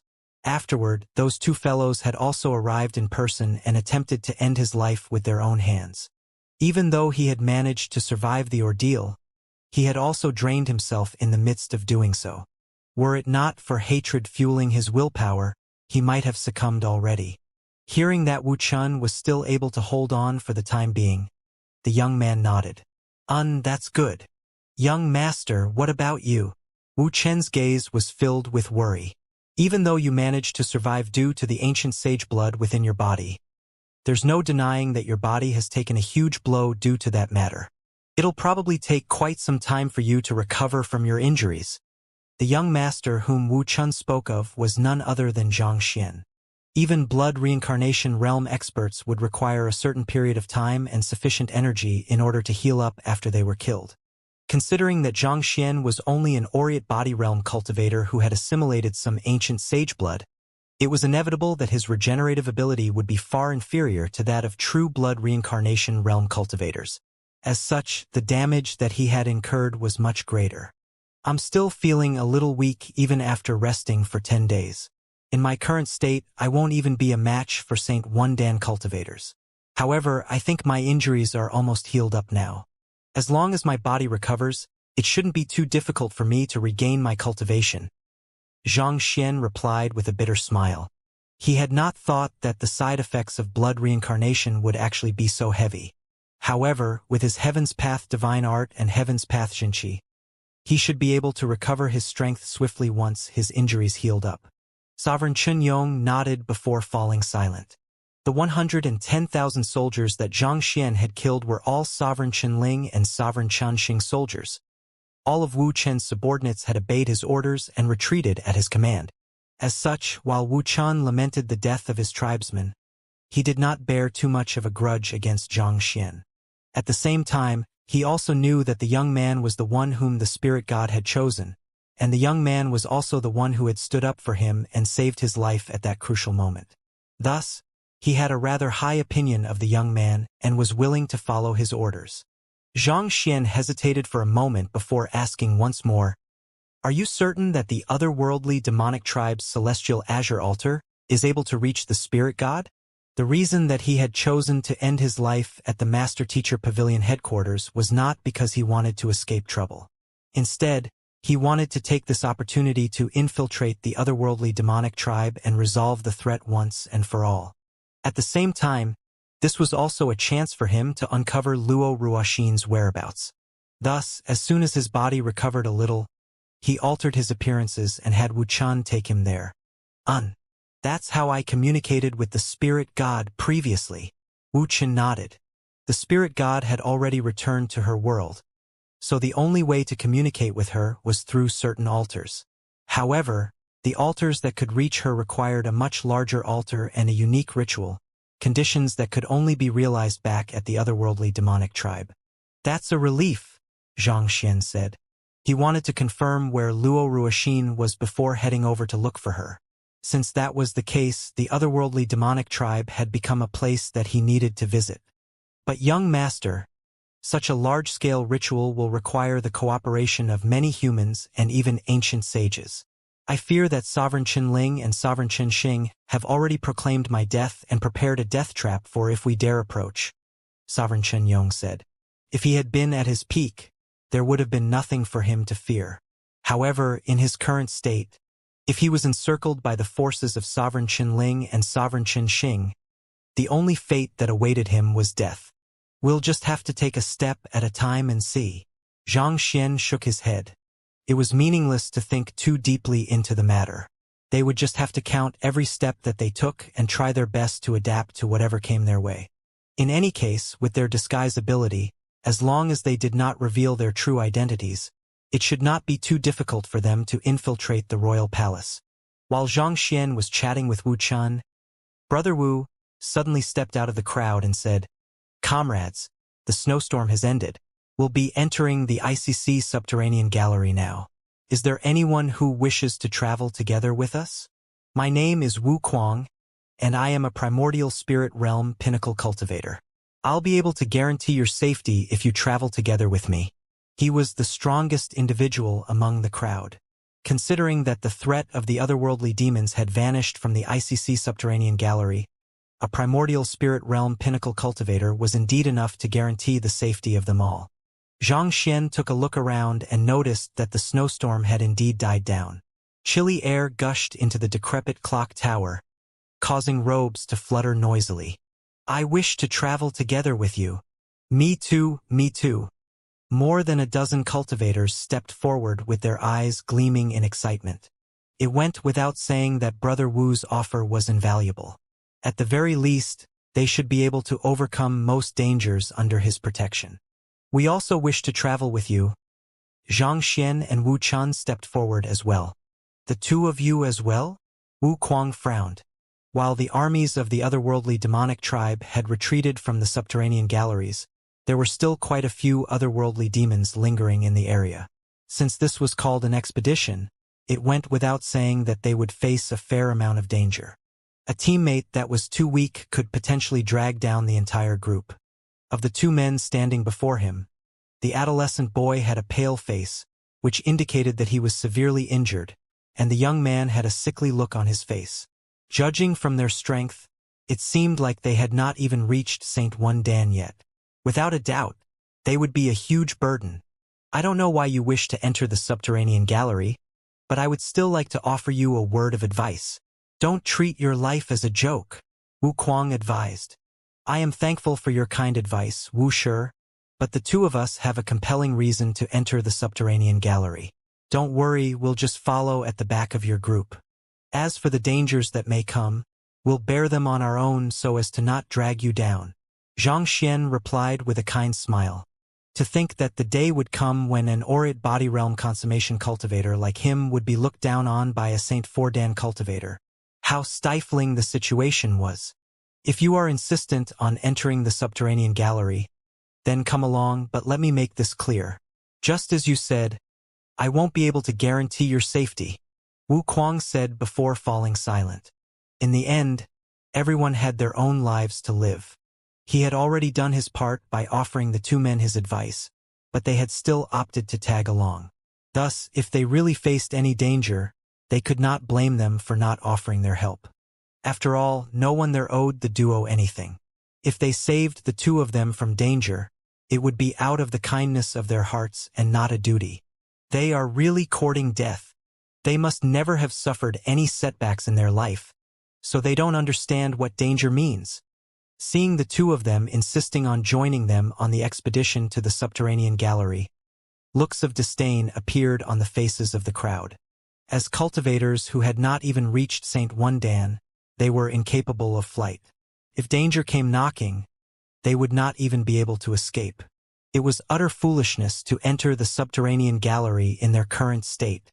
Shaking their heads in disapproval, the crowd walked out of the decrepit clock tower and began making their way toward a building in front. Barely after walking for a couple of minutes, several combat masters appeared and stopped them. I am 7-star Master Teacher Wu Kuang. This is my travel permit, Wu Kuang said. One of the combat masters took the travel permit and examined it thoroughly before nodding in approval. All right, you may enter. You only have 3 days inside. You must make sure to leave the premises within 3 days. Understood. Rest assured, I understand, Wu Kuang replied with a smile before leading the crowd in. While the entrance of the subterranean gallery had been opened to allow ordinary master teachers and cultivators to enter, they still had to present travel permits in advance.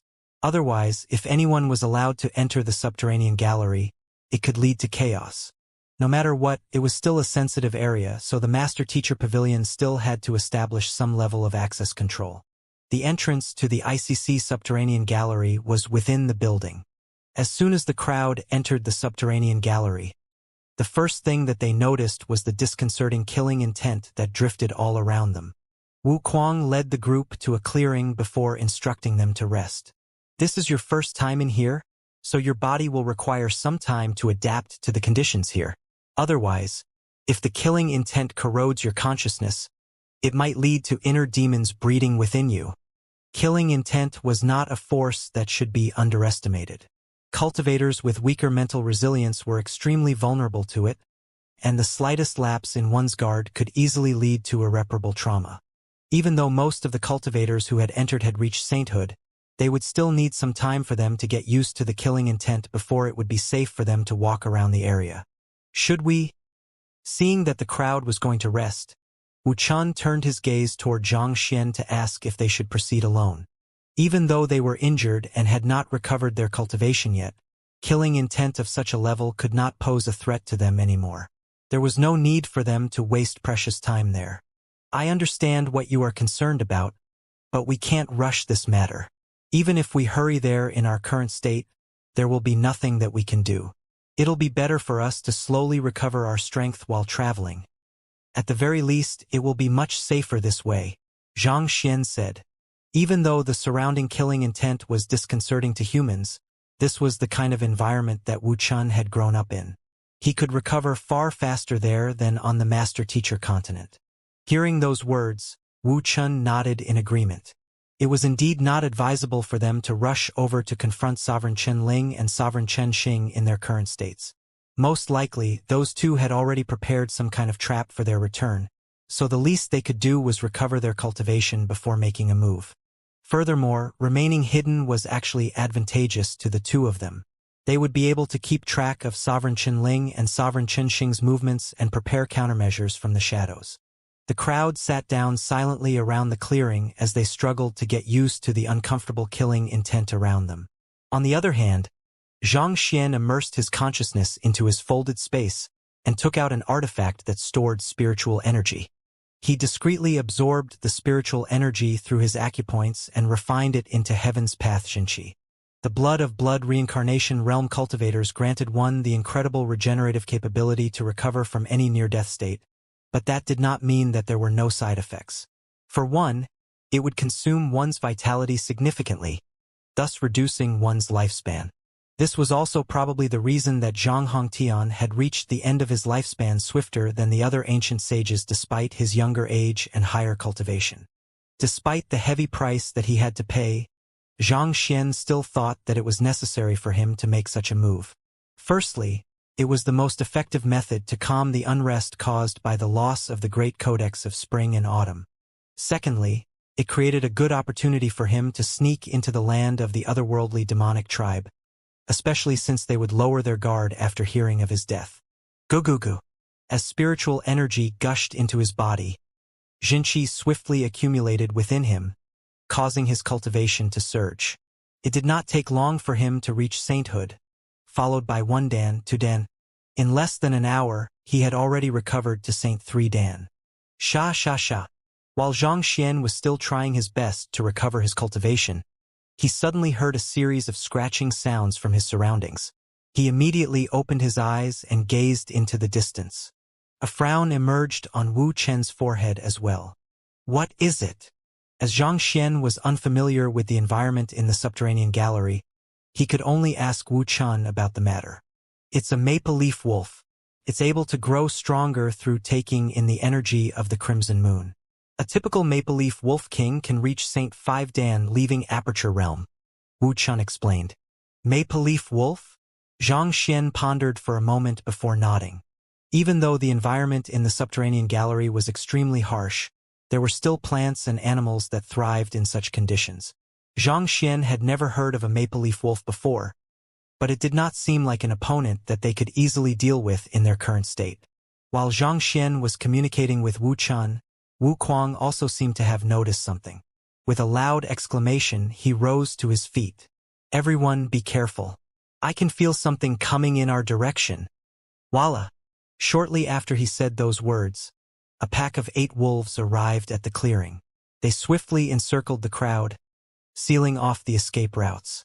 The wolves were gray in color, but there was a clump of white hair on their forehead, reminiscent of a maple leaf. Even though there were not too many of them, the ferocious auras that each of the wolves emanated still caused the faces of the crowd to pale in fright. Don't bother struggling. That cold bellow seemed to freeze the air. Obediently become our fodder, and we can consider granting you a painless death. Following which, a wolf cloaked in snowy fur walked out from the pack. It had a pair of crimson eyes that seemed to reflect the savage acts that it had committed in its lifetime. A leaving Aperture Realm beast? Wu Kuang's body stiffened in horror. The faces of the cultivators in the area paled as well. They had never thought that their luck would be so horrid. Their plan had been to swiftly gather a couple of valuable herbs growing within the subterranean gallery before leaving the area to sell their loot and earn their fortune. Yet, who could have known that barely after entering the subterranean gallery, before they could even adapt to the surrounding killing intent, they would actually be confronted by such powerful beasts. Growing in an environment suffused with killing intent, the maple leaf wolves were far more aggressive and tenacious than their master-teacher counterparts, making them difficult adversaries to deal with. To make matters worse, there was also a wolf king amid the pack. Were they going to lose their lives when they had entered the subterranean gallery barely a moment prior? Prepare yourselves for battle. Wu Kuang took a deep breath as he eyed the maple leaf wolves around him warily. With a flick of his wrist, he whipped out a sword and dashed right for the Wolf King. Their only chance at survival was to kill the Wolf King as quickly as possible. As long as they took down the Wolf King, dealing with the other maple leaf wolves would be within their means. Seeing that a human dared to challenge it right from the get-go, the Wolf King sneered coldly. Woo! Disdain surfaced in its crimson eyes as it swiped its claws forward. Bam! Killing intent poured forth, filling the area with the stench of blood. Before Wu Kuang could even process what was going on, he had already been sent flying into the distance. To think that even a 7-star pinnacle master teacher would be unable to withstand a single strike from the Maple Leaf Wolf King. The other members of the group shuddered in fear as regret covered their faces. They had heard many rumors about how the subterranean galleries were littered with treasures, and that as long as their luck was not too bad, they would be able to make a killing just by entering the premises. With the fortune earned, they would be able to purchase sufficient resources to advance their cultivation. Never in their wildest dreams could they have expected to encounter such a powerful pack of wolves within an hour of entering the subterranean gallery, such that even the strongest among them, Wuxia, was defeated in a single blow. If even Wuxia was no match for them, what in the world could they do about the maple leaf wolves? We have to coordinate with one another to deal with those wolves. Otherwise, we might all lose our lives here. One of the elders uttered through tightly gritted teeth as he took out his spear. Infusing his spear with his Xianxia, he drove his spear forward as if a viper leaping forth for a kill. His cultivation was only at St. Fordan Primordial Spirit Realm primary stage, but he was able to bring out the imposing might of a spearmaster. Had it been any other occasion, he might have won himself the admiration of others. However, in the eyes of the pack of wolves, the strength that he could summon was nothing. Hula! One of the maple leaf wolves leaped forward. With a simple bite, the gray wolf stopped the spear in its track. At the same time, it swiped its claw forward toward the elder, and gruesome lacerations immediately appeared on the chest of the elder. Luo Gong. Seeing that the elder had been injured, the middle-aged man beside him immediately whipped out his weapon and charged forth as well. At the same time, the remaining members of the crowd also realized what treacherous circumstances they were in, so they followed suit and executed their strongest moves without the slightest hesitation. Pung pung pung pung. The sound of popping rucksacks filled the air. The crowd that had charged forward were sent flying backward with even greater momentum, and they collapsed onto the floor cloaked in dust. Crimson blood oozed from the corners of their lips. There was simply too great a disparity in their fighting prowess, and the fact that they were in an unfamiliar environment worsened the situation. As a result, the battle ended before it could even start. Seeing how his group had been defeated with such ease, Wu Kuang despaired. Had he known that this would happen, he would have ventured into the subterranean gallery alone. If so, he would have had no qualms turning tail and fleeing. But in their current situation, it seemed like they were doomed to lose their lives. Just as Wu Kuang gave up all hope, he caught sight of the duo whom he had been unwilling to bring along seated calmly by the side, not moving at all despite the onslaught of the maple leaf wolves. It was as if they were oblivious to the battle. He wanted to rage at them for their nonchalance, but he eventually sighed instead and muttered, "Forget it. Given their strength, it would be futile even if they came over to help us." A severely wounded adolescent boy and a young man who had not even reached St. Wundan. Considering how even a 7-star pinnacle master teacher like him was unable to match the maple leaf wolves, it would not have made any difference even if those two fellows had helped them. The energy harnessed within the body of a master teacher is much purer than ordinary human cultivators. I want this one. As for the rest, I'll leave it to you to distribute them as you deem fit. Seeing that their prey had finally given up on struggling, the Wolf King coldly issued its orders before making its way toward Wu Kuang. Regardless of whether it was for the otherworldly demons or those of the beast tribe, the pure Xianxia that coursed through the meridians of master teachers was an invaluable tonic to further their cultivation. Watching as the Wolf King slowly approached him, Wu Kuang knew that his fate was sealed, and he lowered his gaze melancholically. I never thought that I, Wu Kuang, would die here in such a manner. He had thought that he would be able to achieve something big by coming down to the subterranean gallery, but before he could accomplish anything, everything had already come to an end. He discreetly channeled all of his strength, intending to end his life together with the Wolf King, but before he could make a move, the ground abruptly shuddered. A deep voice sounded from beneath the ground, jolting everyone's soul. Scram! Hong Long! The voice was extremely cold, reminiscent of a sharp gale in the midst of the winter solstice. The shout was filled with a menacing threat that caused the hair of the Maple Leaf Wolf King and its pack to stand in alarm. They subconsciously retreated from the area, their massive bodies shuddering fearfully as blood trickled down their lips. A mere bellow actually inflicted internal injuries on all of them simultaneously. The Wolf King eyed the surroundings apprehensively, trying to find the expert who had just made a move on them. However, the surroundings were completely empty. There was no one to be seen. A light breeze blew across the darkness as the maple leaf wolves felt their blood slowly freezing. The voice earlier had been deep, but it had seemed to stab right into their souls. It had felt as if they would be slaughtered right away if they dared make a move on those humans. "Let's go!" Fearing that the expert would really make a move on them, the Wolf King anxiously ordered their retreat with trembling lips. Squeezing their tails between their legs, they turned around and fled as quickly as they could. Those were just a bunch of human master teachers. As delectable their flesh might be, it could not possibly be more valuable than their lives.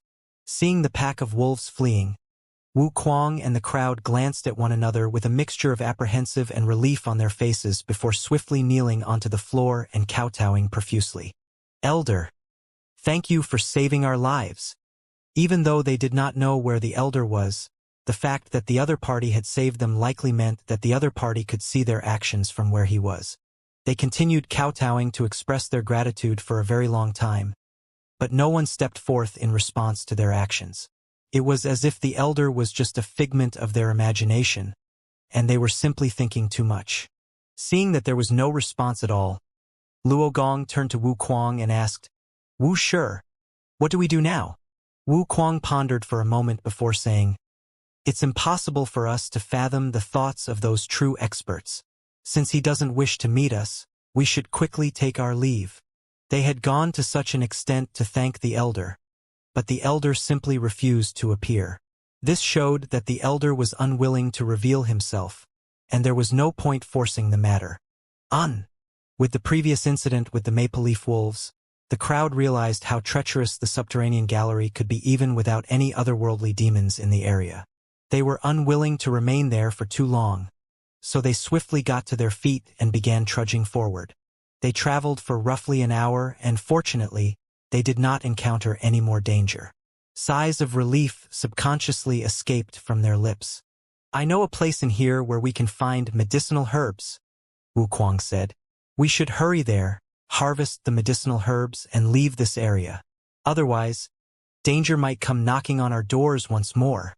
Since they had already gone down to the dangerous subterranean gallery, they could not possibly back away without obtaining anything. The others nodded in agreement. A middle-aged man suddenly stood out from the crowd and said, "Before moving ahead, I would like to say something." The crowd quickly turned their gazes over. During the encounter with the maple leaf wolves earlier, those two over there remained completely still, not contributing anything at all. "I suggest that we don't take them to where the medicinal herbs are." The middle-aged man harumphed as he pointed his finger at Xianxia and Wu Chun. Earlier, when the maple leaf wolves attacked, they had remained seated on the floor as if they were sculptures. Despite that, they still had the cheek to follow them to harvest the invaluable medicinal herbs. Just how thick could their skin be? "Indeed, we shouldn't bring them along. They are of no use at all. They will only be a burden if we bring them along." A couple of others nodded in agreement. Since they were going to venture into perilous lands, it would be best for their group to be as powerful as possible. Those two fellows could not contribute anything at all, but they wanted to tag along with the group. Were they really going to split the medicinal herbs with those two useless buffoons? Hearing the words of the crowd, a slight frown appeared on Wu Kuang's forehead as he turned to the duo and asked, "Do you two have anything to say for yourselves?" It was not that he wanted to abandon the two of them, but the way that those two had reacted in the face of the maple leaf wolves was simply too disheartening. It would be unfair for the entire group to split the medicinal herbs with them, considering that they had done nothing of merit for the group. Wu Chun was just about to speak up when Xianxia interjected with a wave of his hand.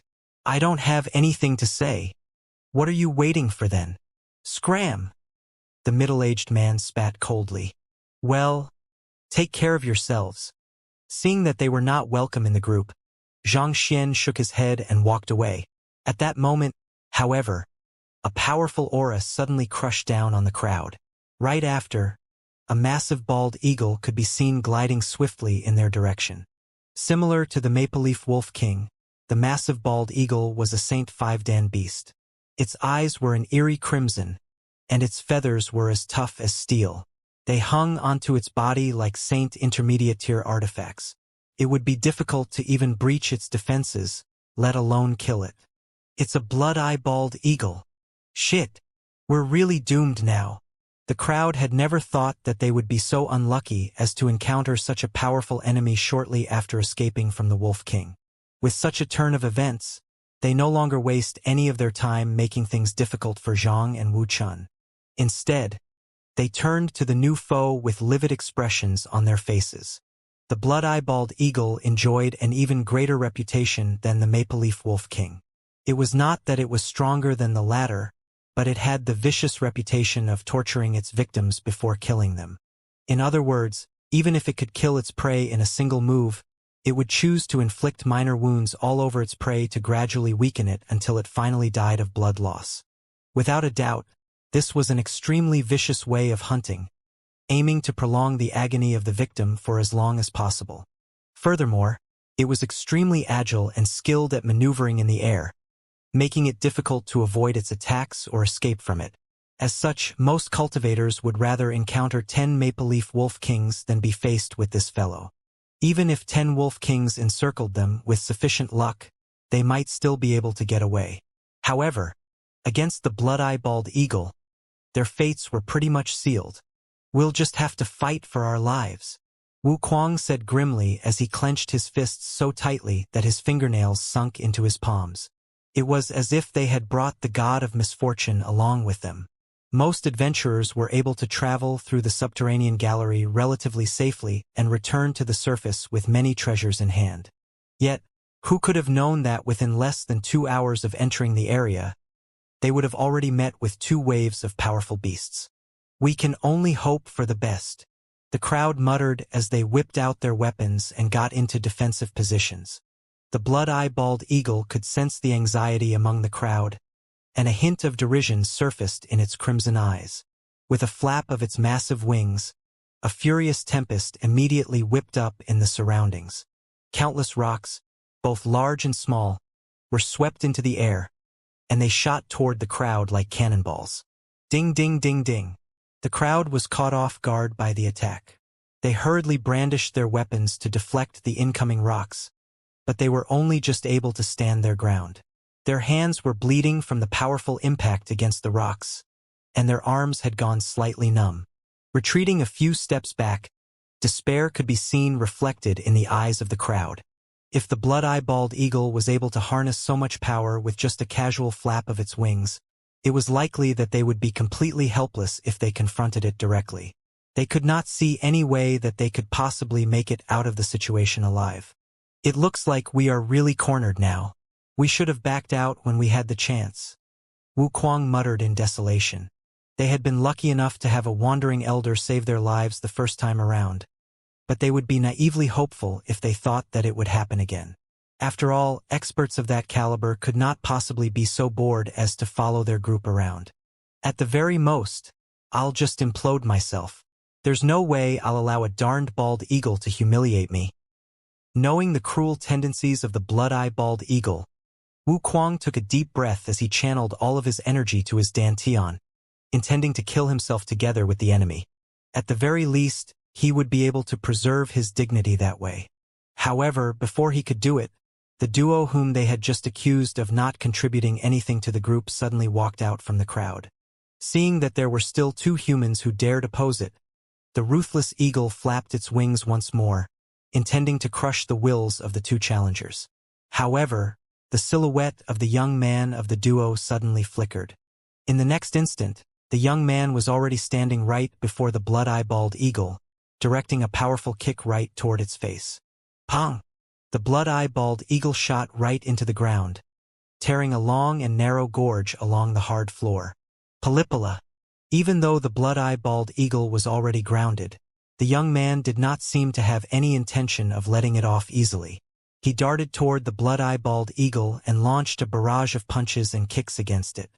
A short moment later, when the blood-eyeballed eagle finally recovered from the pummeling and stood up once more, it could have just been the crowd thinking too much about it, but they could have sworn that they saw deep tenderness in the crimson eyes of the beast that was known for its savagery.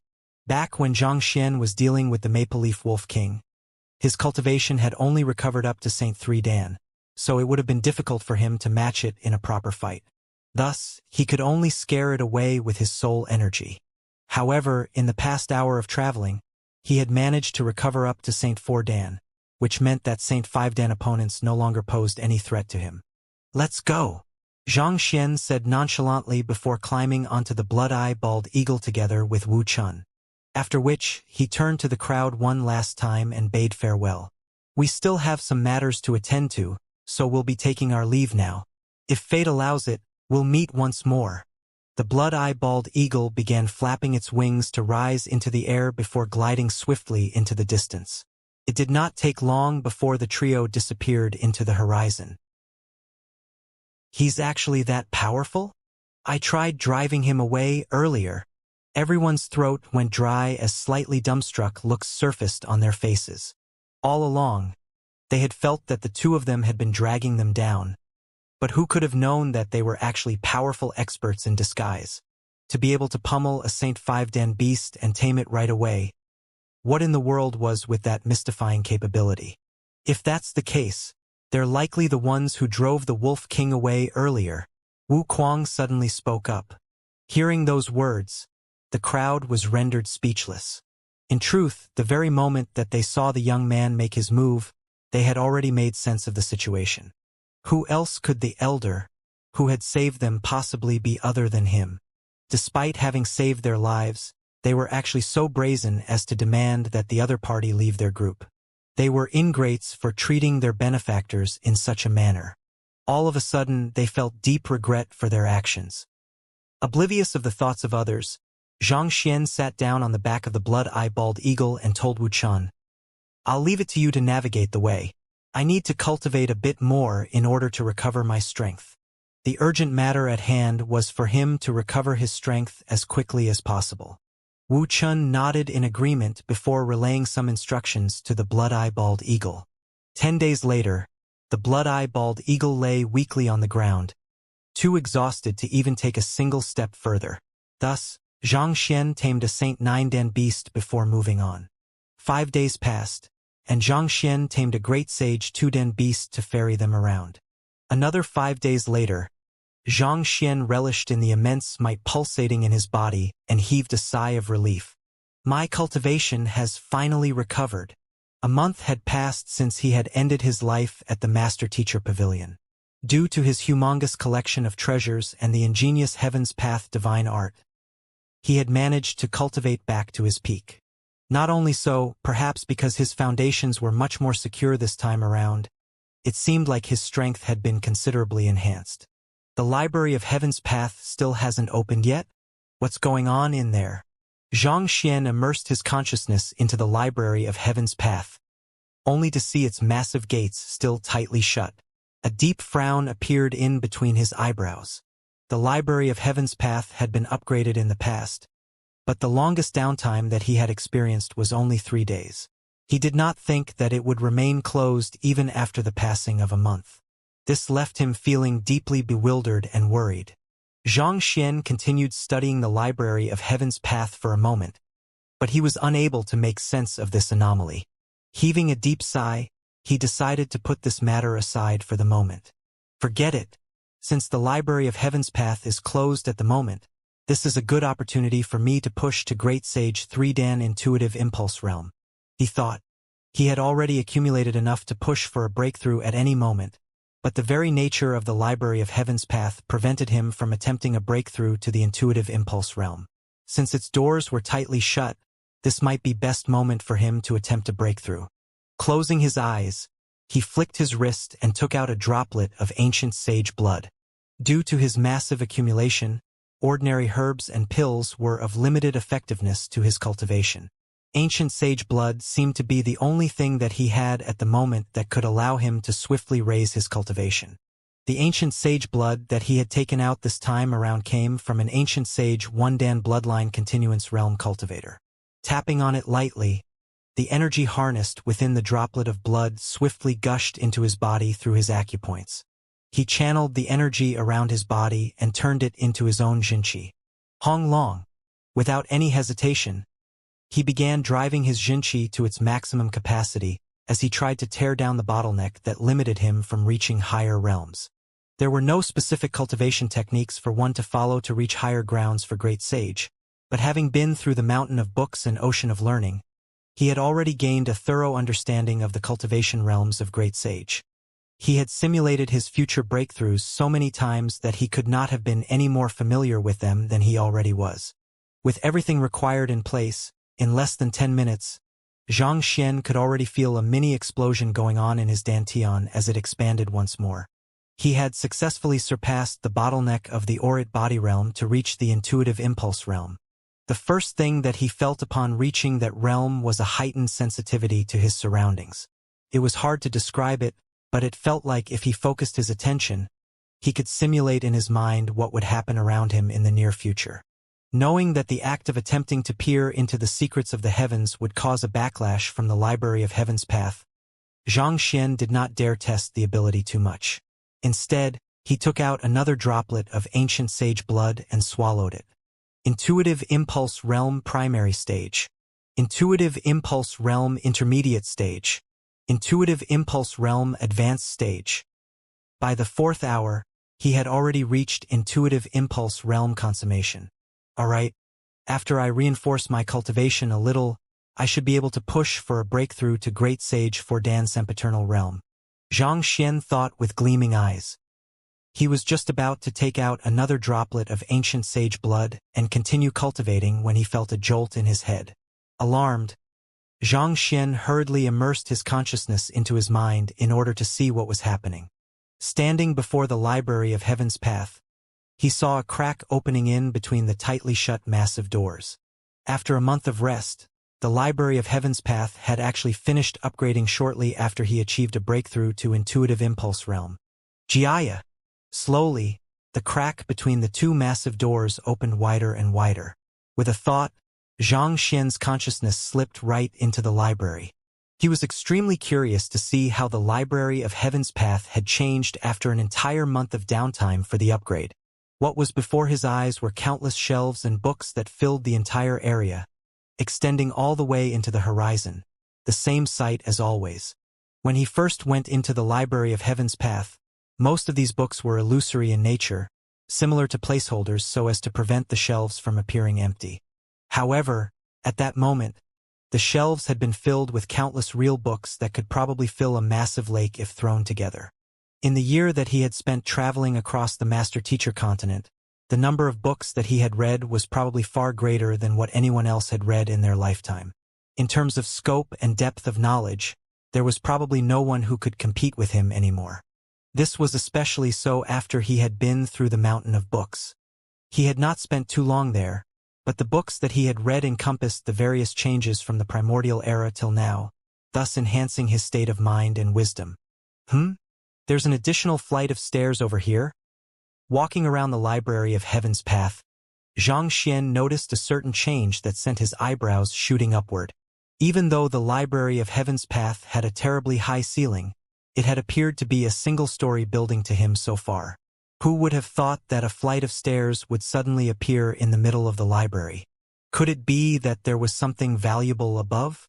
Xianxia swiftly made his way to the staircase and began walking upward, but barely after taking a step, he staggered and nearly fell flat to the ground. The heck? This staircase is a fake. Xianxia's complexion did not look too good. The staircase before him was actually an illusion as well, just like the books that he had seen at the very start. Putting aside climbing to the next story, he could not even touch it. To make a new staircase but not allow him to go up at all, what the heck was the Library of Heaven's Path up to? Do I have to come across the real staircase in real life in order for this staircase to become tangible? Xianxia wondered. Back when he first obtained the Library of Heaven's Path, the books that were in there had been intangible, unable to be grabbed or read. It was only after reading innumerable books that he had managed to fill the shelves with tangible books. Could it be the same for the staircase? Just that he could understand the idea of reading books to fill the shelves, But how in the world was he going to find the relevant staircases to make it tangible? Forget it. Unable to make sense of the situation, Xianxia shook his head before moving ahead. A moment later, he stopped again. Other than the staircase, he noticed some changes in the internal structure of the Library of Heaven's Path. Unknowingly, in the depths of the library, a new silent chamber had appeared. From the exterior, the chamber seemed to resemble the shape of a massive book. Reading chamber? Xianxia read the words on the plaque hanging by the entrance of the chamber. It was indeed true that most libraries had areas reserved for visitors to read their books quietly, but the Library of Heaven's Path never had such a thing before. Was this a new function that had come with the recent upgrade? Would he be able to read books faster within the reading chamber or something? Harboring such doubts in mind, Xianxia pushed open the door and entered the premises. Unlike the staircase, the door was tangible enough for him to open it easily with a push. As soon as he stepped in, he noticed something that made his face warp in astonishment. The flow of time in here is actually different from that outside? With his comprehension of the time quintessence, he could easily sense the difference in the flow of time within the reading chamber. The difference in the flow of time should be around 1 to 10, Xianxia analyzed. A flow of time of 1 to 10 meant that even if he cultivated within the reading chamber for 10 days, only a day would have passed in the external world. However, since only my consciousness is able to get into the Library of Heaven's Path, I'll only be able to sharpen my battle techniques here. It won't benefit my cultivation. After relishing in the discovery for a moment, the downsides to the effects of the reading chambers slowly became apparent to him as well. It was similar to the blood reservoir of the Zhang clan in the sense that only his consciousness was able to access the reading chamber. As such, he could only temper his will, enhance his knowledge, and refine his battle techniques there. As for advancing his cultivation and such, as his body was unable to access this area, he would not be able to enjoy the benefits of the difference in the flow of time. But again, it would not make much of a difference to him. In the first place, the Heaven's Path divine art did not take him too long to cultivate, so it was not too significant whether he was able to cultivate 10 times faster or not. Given the long lifespan of cultivators, whether one took 6 minutes to raise one's cultivation by a single stage or an hour to do so, it really did not matter. At the very least, that was how Xianxia consoled himself to assuage his disappointment at that revelation. Shaking his head, Xianxia was just thinking about how useless this ability was when he suddenly felt a surge of Jinqi flowing through his real body in accordance to his thoughts. Wait a moment. Even though I'm unable to bring my body into this space, if I can still drive the Jinqi in my body from here, I should still be able to enjoy the benefits from a 10-fold increase in my cultivation rate. Xianxia thought in agitation. It turned out that the reading chamber was not as useless as he had thought. All in all, he had spent an entire month in order to recover from the damage that he had sustained from ending his life at the Master Teacher Pavilion headquarters. If the reading chamber had been open to him from the very start, there was a very good chance that he could have fully recovered within 3 days. In fact, if he was able to use this ability in battle as well, even if his arm was severed, he should be able to regrow his arm swiftly within a second or two through the effects of the reading chamber. This isn't just an increase in my rate of cultivation. With this, I'll be able to fight more fearlessly in battle. Even someone who valued efficiency as much as Xianxia could hardly complain about the speed of his breakthroughs through cultivating the Heaven's Path divine art. However, the same could not be said about injuries. While the Heaven's Path Jinqi was able to heal most basic injuries, it was ineffective against internal traumas that shook his foundation. Such injuries tended to take many days to heal even for him.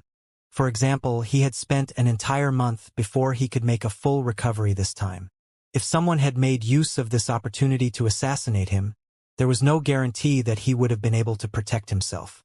But the very existence of this room significantly alleviated the threat. The next time that he suffered any severe injuries, he would be able to swiftly recover and launch a counterattack. Not only so, it seems like my thoughts are much clearer while cultivating in here. Somehow, the atmosphere is rather similar to that of the Temple of Confucius, Xianxia thought with a satisfied smile.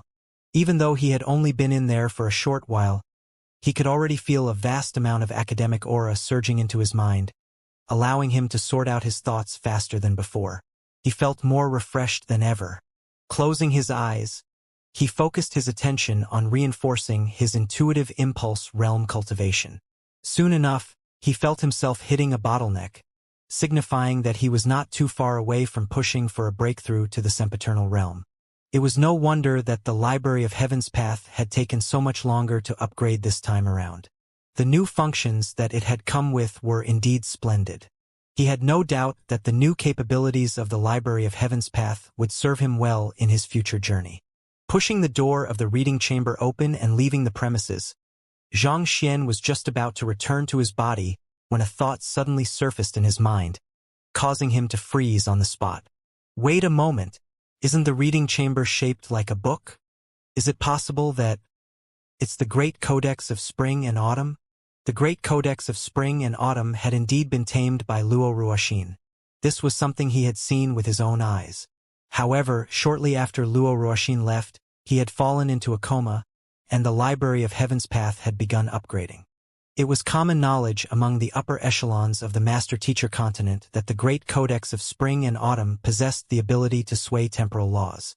Considering that the Library of Heaven's Path had suddenly been bestowed with such an ability, his thoughts could not help but wander in such a direction. Thus, he quickly turned his gaze over to take a closer look at the newly created reading chamber. He had not noticed it before, but now that he was paying attention to the specifics, it did bear a resemblance to the Great Codex of Spring and Autumn that he had seen from afar back then. Furthermore, the similarities did not just stop at the appearance but the aura that it emanated as well. However, the aura of the reading chamber felt significantly weaker than the Great Codex of Spring and Autumn that he had seen before, which was also why he did not make the connection right away. Of course, he had not gotten into close proximity with the Great Codex of Spring and Autumn before, so he could not say for sure. Could it be that Ruoxin placed the Great Codex of Spring and Autumn into the Library of Heaven's Path, which triggered its upgrade? Xianxia thought incredulously. It was only at the very last moment that he had found out that Luo Ruoxin knew about the existence of the Library of Heaven's Path, and the realization filled him with bewilderment.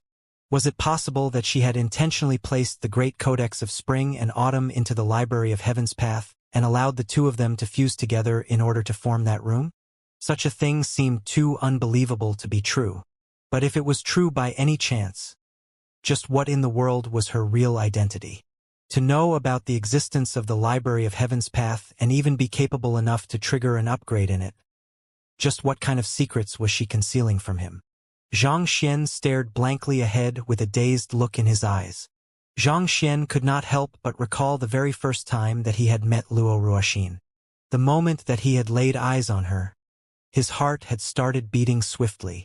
It was a feeling of inexplicable intimacy, as if he had known her for a lifetime. He had found himself descending into a spiral of fondness for her that he could not extricate himself from. Holding her hand tightly, they had escaped from a horde of beasts and entered a cavern. However, due to an incompatibility between his body and soul, he had fallen into a coma shortly after. Not much later, he had reunited with her at the Hongyuan Master Teacher Academy. He had attempted to use his Library of Heaven's Path on her, only to fall into a coma shortly after. When he woke up, he had found that his Library of Heaven's Path had been upgraded. When he realized that he was unable to peer into Luo Ruoxin's identity through the Library of Heaven's Path, he had thought that it was because she possessed the discarnate constitution of divination, so he had never bothered to ponder too deeply into it. However, at that moment, he felt that things were not as simple as they seemed. A thought surfaced in Xianxia's mind. When she left, I grabbed her palm and felt a surge of warmth flowing through my body. I didn't think too much into it, but could it be that she placed the Great Codex of Spring and Autumn into my Library of Heaven's Path back then? Luo Ruoxin had vanished into a dimension rift right before his eyes. In order to stop her from leaving, he had attempted to hold on to her, but it was to no avail. Shortly after she disappeared, he had also fallen into a coma as a result of a jolt from the Library of Heaven's Path. Could she have used that opportunity to gift the Great Codex of Spring and Autumn to him? Wasn't the reason that she descended onto the Master-Teacher continent to obtain the Great Codex of Spring and Autumn? Why did she pass it over to me? Luo Ruoxin's identity as the spirit god had already been confirmed, and her motive for descending to the master-teacher continent was likely to procure the great codex of spring and autumn. Since that was the case, why would she place the codex with him after all the effort that she had put into obtaining it? From the looks of it, it seemed like the prowess of the codex had diminished significantly from the first time that he had seen it. What did she do with the codex in the short period of time between taming it and passing it on to him? Many doubts filled Xianxia's mind, leaving him feeling deeply uncertain. In the time that he had known Luo Ruoxin, the latter had refused to reveal her identity under the pretext that it was for his own good. He had indeed felt a little resentful toward Luo Ruoxin after realizing that she was the spirit god. But at that moment, he felt that the secrets that she had been bottling up ran deeper than that. He had a strong feeling that she was not lying to him at all. A secret that concerned the Library of Heaven's Path and the Great Codex of Spring and Autumn. Perhaps it could be a matter that would even rattle the heavens themselves. As the saying went, the secrets of the heavens must not be spoken aloud. Perhaps she actually had legitimate reasons for hiding her identity from him. Regardless what her true identity is, I'll definitely find her and uncover the truth, Xianxia thought determinedly before burying everything at the bottom of his heart. He would require an immense amount of power if he wanted to come close to the truth, and the current him was simply way too weak. At the very least, he would have to become an ancient sage and obtain the powers of a dimension-shatter realm expert. Otherwise, he would forever remain restricted by the dimension barrier around the master-teacher continent, unable to leave its confines. Returning his consciousness to his body, Xianxia took a deep breath and brought himself back to the present. With his state of mind reaching a level comparable to ancient sages, he was able to control his thoughts and emotions precisely, which allowed him to remain rational at all times. Seeing that Xianxia was done with his cultivation, Wuxia looked over and reported, "Young master, we are about to come into the vicinity of the capital of the spirit tribe. It would be dangerous for us to fly over openly without understanding the current circumstances. So I suggest that we land for the time being." "Let's land a little further ahead then." Xianxia nodded in agreement. The beast that they were riding on at the moment was a great sage Tudan beast, and to enter the capital atop such a powerful beast would surely draw attention to them. To be safe, it would be best for them to lie low and land in the vicinity. With their disguise capabilities, they should be able to sneak in without any trouble. So they flew on for a little longer. Just as the capital appeared by the horizon, they had the aerial beast land on the ground. They swiftly altered their appearance before journeying over to the capital. In the midst of their journey, a thought suddenly popped into Xianxia's mind, and he asked, "Right, Wuxia, can you show me a punch?" "You want me to show you a punch?" Wuxia was slightly taken aback by the request. Nevertheless, he still executed a punch without much hesitation. Due to the injuries that he had sustained, he was unable to draw upon his full strength. Nevertheless, a resounding sonic boom still rippled through the air, and a pitch-black rift appeared in the space ahead. Xianxia narrowed his eyes in astonishment, but it was not in response to the incredible strength that Wuxia had exerted. It was not without reason that he had asked Wuxia to execute a punch. Rather, he had wanted to examine the capabilities of the Library of Heaven's Path after the most upgrade. As he had hoped, the inspection capabilities of the Library of Heaven's Path had been enhanced as well. During his time in the Temple of Confucius, he had realized that he was unable to see through an ancient sage's flaws just by looking at the other party's battle technique. Instead, he had to come into direct contact with the other party's blood essence in order to compile a book. However, as soon as Wuxia executed his move, several books had immediately been compiled. Each of them detailed his flaws elaborately, and even more surprisingly, there were solutions for some of the simpler flaws. The effects of this upgrade sure were incredible. To be able to peer even into the flaws of ancient sages, this effectively meant that ancient sages were unable to conceal secrets from him anymore. With this, he would be in a better position to deal with them. This very notion made Xianxia's face redden in agitation. He had thought that it was already amazing for the Library of Heaven's Path to conjure a room where time moved 10 times faster. but to think that its inspection abilities would be enhanced immensely as well. As long as he could use Vicious and the Infernal Black Saber carefully, even with the limitations of his cultivation, he should be able to kill ordinary ancient sages with ease. Young master, seeing Xianxia staring at him with gleaming eyes, Wuchun could not help but frown in confusion. Pulling himself back from his thoughts, Xianxia quickly shook his head and replied, "Ah, it's nothing much." Naturally, the matter concerning the Library of Heaven's Path could not be spoken of too lightly. Looking at Wuchun, he asked, "Since the circumstances in the capital is uncertain at the moment, do you have any ideas as to what we should do? Should we head straight in and attempt to investigate the situation personally? Or do you have any subordinates stationed in the area whom we could liaise with?" Despite Wu Chen's childish appearance, he was, in fact, the highest leader of the otherworldly demonic tribe, Sovereign Chenyong. There was no way that he could have led the otherworldly demonic tribe for so many years without wits. Since he dared to venture back to the capital, he was bound to already have a plan in mind. "Young master, I found myself a successor while I was journeying around the master-teacher continent. His character and aptitude are excellent, and he's extremely loyal to me. I have already contacted him and informed him of our arrival, so we should see him very soon. Through him, we will be able to find out about the happenings within the capital and come up with a countermeasure to deal with those two bastards." Wu Chun replied. "That's good." Zhang Xian nodded in response. Since the person whom Wu Chun was liaising with was his successor, he should be someone whom they could trust. It would be meaningless for them to plan anything before they received concrete news about what was truly happening within the capital.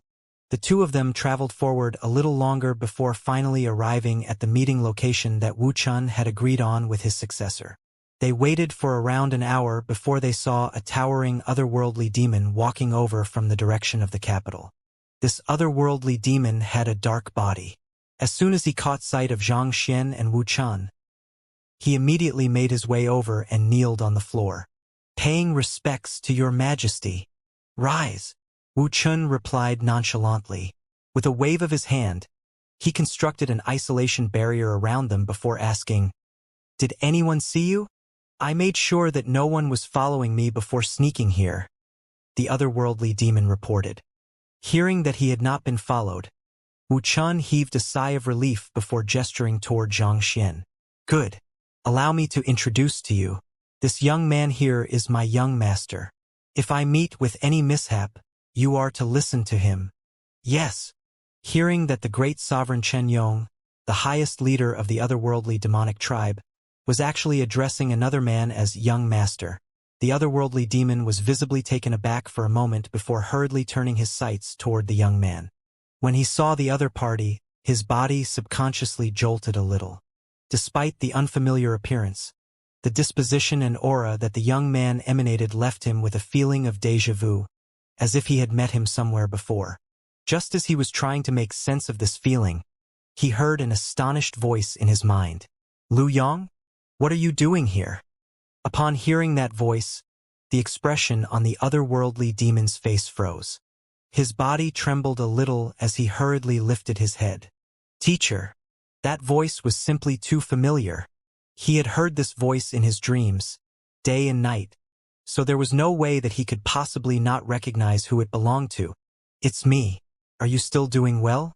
How did you end up joining the otherworldly demonic tribe? What are you doing here?" There were countless questions running through Zhang Xian's mind. Even though the otherworldly demon before him had disguised himself very well, such that even the Jinqi of slaughter coursing through his body seemed authentic, the truth still revealed itself through his eye of insight. With a single glance, he could tell that the other party was the student who had left him in the Qingyuan Empire without bidding farewell, Lu Yong. Due to the outstanding accomplishments of his other students, Lu Yong had been put into a position of immense pressure, such that he eventually left his side to seek his own fortune. Zhang Xian had tapped into the connections of the Master-Teacher Pavilion and those of his students to seek Lu Yong, but there had been no news whatsoever. Who could have known that his student would actually end up being accepted into Wu Chen's lineage and be brought to the otherworldly demonic tribe? "Teacher, I'll fill you in on this matter later. At the moment, Sovereign Chenyong still doesn't know of my true identity. so I ask you to help me keep it a secret. Lu Yang replied through Zhenqi telepathy. Un. Zhang Xian replied with a slight nod. He could tell as much via the interactions between Lu Yang and Wu Chan, which was why he had chosen to communicate with Lu Yang through Zhenqi telepathy. Even though the two of them had only communicated with one another for a brief moment, the sharp Wu Chan still noticed some anomalies in their behavior. Swiftly directing gazes between the two, he asked, "Do the two of you know each other?" "That's not it. I was just impressed by the talent of your student, so I secretly asked him about some matters regarding cultivation," Zhang Xian said with a light smile. "Matters regarding cultivation?" Wu Chun repeated with a slight hint of skepticism in his voice. Seeing that the young man was unwilling to talk too much about this matter, he shook his head before turning to Lu Yang to ask, "What's the current situation within the capital?" This was the matter that he was the most concerned about.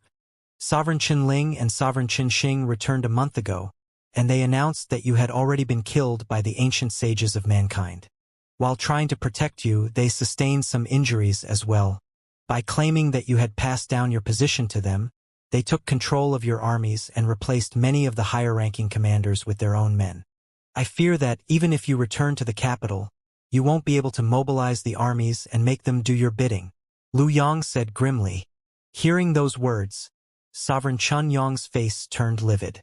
Just as he had thought, those two bastards had indeed attempted to devour his sphere of influence. What about those who have been replaced? Where are they at the moment? Those otherworldly demons were experts who were loyal to him. If he could find them, he might still be able to make a comeback. After they were relieved from their positions, they were all assassinated within a month's time. "I'm afraid that none of them are around anymore," Lu Yang replied. "They have been assassinated?" Wu Chun staggered a little upon hearing those words. He had known that Sovereign Qinling was vicious, but he did not think that the other party would go so far. He was truly callously weeding out everything that could potentially pose a problem to him in the future, not leaving any room for deviation at all. Suppressing the rage boiling in his chest, Wu Chun asked, "How are the physical conditions of the both of them at the moment?" He had managed to land a critical hit on the both of them when they attempted to kill him, thus causing them to be grievously injured. While their injuries were not as severe as his own, it was likely that their foundations had been rattled, so it would not be too easy for them to make a recovery. As long as they did not return to their peak, he would still have a chance to turn the tables on them. To put it bluntly, for cultivators at their level, what was more important was their individual strength rather than amassing armies and authority. As long as they could kill those two traitors and announce their return, those subordinates would have no choice but to obediently follow his orders whether they liked it or not. "I wasn't really able to uncover anything specific. It seems like their current physical condition is classified information." Lu Yang shook his head. Wu Chun was not surprised to hear those words. Both Sovereign Qinling and Sovereign Qinxing were extremely scheming individuals, and locking down vital information regarding their weaknesses was the bare basics. If they were not capable of that much, they would not have come so close to killing him back at the Temple of Confucius. How many ancient sages have they managed to bring over to their side so far? You should at least have some idea of that, right? In fear of him returning to exact vengeance for their betrayal, the two of them would surely try their best to rally as many ancient sages over to their side as possible. At the very least, that was what he would have done if he was in their position.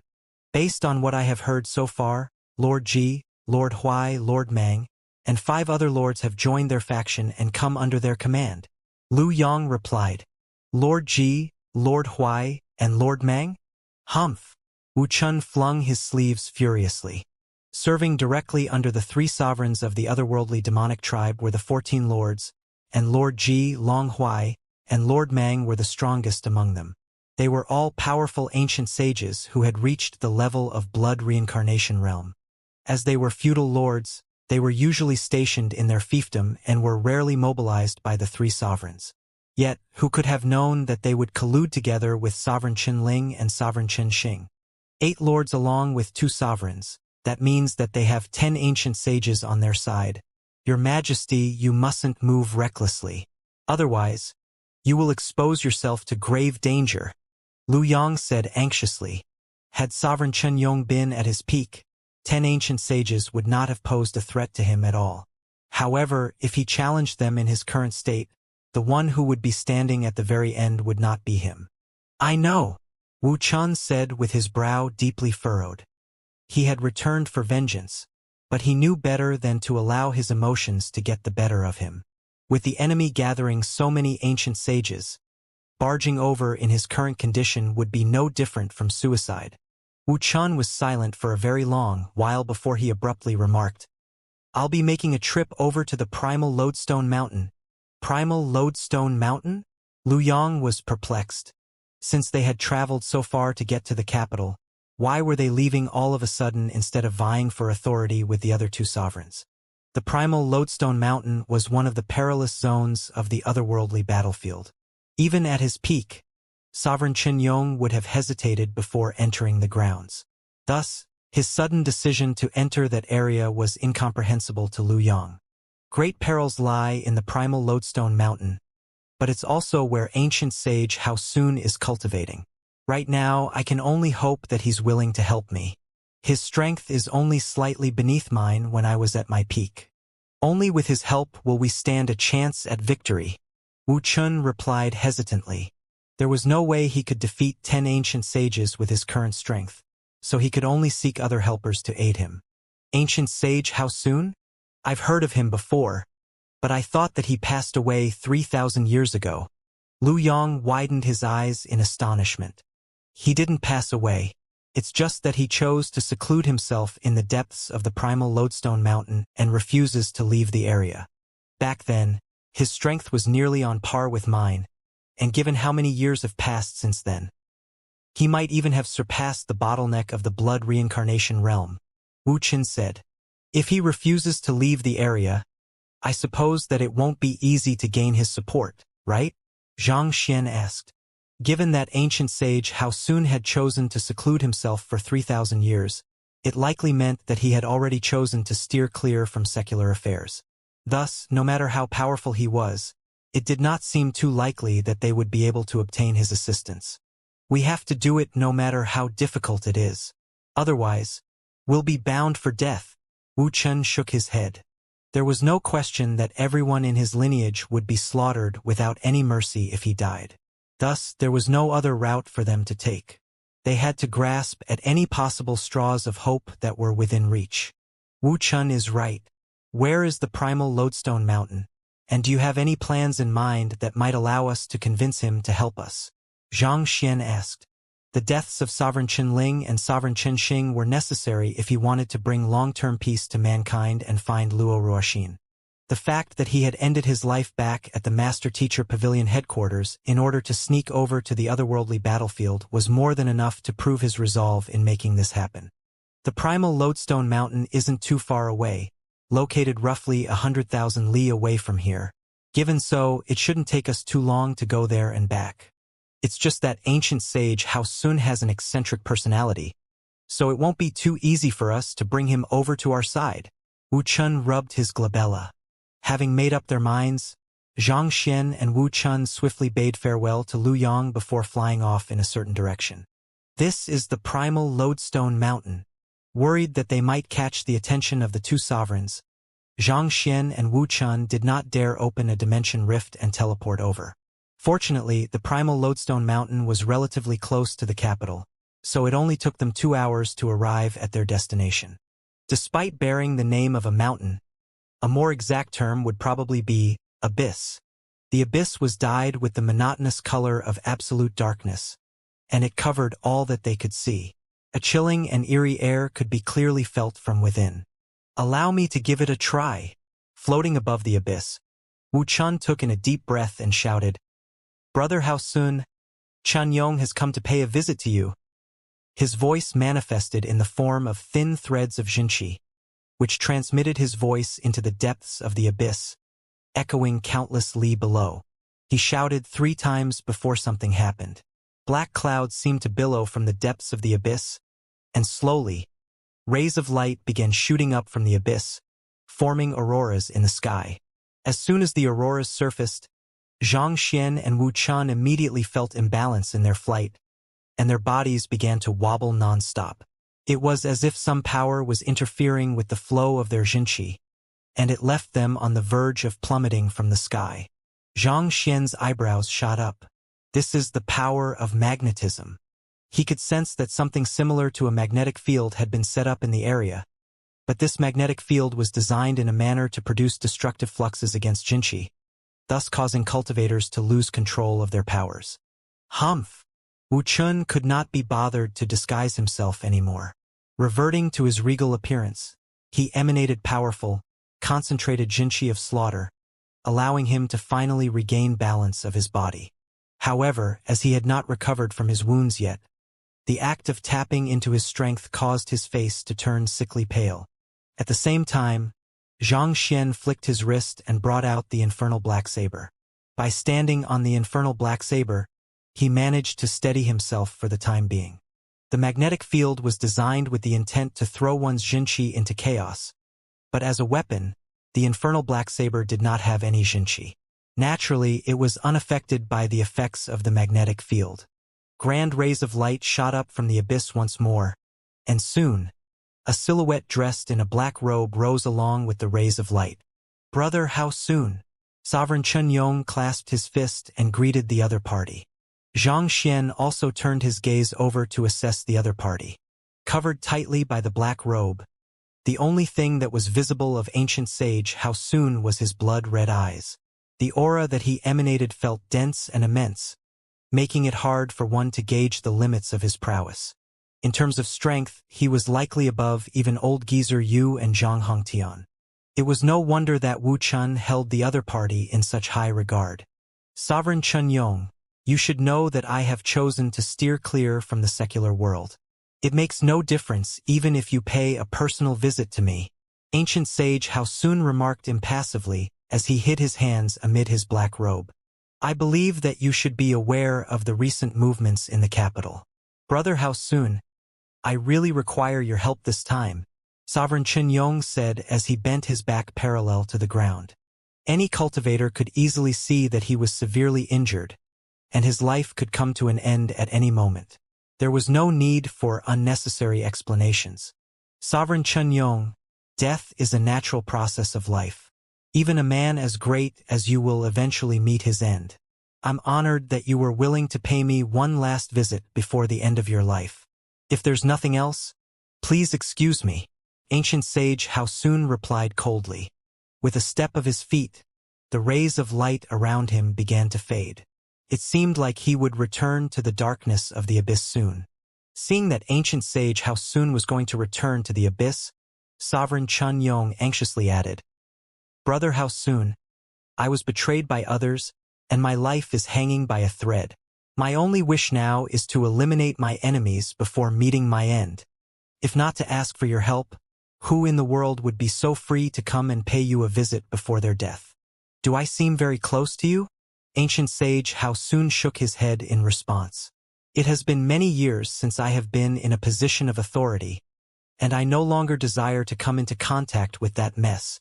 With a wave of his hand, the rays of light submerged back into the abyss, and ancient sage How Soon himself also began descending back into the dark abyss. "Please hold on a moment." Just as the other party was about to disappear, Xianxia suddenly called out. At the same time, he raised his hand and tapped his finger lightly.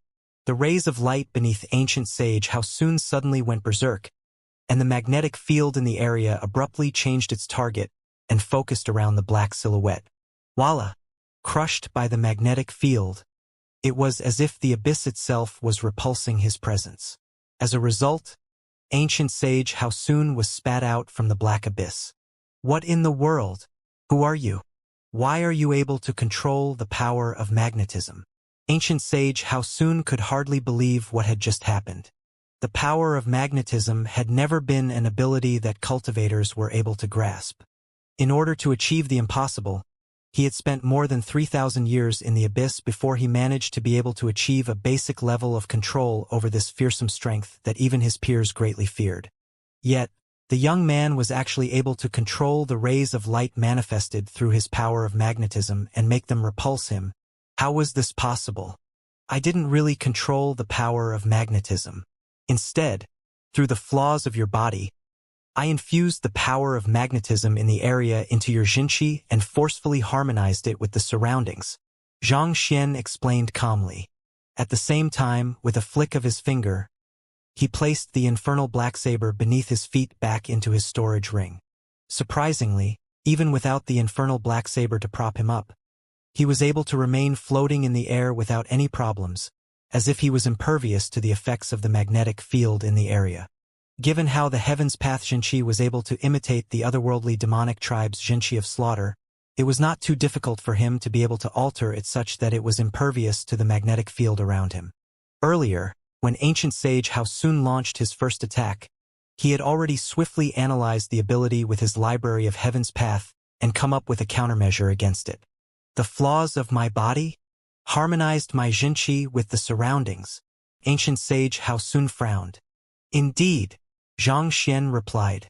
Taking a deep breath, he slowly raised his hands. Voila!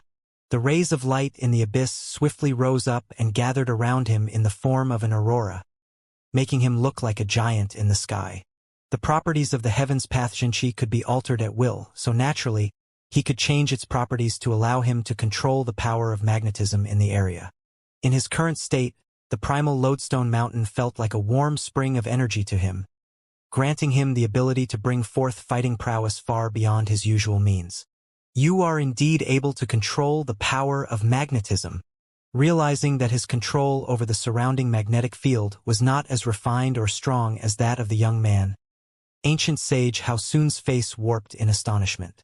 To think that despite devoting 3,000 years of effort into comprehending the power of magnetism, he would actually lose to a young man who had only just arrived there. Knowing that he had managed to catch ancient sage Haosun's attention, Xianxia pressed his case forward. If you are willing to help Sovereign Chen Yong's cause, I can impart the ability to control the power of magnetism to you. This, as expected, ancient sage Haosun hesitated in the face of this offer. For someone who had spent 3,000 years living in seclusion on the primal lodestone mountain to comprehend the power of magnetism, the offer that Xianxia had made was truly seductive. It was not on whim that ancient sage Haosun had chosen to seclude himself in this wretched land of desolation. It was out of his desire to pave a way to higher realms that he had attempted to comprehend the power of magnetism. If he could really gain the ability to control magnetic fields with ease, he was confident that his cultivation would surge, such that advancing beyond the blood reincarnation realm would become a distinct possibility. Even though ancient sage Haosun was moved by the offer, he did not rush into making a decision. Instead, he turned to Sovereign Chen Yong. Who injured you? Since the enemy was someone who could reduce even the number one otherworldly demon emperor to such a state, he would have to think twice before accepting this offer. As confident as he was in his strength, he never allowed his ego to blind the rationality of his decisions. If he was not absolutely certain of victory, he would not put himself in the path of danger even if to obtain the method to control the power of magnetism. It was Sovereign Chen Ling and Sovereign Chen Xing. They conspired with the humans to assassinate me. Sovereign Chen Yong replied. They are the ones who injured you? Hearing that the culprits were the other two sovereigns, ancient sage Haosun's complexion turned incredibly awful. I'm afraid that I'm unable to help you in this matter. Please seek the assistance of others. Neither of the two sovereigns were weaker than him. In fact, due to their positions, they had countless protectors guarding them. Challenging the two of them was tantamount to suicide. Even if he could acquire a technique to control the power of magnetism, he would need to be alive in order to enjoy the benefits of it. It can't be that ancient sage Haosun is afraid of the two sovereigns. Can it? Xianxia asked with a faint smile. I don't wish to involve myself in the power struggle within the otherworldly demonic tribe, and I have no intention of putting myself in danger for the sake of it. Ancient sage Haosun replied with a calm wave of his hand. If you think of me as a coward due to that, so be it. Since you have already said so, ancient sage Haosun, it wouldn't be appropriate for us to impose on you any further. However, before we take our leave, there is one thing that I would like to advise you on, Xianxia said with narrowed eyes. The power of magnetism is a unique force that naturally occurs in the world. I can understand the rationale behind having chosen to tap into this power in order to surpass your limitations and reach the Dimension Shatter realm, but such an action is no different from attempting to devour the power of the heavens. Your soul and physical body will suffer backlashes as a result of your actions. If I'm not mistaken, you have remained within the primal Lodestone Mountain for the past 3,000 years, not because you are unwilling to leave the area, but because it has become extremely difficult for you to do so, right? Despite ancient sage Hao Sun's powerful front, he was actually in a very precarious position. His act of devouring the power of magnetism could be viewed as defying the will of the heavens. If he left the primal Lodestone Mountain, there was little doubt that a heavenly tribulation would swiftly fall upon him.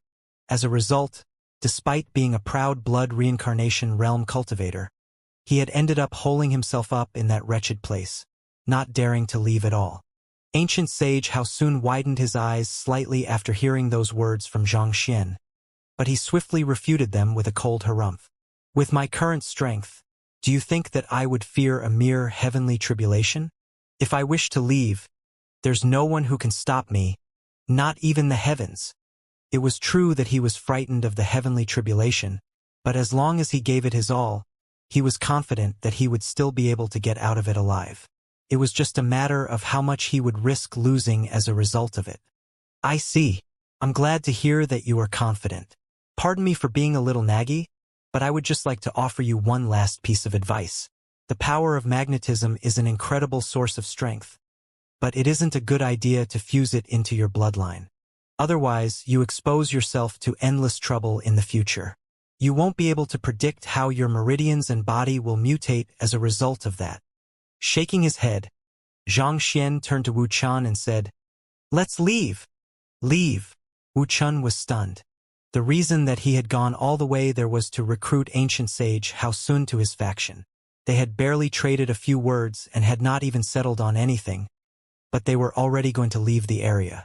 Engaging the help of ancient sage Hao Sun was not a choice but a necessity to them.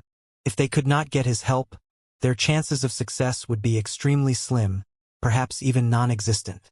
Who? While Wu Chen was still deep in thought, Xianxia had already left the area.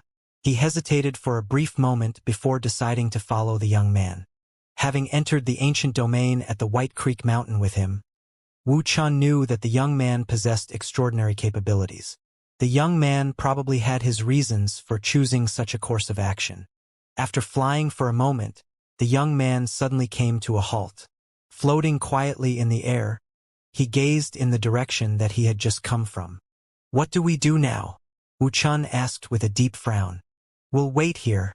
Who knows? Perhaps ancient sage Hao Sun might just change his mind and join us." Xianxia replied with a mysterious smile.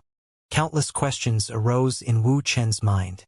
Ancient sage Hao Sun had just confirmed that he would suffer a heavenly tribulation if he left the primal Lodestone Mountain.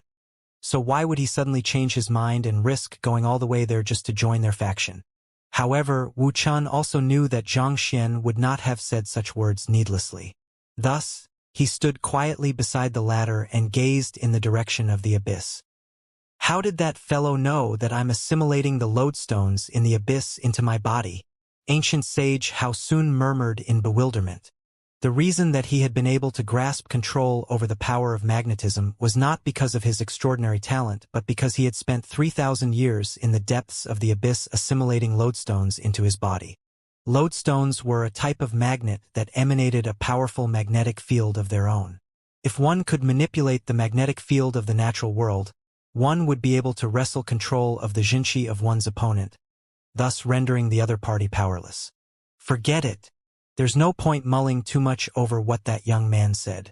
I'm just a step away from fully assimilating the lodestones into my body, so I should hurry up and accomplish it before any more trouble comes knocking on my door.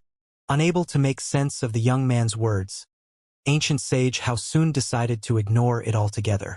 He dived back into the darkness of the abyss, and before long, he had already reached the deepest region. There was a 5-colored stone right before him that emanated brilliant light. It seemed like it was the source of the overwhelming magnetic power in the area. Placing his palm on it, ancient sage Hao Sun took a deep breath before circulating his power through the lodestone. attempting to assimilate it. He had spent 1,000 years trying to get close to this lodestone and another 1,000 years attempting to place his hand on it. Right now, as long as he could infuse the lodestone with his Xianxia, he should be able to successfully assimilate it. All that was lacking was this final step. Once he succeeded, he would be no different from a mobile primal lodestone mountain. He would not have to fear any heavenly tribulation, and he would be able to crush any opponents with ease. Gugugugu. As he pumped more and more Xianxia into the lodestone, his body became more and more compatible with the power of magnetism. Before long, the lodestone began to cave in to his strength, and it gradually assimilated together with his palm.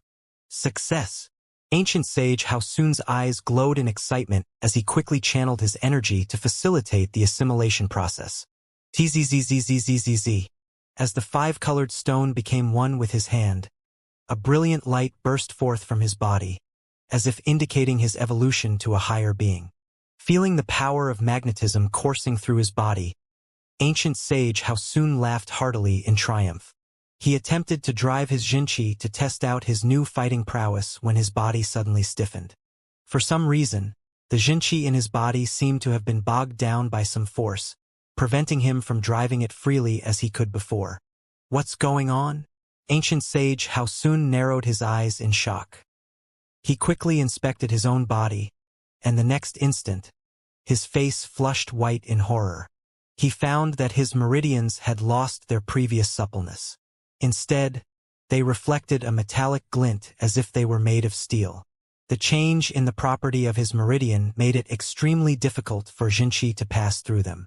It's slowly turning into stone. Am I being petrified? This change was not limited to his meridians. His muscles and veins were starting to stiffen as well, and he could clearly feel his senses dulling. It was as if death was encroaching on him, slowly stripping him of his consciousness. At that moment, there was no way that he could still be oblivious to what was going on. While he attempted to assimilate the lodestone to convert the power of magnetism to his own, the power of magnetism had also discreetly been changing the structure of his body, wanting to convert him into a massive magnet. In a sense, this was similar to how ferromagnetic materials would gain the properties of a magnet if they were exposed to a consistent magnetic field for extended periods of time.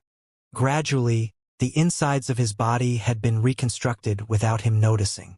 If he was a non-living being, such a change would not have made much of a difference.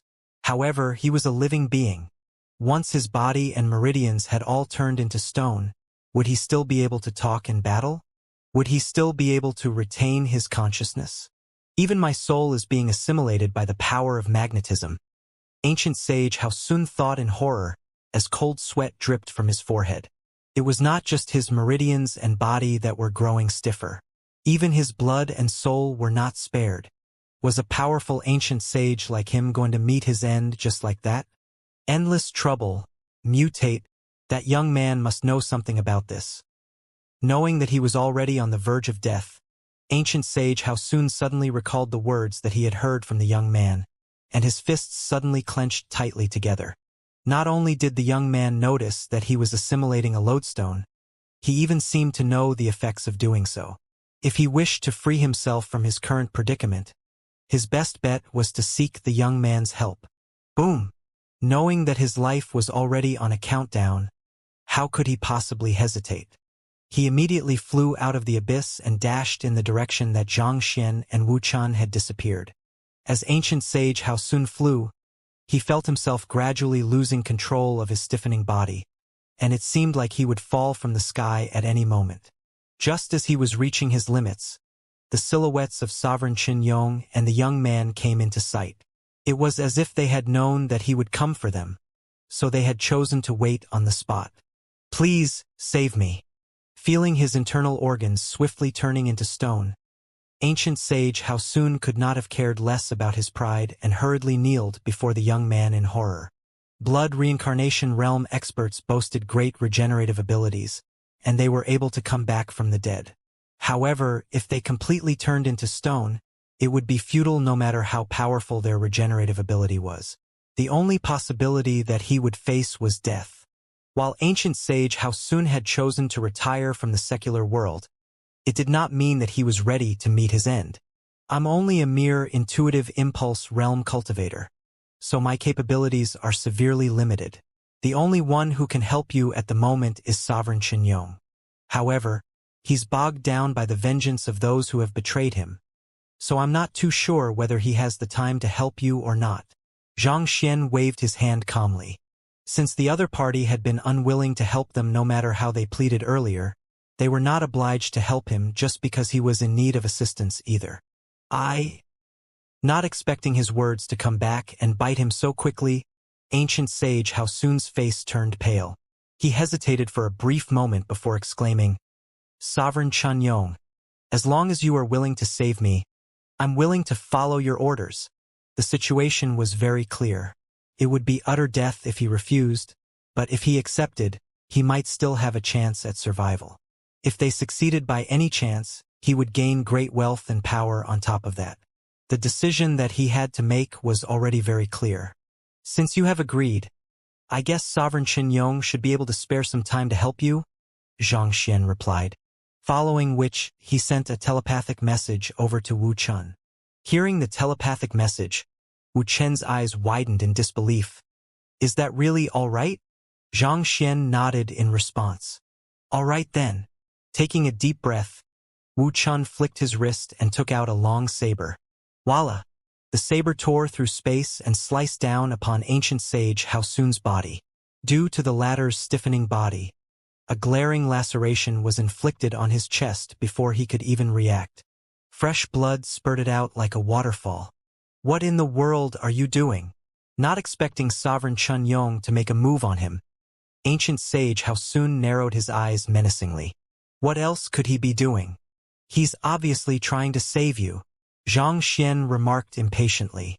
"If you don't trust us, we can leave right now." Hearing those words, ancient sage Haosun nearly plummeted from the sky. Just who did I offend to have to deserve this saber strike? Even though he was extremely stifled, he could only suppress his feelings and clasp his fist. "I beseech you to save me." "That's more like it." Zhang Xian nodded. He walked up to ancient sage Haosun and placed a finger on the glaring laceration on his chest. As soon as the blood came into contact with his fingertip, a brilliant five-colored glow shone into the surroundings. It felt like something was being extracted from ancient sage Haosun's body. The light gradually grew more and more powerful. Under Zhang Xian's continuously rotating finger, it was soon weaved into the shape of a stone. It was the lodestone that ancient sage Haosun had assimilated not too long ago. As the five-colored light began to fade, ancient sage Haosun could feel his stiffened body slowly regaining its senses. At the same time, the lodestone in the young man's hand pulsated ceaselessly, emanating a terrifying intent. It was as if it was angered after realizing that someone had foiled its plan, and it wanted to wreak havoc. However, with the young man's Xianxia wrapped around it, it was unable to do anything. "This lodestone has its own will?" Ancient sage Haosun's eyelids twitched in horror. He had been with that lodestone for 3,000 years, but he had never realized that it was a sentient artifact. It was much more difficult to tame sentient artifacts than ordinary weapons. For sentient weapons, it was impossible to tame them with just one's Xianxia. It didn't possess sentience at the start, but as you attempted to assimilate it with Xianxia, it also instinctively used its own power of magnetism to assimilate it. As time passed, it eventually sprouted its own sentience, Zhang Xian explained. "You never noticed it because it only started to fully awaken while you were completing the assimilation. The moment that you are turned into a magnet would be the moment that it gains a body and a soul, thus marking your death." There had never been anyone on the Master-Teacher continent who had attempted such a feat, so it was inevitable that ancient sage Haosun had ended up overlooking the changes occurring to his body. Naturally occurring treasures in nature like lodestones harness great power, but it did not mean that cultivators, including ancient sages, would necessarily be able to tap into their power easily. Otherwise, the abyss of the primal lodestone mountain would have been emptied out many years ago. Of course, it might seem a little too coincidental that the lodestone had happened to awaken right after Zhang Xian and Wu Chun had passed by the area. The truth was that the lodestone would have taken many more years to gain sentience. And the process that turned ancient sage Haosun into a magnet would have been a very gradual process. It was actually Xianxia who had discreetly controlled the power of magnetism to spiritually enchant the lodestone. This was a trick that he had learned from the Yellows and Berserk Wood. As powerful as ancient sage Haosun was, he had still fallen for this little ploy in a moment of inattention. It was true that Xianxia's action had forced ancient sage Haosun into a corner, but there was no doubt that such a situation would eventually have happened. He was effectively resolving a potential threat that would occur in the future. Ancient sage Haosun's face paled in horror. He had never thought that he would almost lose his life at the hands of a mere rock. The power of magnetism is a unique force of nature. It's not a power that one can master that easily, Xianxia remarked as he tightened his grasp on the lodestone in his hand. The myriad of colors continued to seep out from ancient sage Haosun's body and converge back into the lodestone in his grasp. The lodestone pulsated furiously, but it was to no avail. When the final sliver of light was pulled out of ancient sage Haosun's body, Xianxia heaved a sigh of relief. With the power of magnetism fully extracted from the other party's body, he would not be in any danger. All right, let me see if I can tame it. It would be extremely difficult and dangerous for ancient sage Haosun to tame this lodestone under normal circumstances. However, if he could alter the heaven's path Xianxia to emulate the power of magnetism, he might just be able to tame the lodestone. With that thought in mind, Xianxia swiftly entered the great codex of spring and autumn within his library of heaven's path and began driving his Xianxia into the lodestone. Tzzzzzzzz. The brilliant light within the lodestone was swiftly converted into a surge of energy, which gushed frantically into his body. As Xianxia's consciousness was currently within the great codex of spring and autumn, he was cultivating at a speed 10 times faster than usual. As a result, all Wuxia and ancient sage Haosun could see was a brilliant curtain of light shrouding him, rendering them incapable of seeing what was truly happening. Is the lodestone trying to devour him? Ancient sage Haosun asked with a hint of worry. It was just a moment ago that the lodestone had nearly converted him into its puppet. Could it have been furious at the young man for forcefully extracting it from his body, such that it wanted to exact vengeance? If that was the case, what should they do? They had already witnessed the frightening prowess of the lodestone, and it seemed like they would suffer great damage if they charged in and saved the young man. I'm not too sure. However, since he was able to resolve the power of magnetism within your body, he might just be able to resolve the current quandary as well. Wuxia was also a little bewildered by the current situation. Given that the young man had been able to catch the eye of the spirit god, it was certain that he possessed capabilities far surpassing the norm. Hearing Wu Chen's words, ancient sage Haosun heaved a sigh of relief. He turned a perplexed look over and asked, "The young man, is he the disciple whom you recently accepted?" He had known Sovereign Qinyong for quite some time, but he had never met this young man before. However, he had heard rumors that the latter had recently found himself a successor. Could this young man possibly be that successor? But if the young man was truly Sovereign Qinyong's successor, why did it seem like the young man was the one making the decisions? Furthermore, from the conversations between the two, it seemed like the young man's position was above that of Sovereign Qinyong. Disciple? Brother Haosun, you are really thinking too highly of me. This young man is my young master. Wu Chun hurriedly clarified the misunderstanding. Young master. Ancient sage Haosun widened his eyes in disbelief. Sovereign Qinyong's grandfather was the legendary Vicious, who had fought on equal terms with Kong Shi.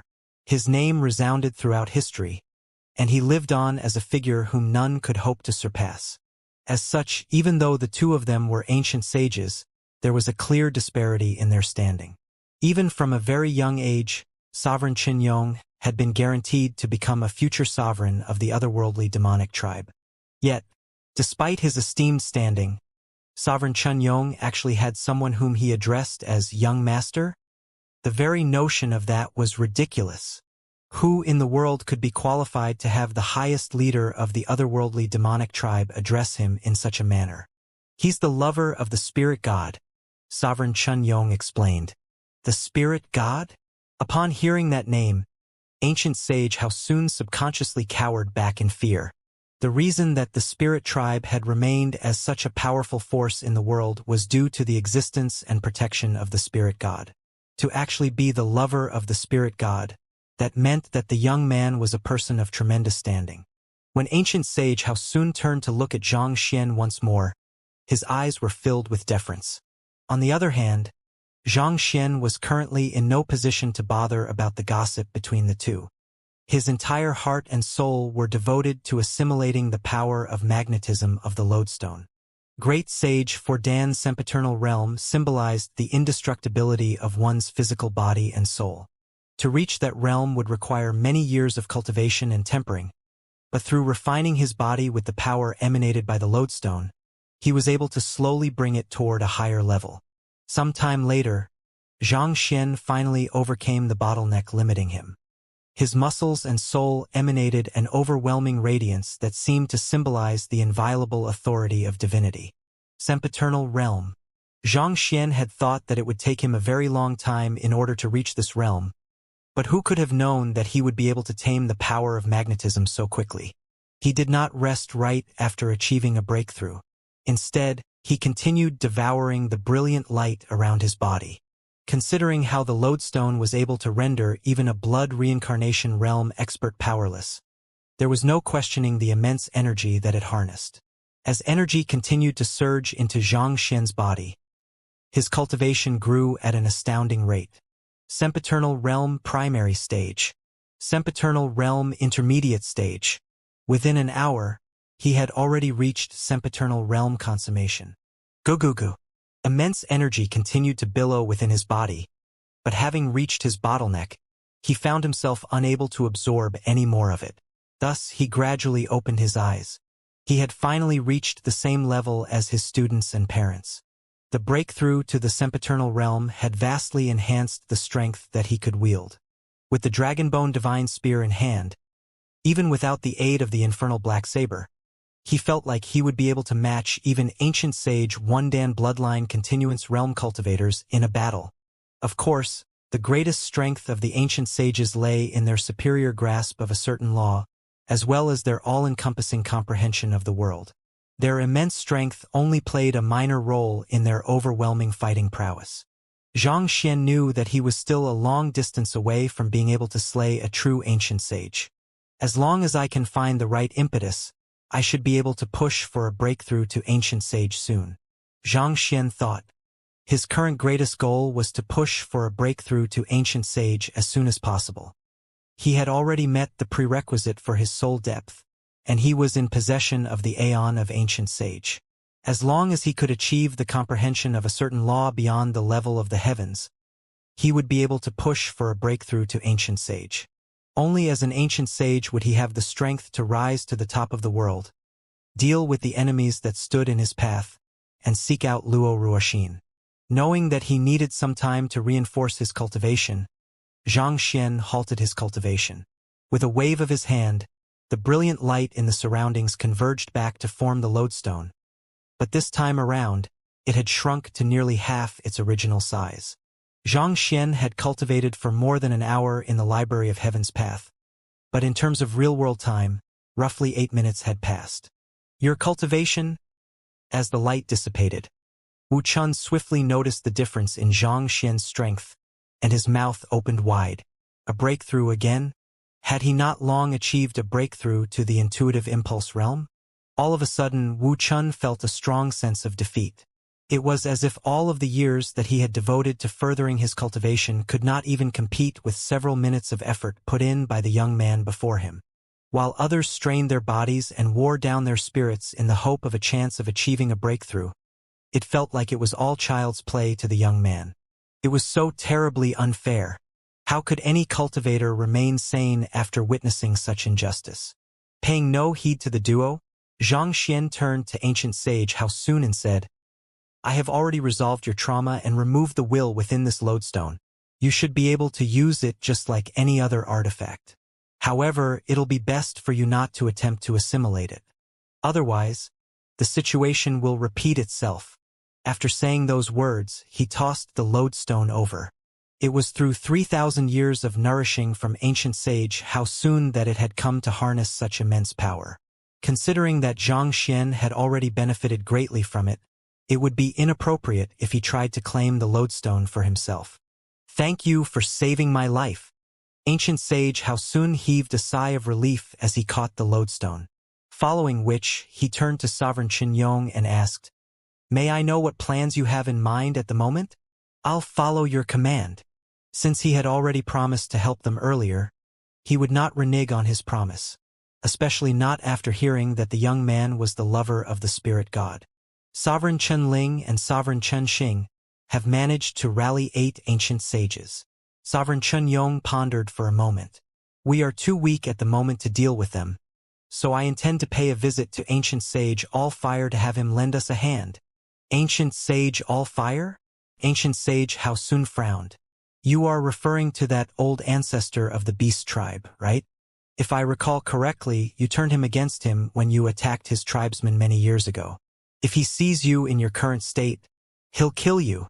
Ancient Sage Allfire was not an expert of the otherworldly demonic tribe, but an old ancestor of the beast tribe who lived in the otherworldly battlefield. In terms of strength, Ancient Sage Allfire could be said to be even stronger than Ancient Sage How Soon. However, Ancient Sage Allfire and Sovereign Qinyong were on hostile terms with one another due to the war many years ago. It did not seem too likely that they would be able to convince Ancient Sage Allfire to help their cause. On the contrary, the latter might even add fuel to the fire. There are only so many blood reincarnation realm ancient sages living in the world. If I don't ask for his help, there's no way that we'll be able to win the war. Sovereign Qinyong shook his head in exasperation. He was confident that he could deal with the other 8 ancient sages, but Sovereign Qinling and Sovereign Qinxing were simply too strong for him to deal with in his current state. He would require the aid of experts of the same caliber in order to stand against them. It would be meaningless for him to seek out the weaker ancient sages. They would be nothing but meaningless cannon fodder in the face of the 2 sovereigns. He needed experts on the same level. Ancient Sage Allfire is from the beast tribe, is he? Zhang Xian asked curiously. His true form is a fire behemoth. In terms of strength, he doesn't pale too much in comparison to me. Back then, as he posed a great threat to the otherworldly demonic tribe, I launched an assault against him and his tribesmen and drove them away. As such, there have been some conflicts between the 2 of us, Wuxia said.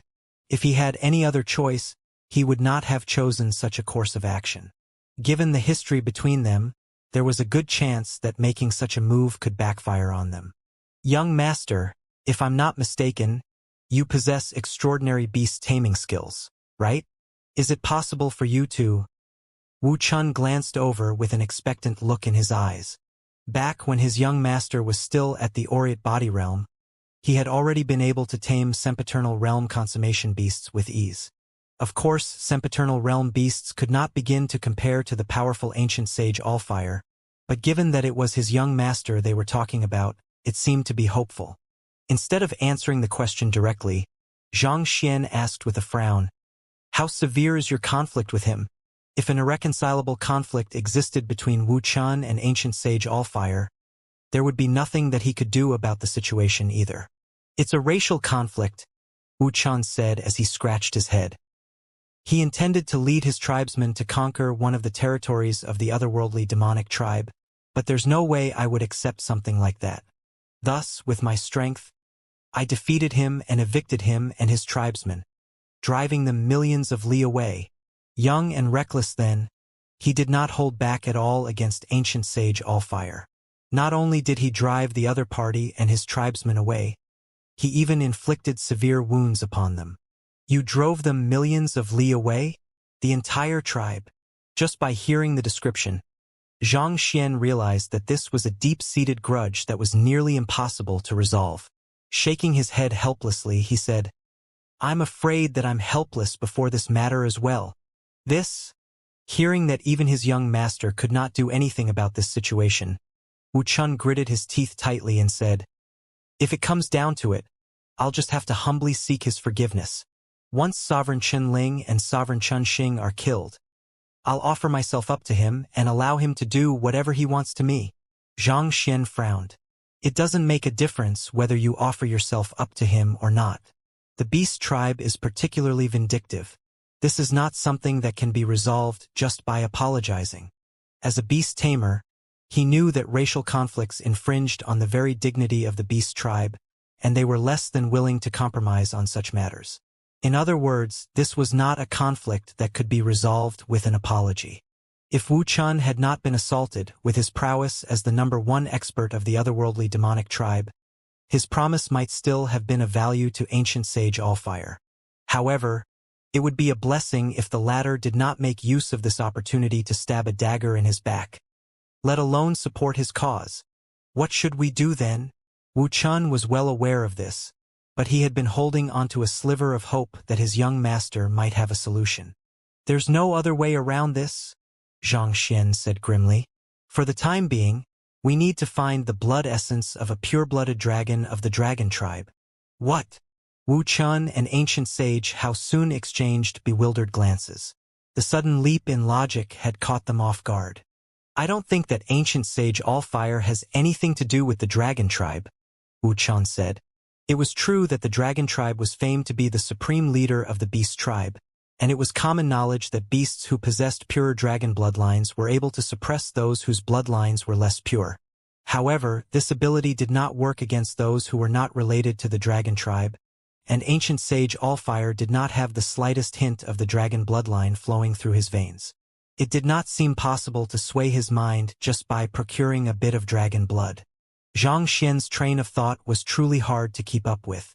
The reason I need the blood essence of a pure-blooded dragon isn't to suppress ancient sage Allfire but to remove the seal on the dragonbone divine spear, Xianxia said. If he wanted to use his beast pummeling taming method, he would have to possess superior fighting prowess to the beast that he wanted to deal with. While he had improved quickly over the past few days, such that his cultivation had already reached sempiternal realm consummation, he was still far from matching blood reincarnation realm ancient sages. The fastest way for him to raise his fighting prowess at the moment was to release the seal on the dragonbone divine spear, thus returning it to its peak strength. There were two known ways that he could release the seal on the dragonbone divine spear. Firstly, he would have to reach the ancient sage realm and nourish it with his ancient sage Xianxia. Secondly, he had to find the blood essence of a member of the dragon tribe that possessed an even purer dragon bloodline than the dragonbone divine spear. The first method was something that was unlikely for him to do in the short run. It was true that he was just a step away from reaching ancient sage, but who knew when the impetus required for a breakthrough would come to him? It would not be reliable to count on that. As such, the second method seemed much more viable and reliable. As long as he could remove the seal that ancient sage Ranqiu had cast upon the dragonbone divine spear, the latter would be able to swiftly regain its strength as a pinnacle ancient sage weapon. With that, he would gain the strength to defeat ancient sage Allfire and force him into submission. Of course, he could choose to tap into vicious strength as well. After assimilating the two arms, vicious cultivation seemed to be approaching the pinnacle of the blood reincarnation realm.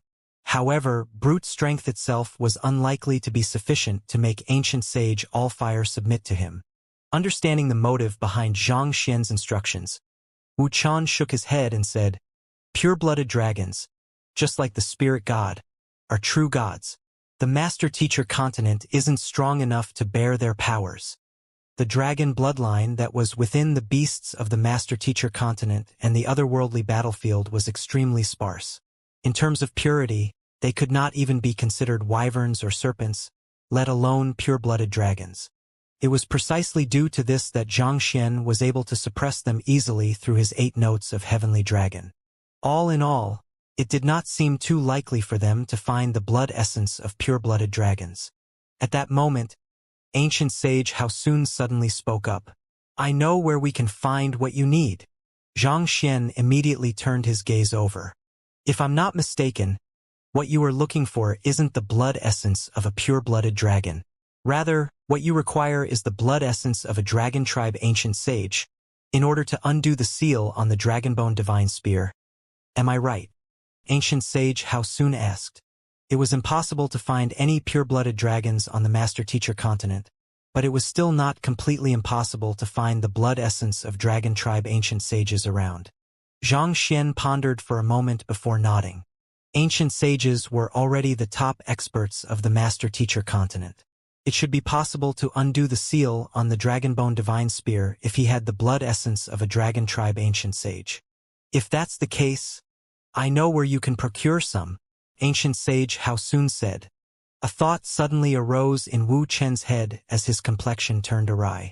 Are you possibly referring to? Indeed. I am referring to that place. Ancient sage Haosun nodded. A long time ago, the grandfather of sovereign Qinling, great autarch Ing, slew an ancient sage black dragon. He harvested the blood essence from the black dragon and created a blood lake in his own sleeping chamber. Hoping to grow a new black dragon out of the blood lake and tame it, he used the blood essence of dozens of ancient sages to nourish it. However, for some reason, his plans failed. Shortly after great autarch Ing passed away, his sleeping chamber was sealed up, and no one was allowed to enter the premises. If I'm not mistaken, there's a good chance that the blood lake is still there. There was no living being who was not drawn to the immense power of the dragon tribe. If one could tame a member of the dragon tribe, one's fighting prowess would surely soar by leaps and bounds. Sovereign Qinling's grandfather, great autarch Ing, was someone who had lived in the same era as Vicious, and he had been infatuated with the idea of taming a member of the dragon tribe as his subordinate. He had devoted his time and effort into finding a black dragon who had inherited the bloodline of a serpentine dragon and had gone to great efforts to slay it. After that, he had spent a great deal of his fortune and resources to purchase the blood essence of other ancient sages to nourish it, hoping to spawn a hatchling of the dragon tribe. If so, he would have had an opportunity to tame it while it was still young. However, it seemed like something had gone awry in the end, and his plans had eventually failed to come to fruition. These are only legends of the past, Wu Chan said with a deep frown. It has been so long that it's impossible to verify their authenticity. It was true that this matter was recorded in the annals of the otherworldly demonic tribe, but it had happened tens of thousands of years ago, so it was questionable whether the matter was even true or not. It was too much of a risk to sneak into the capital and creep into great autarch Ying's sealed sleeping chamber to seek the blood lake, which might not even exist in the first place. I think that there's a good chance that it's true. Before I came to the primal lodestone mountain, I went to Sovereign Qinling's palace to request for some dragon scale grass. As you know, the dragon scale grass is a medicinal herb that only grows in environments where a member of the dragon tribe has once lived before. Considering how Sovereign Qinling has no dragon tribe experts under his command, but has plenty of well-developed dragon scale grass in his inventory, I think that the legend recorded in the annals could very well be true. Ancient sage Haosun countered. The dragon scale grass was a medicinal herb that was nourished by the aura emanated by members of the dragon tribe. It had the effect of strengthening one's physical body and purifying one's bloodline, which made it highly valuable to those of the beast tribe. As such, it was an invaluable commodity. Back then, ancient sage Haosun had searched many places for the dragon scale grass to no avail. Eventually, his search had led him to the palace of Sovereign Qinling, and he had finally found what he needed there. At the same time, this matter had cast some doubts in his mind.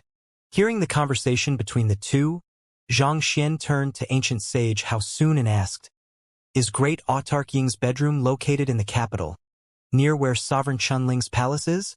"That's right." Ancient sage Haosun nodded. Xianxia fell into deep thought. Wu Chun could tell that Xianxia was moved by what ancient sage Haosun had said, and he anxiously advised, "Young master, it wasn't too long ago that Sovereign Qinling suffered a huge setback, so his guard is bound to be up at the moment. His palace will surely be heavily fortified, and there will be countless experts patrolling around its premises. It will be near impossible for us to enter the area." "You're right. It will indeed be tough, but as long as we look closely, we should be able to find an opening that we're able to exploit," Xianxia remarked contemplatively as he stroked his lower jaw. "But, for the time being, the two of you should seek out other ancient sages and see if you are able to bring them over to our side. Meanwhile, I'll enter the capital to take a look. Rest assured, with my disguise capabilities, there's no way that they'll be able to catch me," Xianxia said. The worst place that he could be at the moment was the capital of the otherworldly demonic tribe. Given the limitations of his strength, it would be best for him not to take the risk. However, if he could really find the Blood Lake and undo the seal on the Dragonbone Divine Spear, he could potentially gain the strength to subdue even Blood Reincarnation realm experts. Thus, this was a risk that he would willingly bear. Sigh. I guess there's no choice then. Seeing that Xianxia's mind was made up, Wu Chun decided not to say anything more. The disguise amulet given to them by the spirit god was extremely powerful, so it was indeed unlikely that anyone would be able to see through his disguise. Furthermore, after the incident at the Master Teacher Pavilion headquarters, Sovereign Qinling and the others probably thought that his young master was dead. His young master might just be able to use those two edges to his advantage and pull this off. Knowing that he would not be able to change the mind of his young master, Wu Qin worriedly advised, "Young master, you have to be careful. If any harm came to this young man, the spirit god might just destroy the entire spirit tribe with a wave of her hand." While others might be oblivious to spirit god's prowess, he was well aware of the destruction that she could potentially bring to the world in a fit of rage. Even when she first descended upon the Master Teacher continent, the entire dimension had nearly collapsed due to her overwhelming aura. If she really bore malicious intentions against the Master Teacher continent, no one would be able to stop her. Rest assured. Knowing what Wu Chun was worried about, Xianxia waved his hand. "I'll prioritize my own safety and won't take unnecessary risks. Meanwhile, try to get as many ancient sages as possible to our side. I'll be looking forward to the results of your search."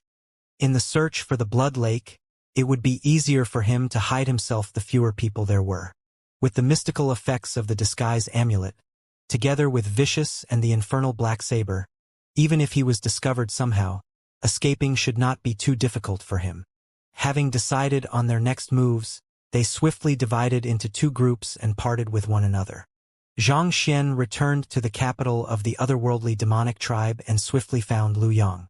As Lu Yang had been taken there by Sovereign Chen Yong, his current position in the otherworldly demonic tribe was extremely awkward.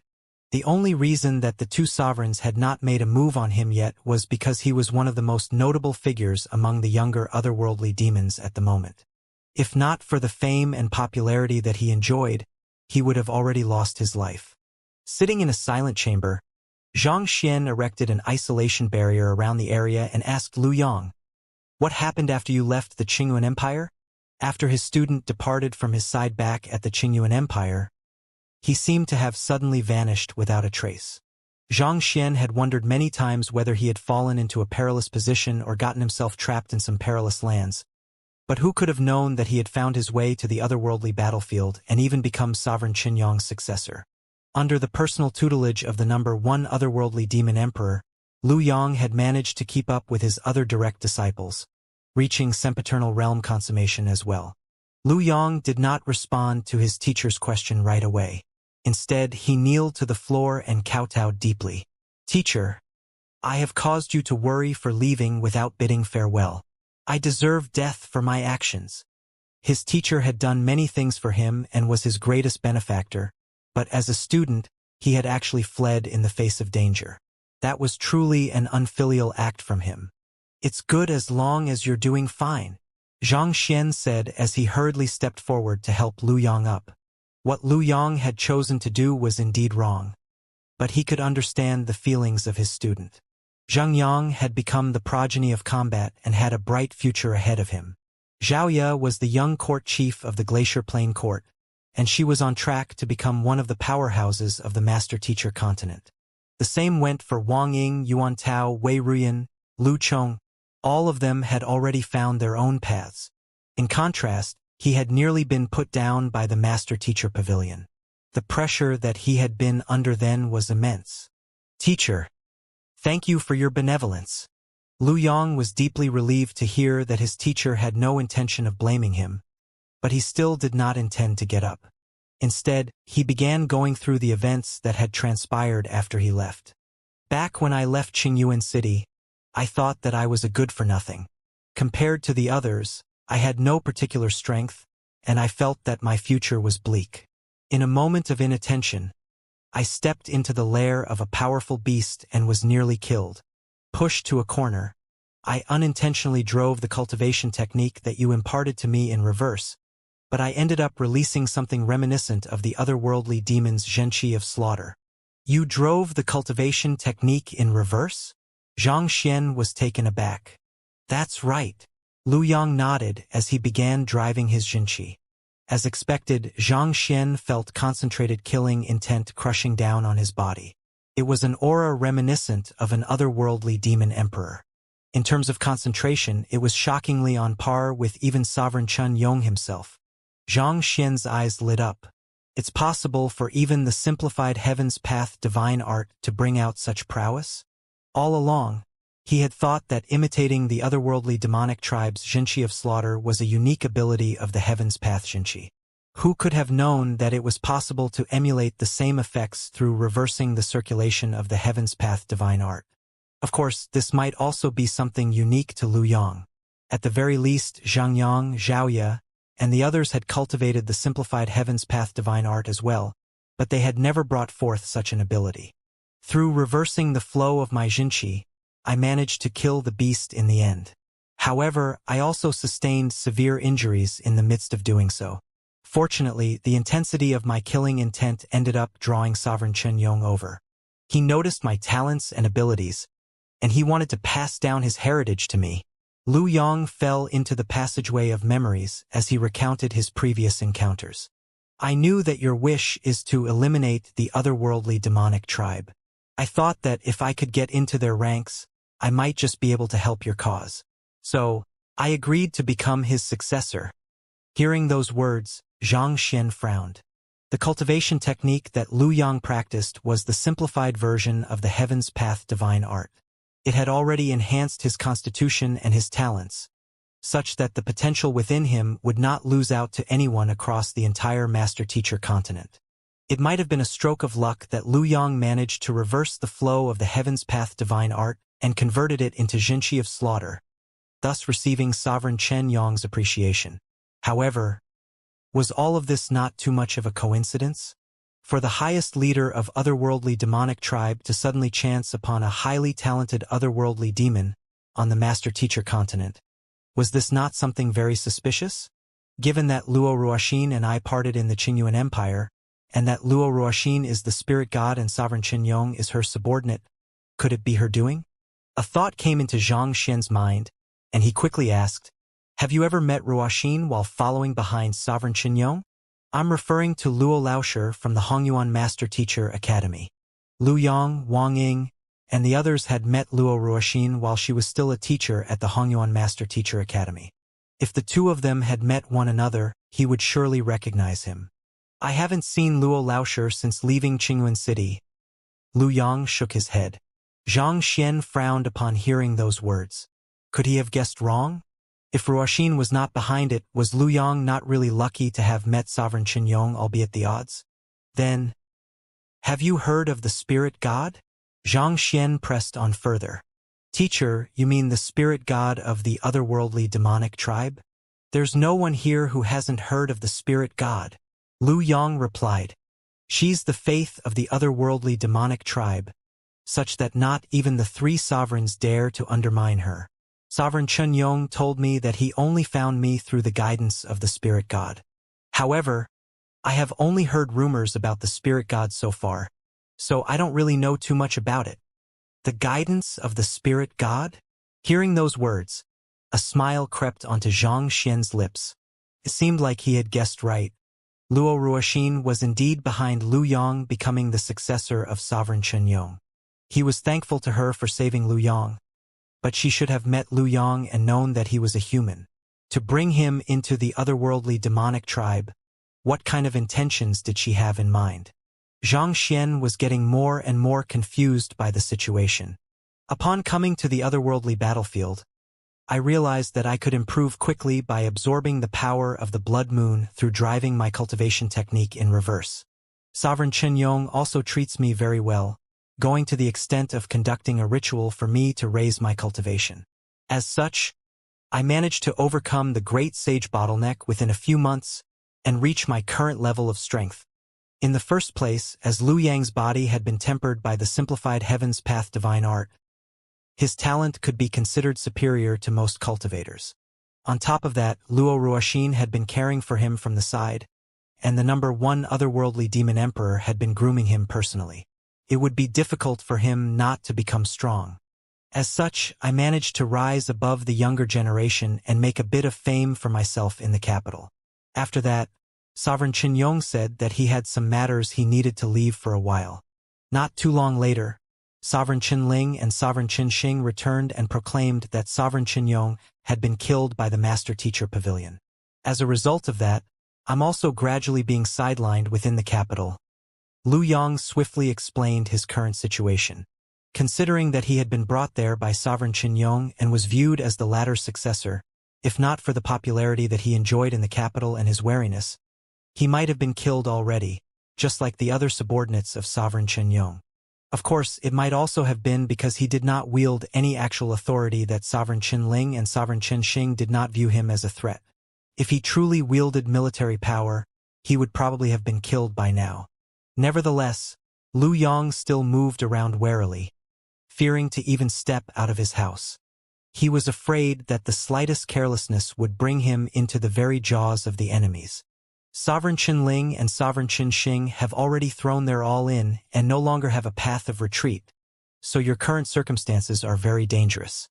However, if you flee right now, they'll place the title of a traitor above your head, making it impossible for you to return, Xianxia said.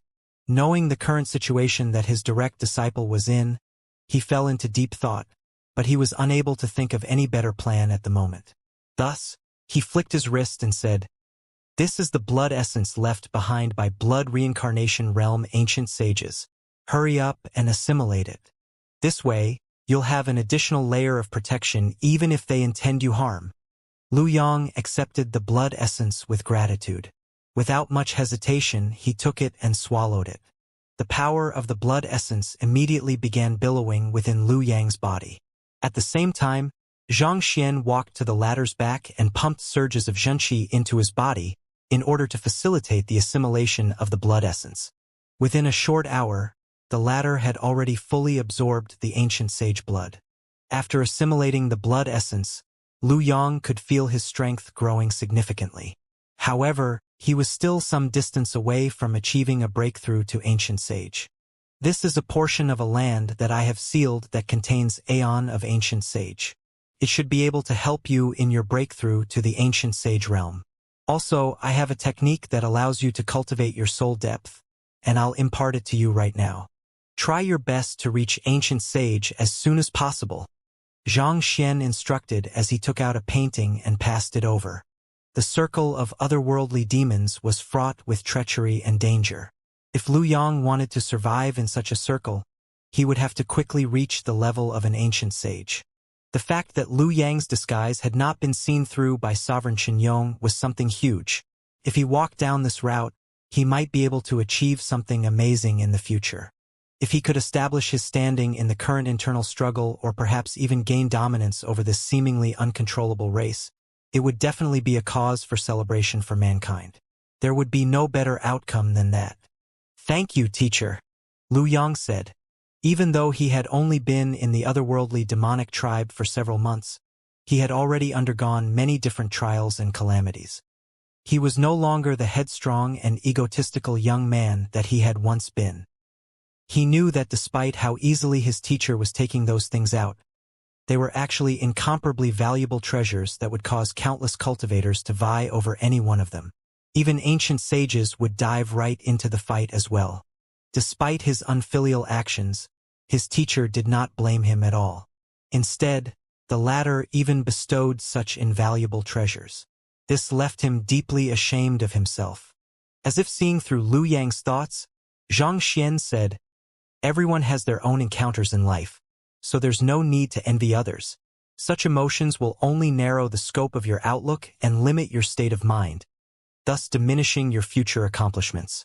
His voice seemed to pierce right into Liu Yang's soul, striking his core. Negative emotions such as envy, hatred, and resentment would only unnerve one's mind, rendering one incapable of finding inner peace. In the worst-case scenario, one might even become a slave to one's own emotions. Of his many disciples, Lu Yong was not a person who particularly stood out, and he had unwittingly gotten himself into deep trouble, which had created an inferiority complex.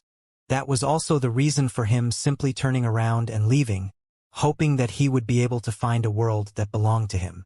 Ultimately, his hope was just to stand proudly on equal terms with Xianxia, Xiaoya, and the others. Such emotions could be a powerful pushing force, tempering one to be more resilient than ever. At the same time, it could also push one into a corner, causing one to lose sight of one's surroundings. Zhang Xian had neglected this back when Lu Yong was still by his side, so he felt that he should voice this advice to the latter right now so that he would not stray down the wrong path. "I understand," Lu Yong said grimly. "In order to become a true expert, your heart must be broad." The reason that Kong Shi was able to rise above the others is due to the vastness of his mind, which allowed him to see past differences to encompass all beings within him.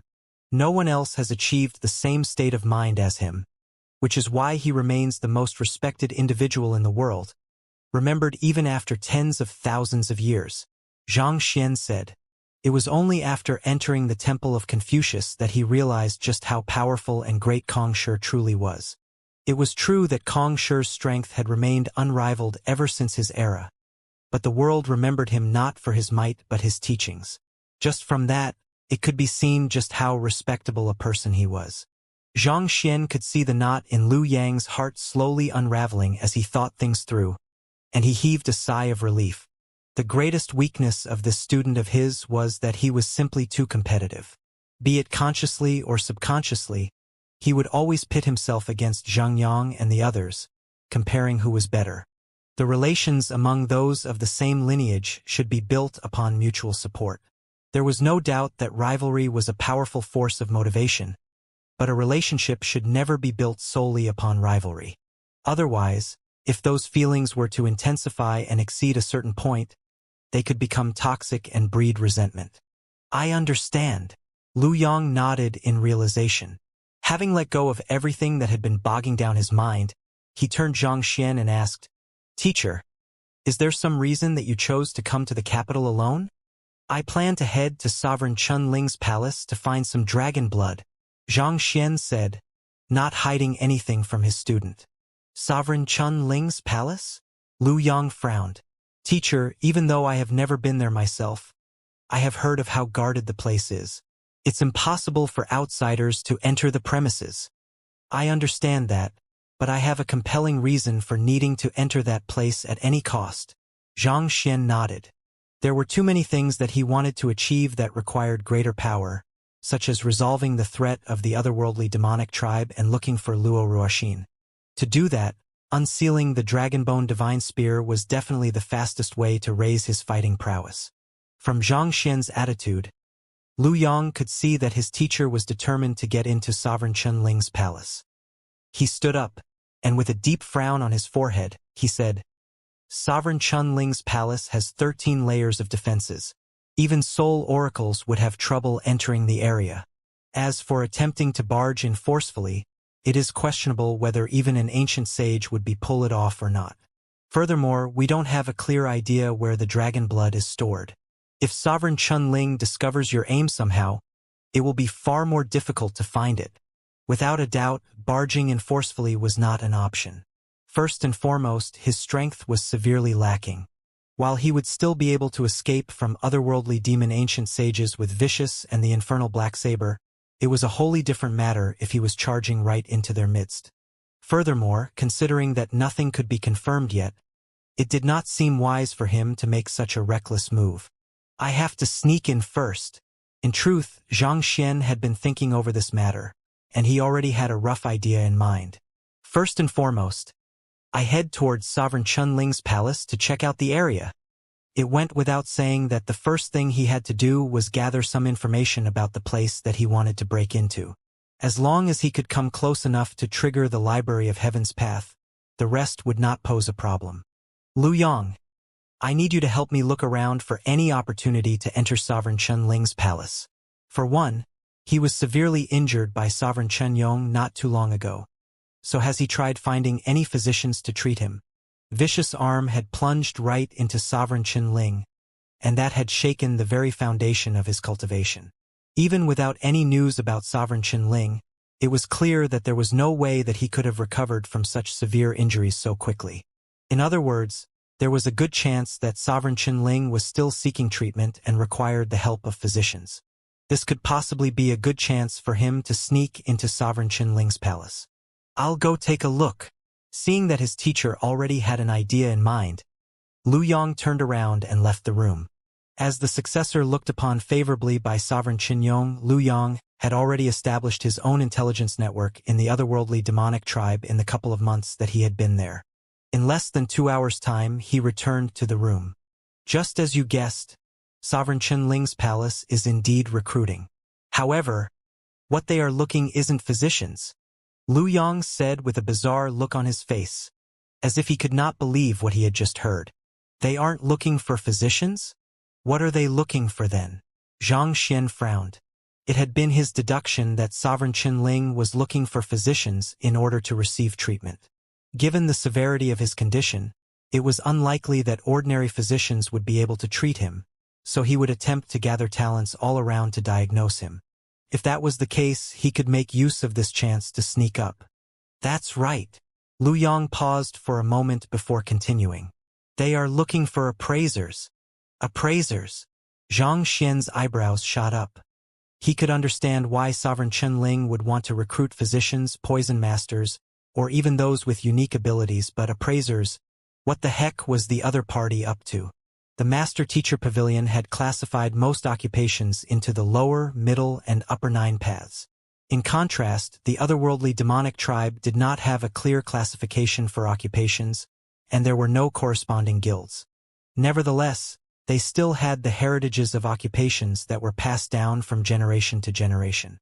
Of course, it was nowhere near as detailed and thorough as the heritage on the Master-Teacher continent. Appraisers served to identify artifacts and determine their value. They possessed no ability to cure or heal. Why was Sovereign Qin Ling bringing such people in? Was there some kind of misunderstanding? I was skeptical about the news as well, so I made sure to verify the matter several times. Ever since Sovereign Qin Ling returned from the Master-Teacher continent, he has been cooping himself in the depths of his palace, but instead of rallying physicians, he has been bringing appraisers in instead, Lu Yong said. Despite being severely injured, he didn't seek the treatment of physicians. Instead, he went to look for appraisers. There's something really amiss here. The more unnatural something was, the more likely that there were treacherous currents that lay beneath the surface. The entire matter simply sounded too ridiculous to be true. Just thinking about a couple of appraisers standing by the ill Sovereign Qin Ling's side, appraising his wounds. Wow, this injury sure is amazing. It must be worth at least 800 pinnacle spirit stones. That isn't just it. Take a closer look at this injury. It's caused by an ancient sage who lived tens of thousands of years ago, and the injury has a unique mark on it. It must be worth 10,000 pinnacle spirit stones at the very least. You want to buy a treasure like this with just 10,000 pinnacle spirit stones? Dream on. Even the injuries inflicted by an ordinary ancient sage are worth this much, let alone something of such caliber. Cough, cough. Zhang Xian realized that his thoughts had unintentionally wandered too far away, so he quickly dragged himself back to reality. Zhang Xian shook away the miscellaneous thoughts in his mind and said, "No matter what his motive is, I should head over to take a look for myself." "Teacher, what do you have in mind?" Lu Yong asked. "Since he's bringing in appraisers, I reckon that there should be some kind of examination grounds for the appraisers, right? I'll head over there to have a look." After Sovereign Qinyong's death, Sovereign Qin Ling had officially become the highest leader of the otherworldly demonic tribe. As such, if he let out the news that he was recruiting appraisers, countless otherworldly demons would rush forward to fill the position.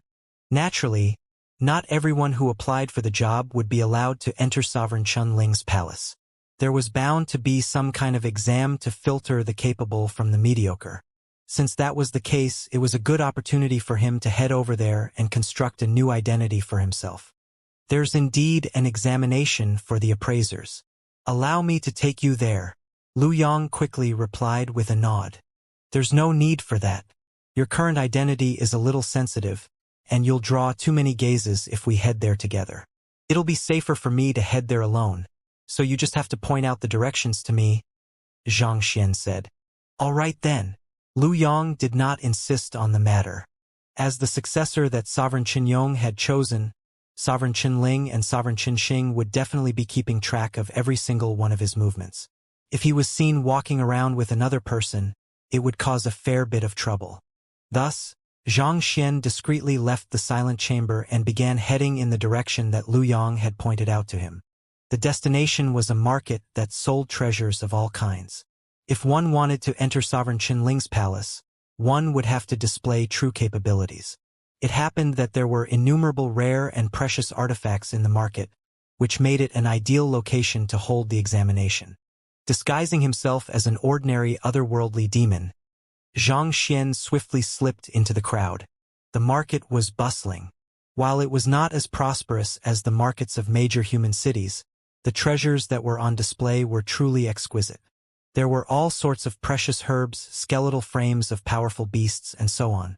Even Zhang Xian had trouble naming some of the items despite the vast knowledge that he possessed. It's no wonder so many people are drawn to the subterranean gallery despite the dangers. These medicinal properties of these herbs are far superior to what we have on the master-teacher continent. Zhang Xian nodded as he walked across the vendors. It went without saying that Wu Kuang and the others did not choose to enter the subterranean gallery for fun and games. While plants were much sparser in that extreme environment, the very fact that they were able to survive in the face of such dense killing intent already meant that they were extraordinary. It was similar to how plants that could survive the arid heat of the desert tended to be far more resilient and tenacious. However, while these things were invaluable to others, they meant nothing to Zhang Xian. He simply spared them a glance before heading in the direction that Lu Yong had pointed. This thing is trash because I said so. Are you casting doubt over my judgment? Before Zhang Xian could get far, he heard a particularly abrasive voice nearby. He turned around and saw an elder standing before a stall with his hands behind his back. The elder was glaring at the vendor with frosty eyes. Lord, I risked my life in order to obtain this greenleaf amber, and I even lost my arm due to that. I can swear on my life that it is true.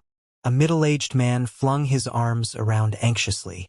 Glancing over, Zhang Xian saw that the middle-aged man had indeed lost his left arm, and the wounds had yet to recover. There's no vendor who wouldn't say that. They prepare a sob story for the artifacts that they have on display so as to give it some kind of amazing history, but I'll have to ask you to spare me such nonsense. Such trickery won't work on me. The elder's face remained utterly cold. He flung his sleeves coldly and said, in terms of appearance, greenleaf amber looks nearly identical to lost dictum grass. It's clear that what you have here is a lost dictum grass. But you dare to pass it off as a greenleaf amber and hiked up its price. Shall I report you to the guards right now and have them put you away for selling fake medicinal herbs? Upon hearing those words, the middle-aged man's face paled in fright. I really am not selling fake medicinal herbs. Since you need to make a living as well, even though this fake medicinal herb of yours is completely worthless, I'll spare you my compassion and buy it for 2 great yong coins. As he said those words, the elder flicked 2 coins toward the middle-aged man. Great yong coins were the standard currency distributed by Sovereign Qinyong. Their purchasing power was limited, such that 10 great yong coins was only equivalent to a low-tier spirit stone. 2 great yong coins was pretty much nothing. 2 coins? But my greenleaf amber is able to sell for at least 200,000 great yong coins. The middle-aged man exclaimed in agitation. True greenleaf amber was worth at least 200,000 great yong coins, but he was only being offered 2 coins. This difference was simply too huge. Are you doubting the words of our old master? The servant standing behind the elder harumphed. I'll have you know that our old master is an appraiser who has cleared Sovereign Chun Ling's examination. Since he says that what you have over there is lost dictum grass, it can't possibly be anything else. If you dare utter another word of complaint, I'll have someone destroy your stall. Just wait and see if anyone dares step in and lend you a hand. Appraisers were not highly regarded in the world, but the word of an appraiser was golden in the market. If an appraiser said that an artifact was authentic, it would be seen as authentic regardless of the truth. The contrary applied as well. Due to the strict rules of the appraiser hall that allowed appraisers to only make 3 mistakes in their lifetime, no appraiser would dare make an appraisal lightly on the master-teacher continent. On the other hand, such a restriction did not apply in the otherworldly battlefield, thus making appraisers an existence whom no one dared offend. It seems like that fellow doesn't wish to spend money and still wants to acquire that middle-aged man's greenleaf amber. Xianxia shook his head. While he did not know too much about the medicinal herbs of the otherworldly demonic tribe as a physician, he was still able to see the spirit and medicinal properties of the herb with ease. Based on the tremendous medicinal energy harnessed within the herb, it was definitely worth more than 2 great Yong coins. Clearly, the appraiser knew that as well, which was why he mislabeled it the lost dictum grass so that he could underhandedly snatch it. To intentionally appraise an artifact incorrectly so as to purchase it at a lower price, such occurrences were, in fact, not too rare. He had often encountered such situations in his previous life, let alone here.